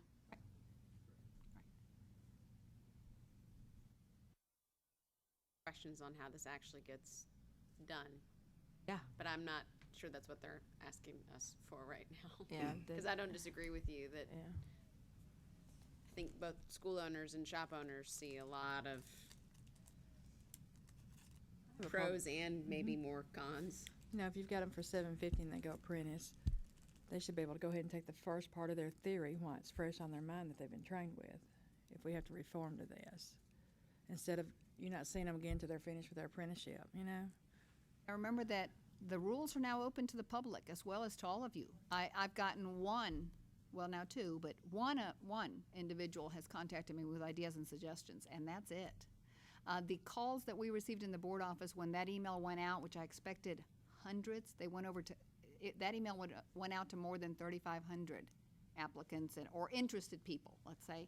There were 20 to 25 calls maybe, all regarding barbering apprenticeship. I was floored. I expected them to be about the cosmetology law that passed in the schools. Totally took me off guard. Calls Every pro to the office, barber apprentice? wanting to know how they could start and when they could start barbering apprentice. But not knowing, did they know the current? Well, Anyways, barbering that's- isn't in there, and their rules, if they just had read the barbering rules, had nothing to do with apprentice. So I did say, by the way, this public chapter asked us to propose one. The law for the cosmetology includes it, but not the barbering, and that's all I could really say. But it was very interesting that those were the only calls we took in the board office, and then the board referred them to me, and so I spoke to them. And again, this public chapter asks us to put something together or explain why it would not work. And so, and then it's a good moment for me to say, please do look at those rules, because It does surprise me because, I mean, we're the only country in the world that does not apprentice estheticians. And there are a lot of people migrating here that, know that. So if we've got no other ideas, recommendations, huge mistakes that you see, things you want me to take out, this proposal will go with, and legal's reviewed it. Rachel was hoping to be able to answer your questions if she was here, but I don't know that we have a ton of questions. Are there any more submissions? Is that what you're asking? Right, anything else that you see that needs to be changed, added, taken out? She'll make sure one more time that the example is adequate, that we haven't dropped anything, and then it will go so that we meet what the public chapter told us to do, and then it meets that piece. Whether, the barbering develops into an apprenticeship law, that's outside of my control. But at least we've presented something that would work in line with the law for the cosmetology piece, if that moves forward.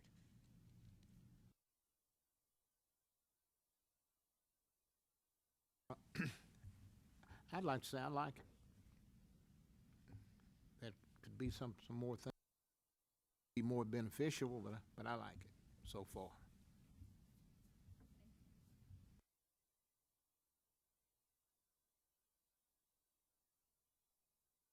When did that pass about all the boards having to? This session, by April, it's on, that particular public chapter is on our website. Did you say 881? 881. Okay. And Yeah. you know what, it may not be on our specific website, you may have to go to the legislative, because it's for all the boards and commissions. But I want to say that we did have a copy on our site, so.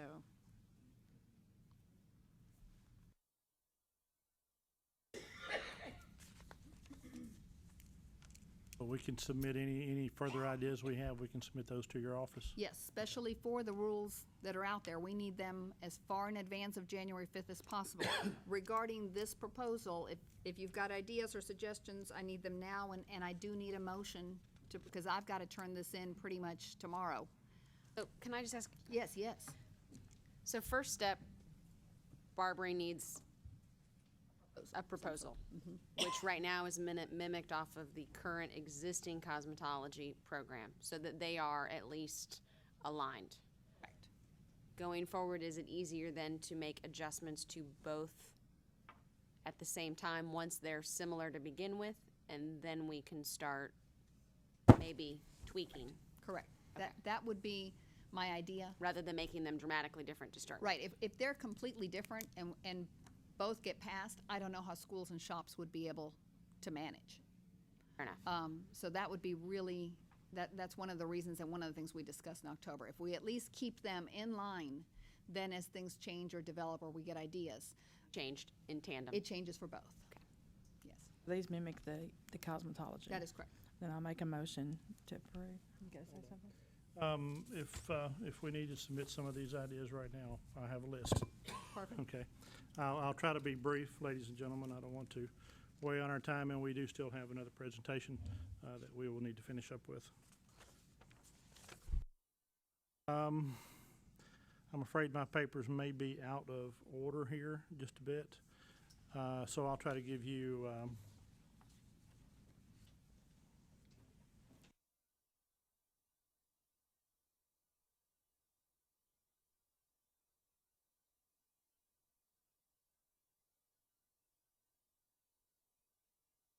I'm sorry, I'm looking at a different proposal. Give me just a moment.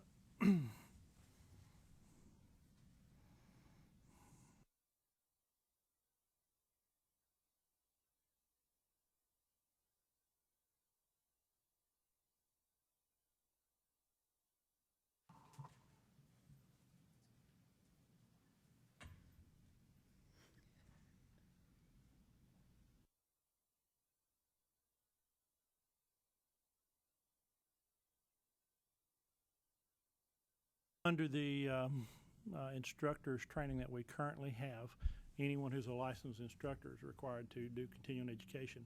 I don't see any provision in this for how we're going to ensure, other than 10 years of experience, that the educator in the shop is actually going to be qualified to do that. Do we have a division of responsibility on how they are going to actually track the apprentice's hours? In other words, do we need to set a form so that a login sheet or a time clock? Plan is to develop a form for the schools to use so that it's consistent across all the schools. Okay. And let me ask you a real question, Sure. and I hate to interrupt you because I know we discussed that you had all these. Given that what we're looking at right now is just the barber piece, your recommendations are regarding the full rules, is that right? Yes, I was. Oh, and I can take those from you, if Okay. that would be okay, because that's what I did with Okay. Ms. Sappenfield's. Okay. I've got them, like I said, I was counting yours as, even though I didn't have them in my hand, I was counting you giving them to me. Okay. So if that's okay, I'll take those, because That's fine. before January 5th, Rob will have to review them, and they're gonna help us tweak and bring up all the other things that have hopefully been brought up, so that by the time we do the rulemaking hearing, there are some good recommendations already in there. Okay. So I'll take all those That's from what I you. was getting at. Perfect. I wanted to make sure we had it in the record if we Perfect. needed it in the record. Perfect. No, I will definitely take those from you. Back to the barbering apprentice proposal that we've got to meet per Public Chapter 881. I do have a motion from Ms. Richmond to go ahead and approve the proposal as it stands. Do we want to reconsider that, or is there a second? I'll second it. We have a motion and a second. Is there any further discussion? All those in favor say aye. Aye. The ayes have it. Motion carries. So before we adjourn, we had said that Ms. Shante Randall would do a presentation. I think she's come up with a good solution. Ms. Shante, go ahead and take the podium, and make sure that the red light comes on when you speak. Thank you so much for being patient. My solution, thank you again for allowing me to speak. My solution was, while we were waiting here, I was like, I don't want to waste anybody's time. So I sent all of the information to you guys in email. I totally forgot Mr. Frank asked me, do you have some type of documentation of this agreement that you guys have? I actually sent them a letter on November the 11th. I forwarded that letter to Miss Roxanne a second ago, also with the dates of the practical, the dates of the Wednesday practical. I sent that to her as well. I also sent a link of the demonstration of Blackboard and how it's utilized in that email so you guys can see this. So the only thing that I'm lacking is the location for the extra credit, getting that paperwork from them because I didn't have any email conversations with them. So what I'm posing, have you guys read the letter from the mayor, from the legislator, Harold Love? Anybody? Yes, it was in the package, yes. Okay. What I'm requesting is that I motion you guys to, or for you guys to motion to approve, being that my date of operation, prospective date of operation is January the 15th. Since it wasn't required, I would like to submit all of this information to you so that you can look at it and give you guys the ability to have hands-on to my system. Give you temporary passwords so that you can see how the student is learning, so that you can see how the system is working and operating, so that you can be excited about the innovative systems, things that's going to happen with education. And I told her I can get that to you immediately so that you guys can have that hands-on experience yourself. But I did send a link as well so that you can understand Blackboard and how it works. And since it wasn't a requirement in the rules, I do want to work with you and get you all the information, and I did submit that. And I'm going to continue to work with you guys and give you guys access to my system just as the students. I would, like you guys to make a motion to approve.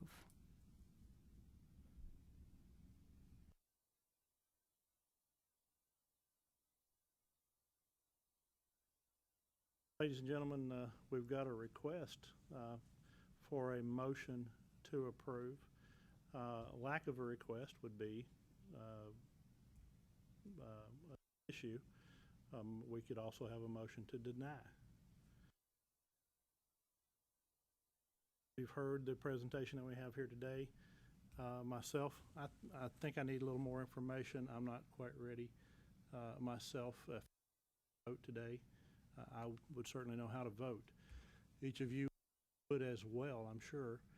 I think such a huge issue. We have a business owner ready to open, and we certainly want to be mindful of that. We have a responsibility to get this right because this is paving a new pathway, and the things we do, if we don't do it correctly, we'll have to down the road. I would urge caution from my own personal point of view.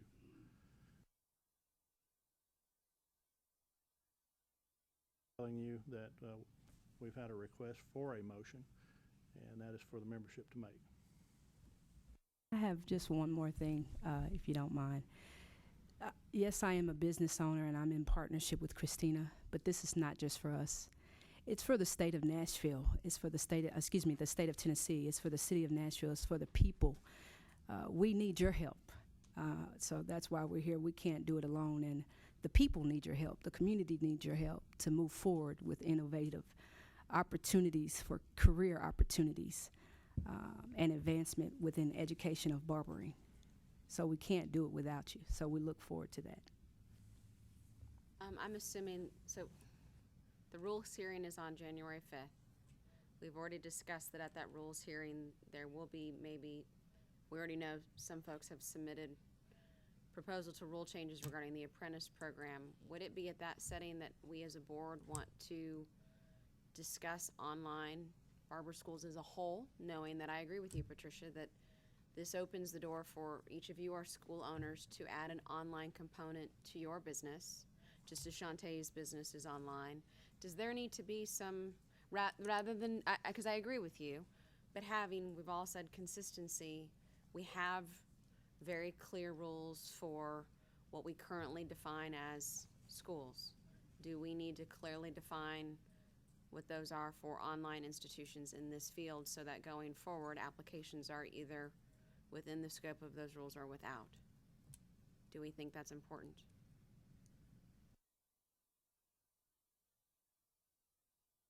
That she's formulated her plan within our rules that as we understand them.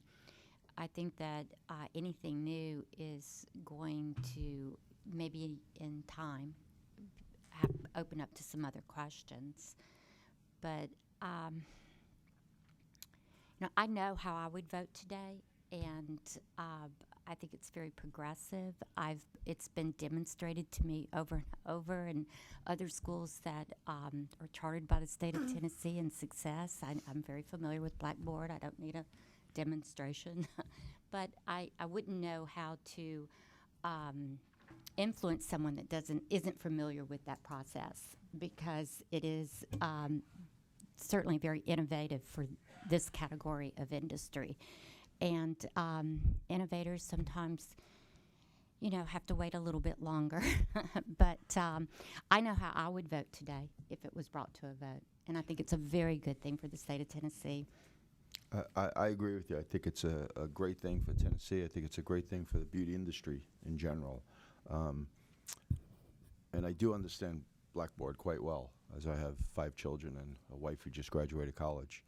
My biggest concern with this format as it is now is the brick and mortar piece.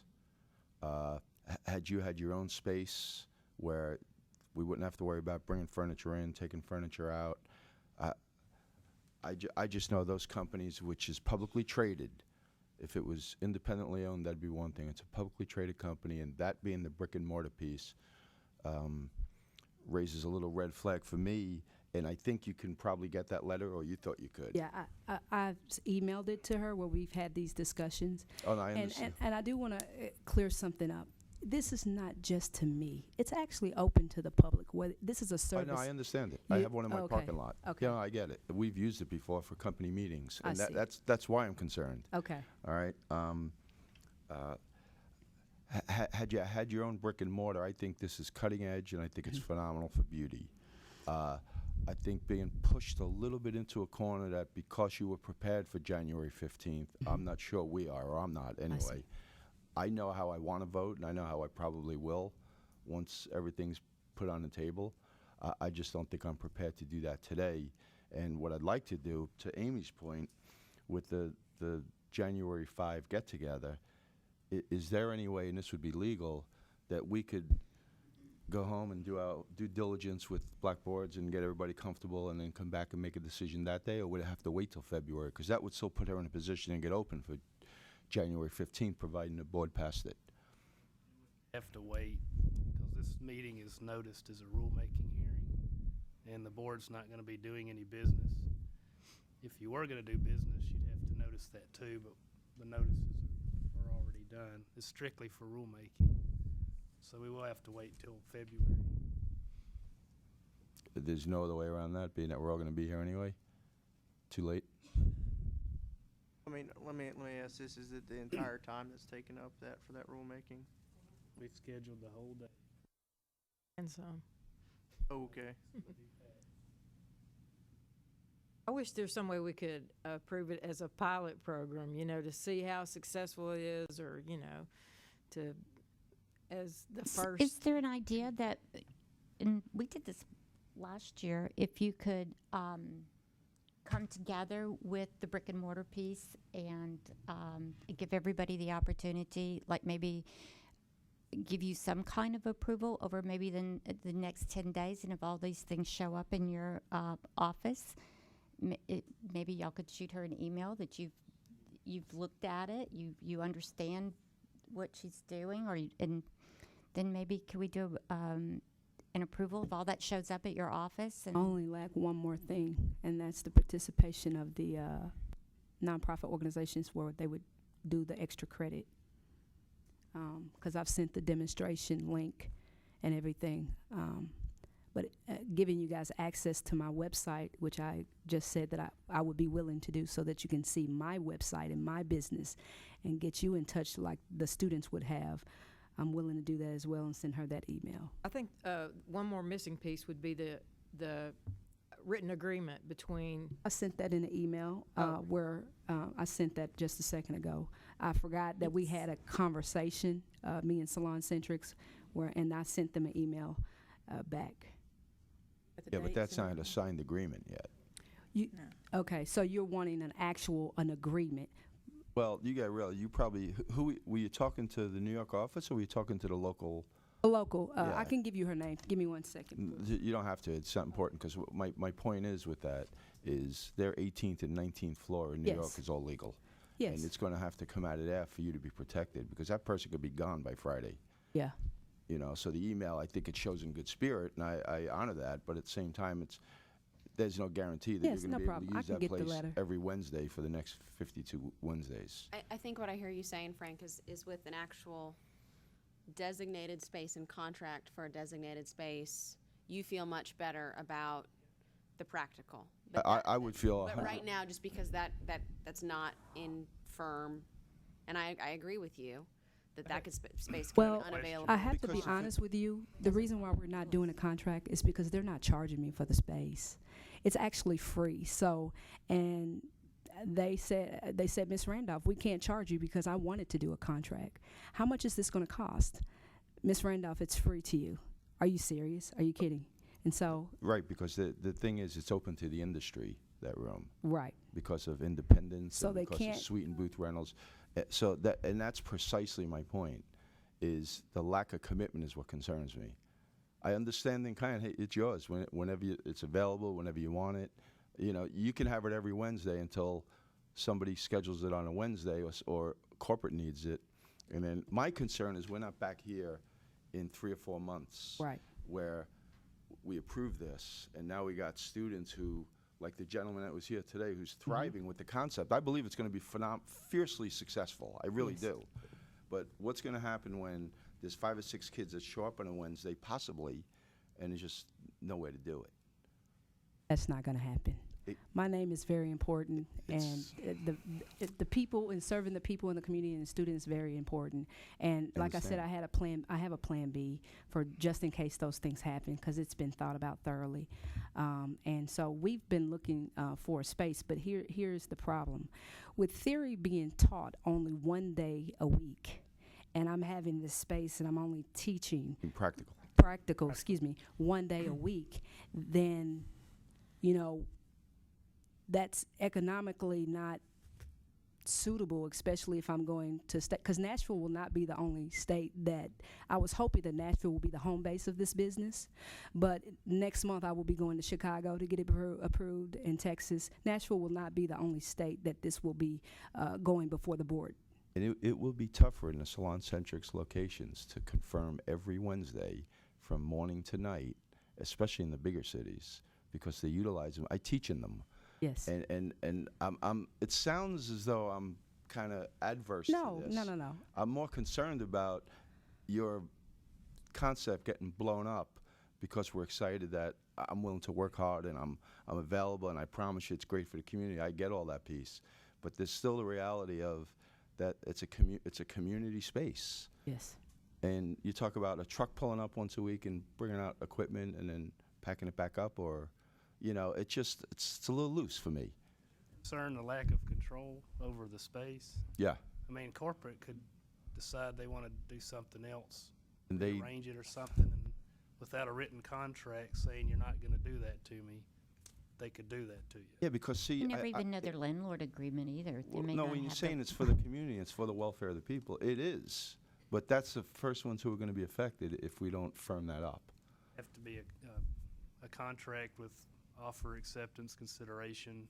I know the giving money for a company service. so well that they could shift gears tomorrow because they bring in a guy from Brazil that's the new VP and says, that was great, glad you liked it.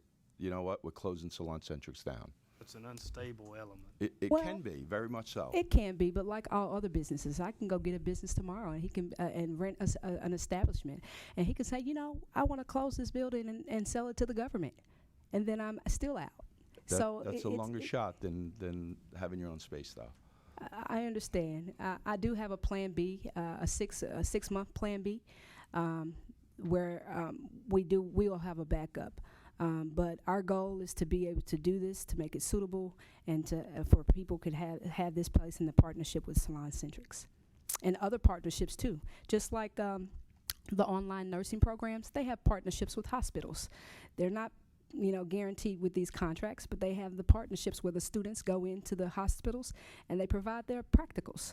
And so that's where I've gotten this practical theory from the online nursing programs, where they've already demonstrated the practicals having these partnerships. I think we agree with you 100%, and I think if we asked any of those nursing programs, they have a contract with that hospital or the service provider that clearly states the arrangement that they've entered into. Yeah, I'm not avoiding the contract. I can get it. That's no problem.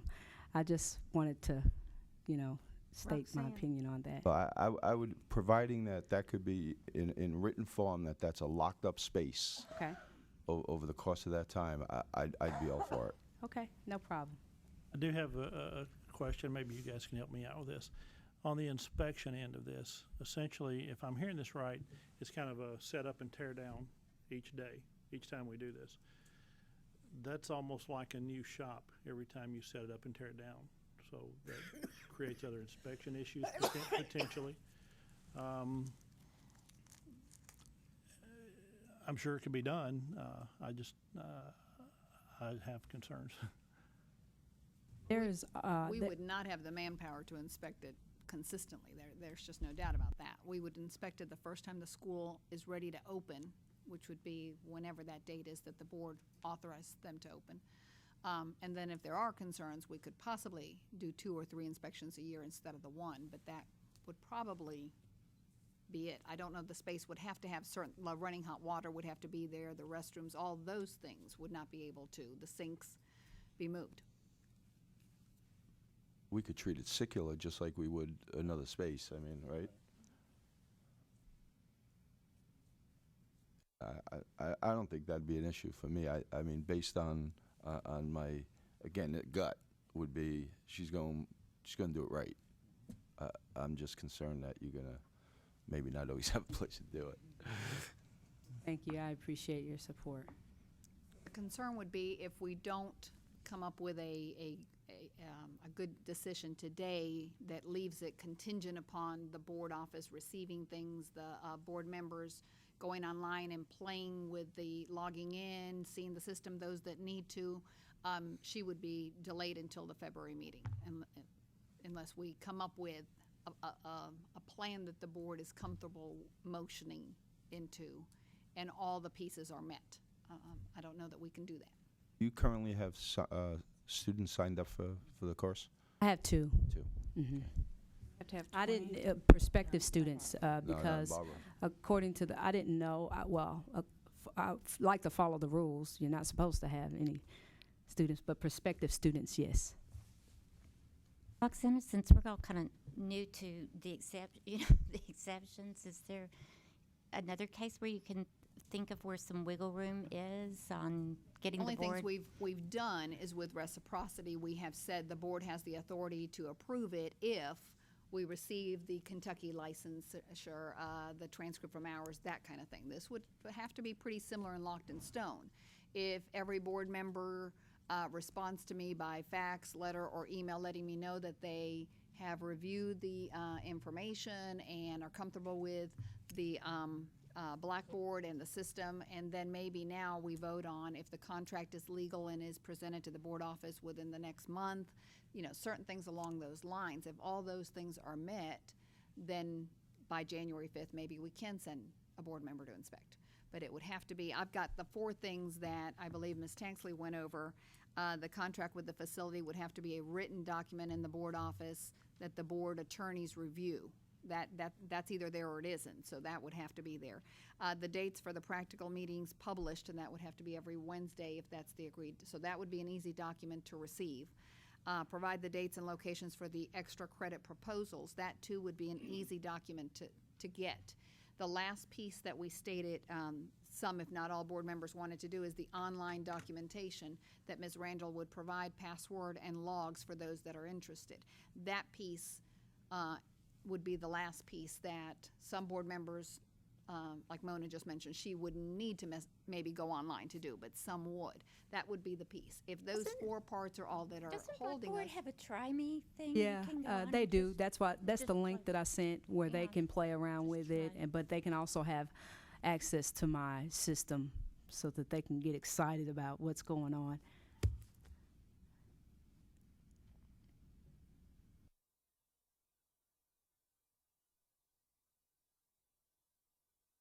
Any other discussion? I mean, I would feel comfortable passing that and approving you with those missing pieces completed. I think if the Plan B were already in place, that would be, as far as for the location, if something were to happen with Salon Centric and that Plan B would be in place now instead of in 6 months, I think that would give us a little bit more comfort level. I'm not just speaking for myself. Any subsequent Plan B location, I Yes. guess, would also have to be inspected and approved. So if Plan you- B would also have to be. Well, if you fell into a need next Wednesday that you couldn't be at Centrix, and you fall back to Plan B, that would necessarily require an inspector to come out and essentially open a new school, I believe, That unless. is an inspection by not only a field person, but a board member. Right now, as the statute states. I understood it correctly. Her plan B was just taking students to a mission or somewhere and letting them cut hair for free. So that's not an instructional. That would be I didn't similar to understand a that. field trip request that the cosmetology schools do all the time. I approve those as long as At it's what- an educational. What she said, extra credit, field trip, earning hours. Is there a limit on how many of those that you can approve? I mean, can a brick and mortar school go out here and conduct field trips 5 days a week and have all that not be considered? We've never limited, no school takes students more than twice a month, and that's on their busy months. Barber schools have really traditionally never even submitted for barber hours, so I don't know if they really don't do the field trip out. And so it'll be something that the school will have to do, will have to submit, so that when the monthly hours reports come in, we kind of have an idea that that's what it's done. But there's nothing in the statute that says it has to be limited. It definitely would make it very difficult if it was done, 3 times a week. Is that part of your plan? Is that how For you? the extra, the, For the external, Ye- external hands-on, yes, that is a part of the plan. to take them out 3 Yes, days a week, 2 days a week outside of that learning environment? with the nonprofit organizations, yes, to provide these services. How often were you thinking that would happen? Maybe about 1 day a week. Okay. So they'll show up for practical 1 day, which is the Wednesday, and the extra credit or the service within the community 1 day a week, which is optional. They always meet at the Salon Centric's place to go out on their field trips. For the field trips, they will be given the designated place because we only meet it's only required to meet for practical on Wednesdays. So during our discussion boards on Blackboard, they will be given an assigned area, for example, like the shelter or the roof end, where we would go provide these community services to the people. One thing per trip, or will you have one going to the shelter and one going to? No, one location. All students meet at this one location, and this is what we do as a group.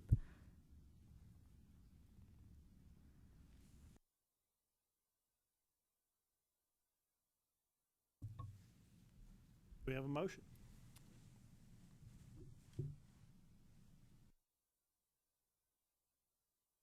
I make a motion that we approve approve it based on everything coming into the office that we've requested. And it needs to be a timely fashion, so if she wants to keep with her opening date, I just really To know more about her Blackboard thing, because I'm not familiar with it. I need to research it more. Okay. I mean, yeah, but we, So how do we word that if every board member, you're familiar with Blackboard? Yes. Ann? Fabulous. I'm on board. That was my It's, reason for asking if it was Blackboard legitimate before, because if it is, I My mean, nurse it's- practitioner practically did her last 2 years, except for, like her commitment on the floor in the hospital through Blackboard. I mean, it's really readily accepted in the medical profession through universities and UT uses it. and it's being introduced in high school, so there's going to be more people that know more about it. And the state of Tennessee is heavily invested in it. We've just hashed this around so much that the That's- only reservation that I keep hearing is the brick and mortar piece. So that's very crucial to get that commitment in, that signed contract with them. And then the few other things that she requested. So I make a motion that we accept and let the office approve it after after they receive all the information we've requested. I'd second that. I think we're this close. Thank you so Yeah. much. We have a motion and a second to approve this request under the conditions stated. Is there any further discussion? All in favor say aye. Aye. Aye. Aye. The motion carries. Thank you so much. I appreciate Do we have all of any, you. I hate to ask this, but do we have any opposed? I oppose because I need more research on it.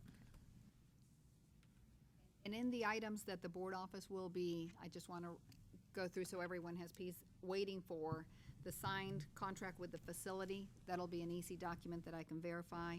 Dates for the. I think it's got to be the owner of the facility. Right.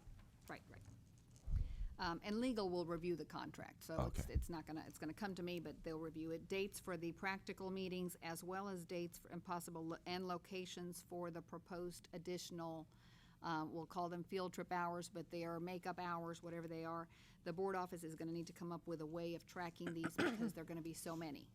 And that's not a problem. The online demonstration will be sent to every board member that has email, and Mr. Finger, I can find a way to get that to you as well. That way, anyone that wants to play with it, and I would like for everyone to respond to me, letting me know that you are comfortable with this or not comfortable, because that's the only way I'll know that everybody has reviewed that particular fourth piece. And that's it. Once those 4 items are there, if the board is giving me the authority and legal reviews the contract, we will set up an inspection date for the location, which will be before January 15th? Is that Yes. correct? Okay. Roxana, regarding the information on the brick and mortar from the owner, I think it should be supported with their actual tenant agreement, so that one legal contract doesn't supersede another one, and maybe the building owner would have some influence on that business closing. They'll say, oops, we didn't know, maybe have that match, so she's not tricked. Authority would come from New York, right? Yeah, but The authority to contract the space out. And then we need something from the owner saying, with the tenant agreement. I Well, think we to maybe Frank's just- point is this is a very large organization with hundreds of locations, thousands of locations. thousands. Yeah, it's no problem. renting We a were going to building. them anyway. Yeah, there just Yeah. needs to be something in writing that says this particular location is yours Yeah, for it's no these problem. dates through however long that needs to be. Correct? Yeah, that's the only piece I I mean, and the only reason I think we're doing that is so that students don't not know where to go. Because we've all deemed that, hey, we get why theory can be online, but we are struggling with the practical, and the practical has to be done in person and in a location that we feel your students are going to show up consistently and have access to. If it takes 9 months to become a barber, you need to solidify a location for those people for Yes. at least 9 months, I would think. Yes. If any of these items, from the contract to the dates, vary in the way they were presented, and I'll be reviewing the minutes, the board office will not approve it, and it will wait till February. Right. Okay. I have one more question. The field trips, or taking them out, are you going to request hours for those? They will be given hours for those. Or we have to approve it? Yeah. So you're going to I know that. request? I have to request it, yes, for extra hours. Yeah, that's state regulations. Right. Okay. I get to go in there and cut hair on You just can't people. go. I mean, you can do it What kind of w- places? without, For hours, they would need, like for makeup hours or a field trip as a whole, I would need approval. Yeah, that's state regulation.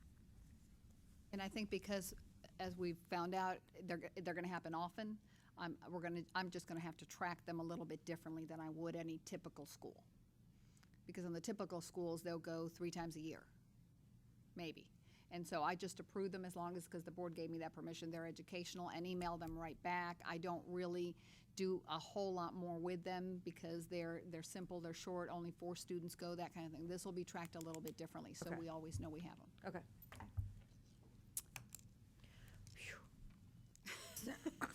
Is there a limit to how many students that you'll have? I haven't put a cap on it, 15 per instructor. but it is 15 per instructor, yes. So at any given time, if you have students online, for each instructor that is, for each 15 students, you're going to have an additional instructor for each of those groups of 15. So if it's 2 o'clock in the morning, your phone may ring, but you're going to have to get somebody else to answer Yeah, the I second I one. have a business partner and 2 other people that I'll be working with, so that's a total of 4. How about the facility's ability to house how many stations? It's only 15. Is that what's there? Mhm. Okay, so that'll limit it then too, right? So which goes back to that Plan B that I've been working on, because the school is going to grow. Like you said, it's going to be phenomenal.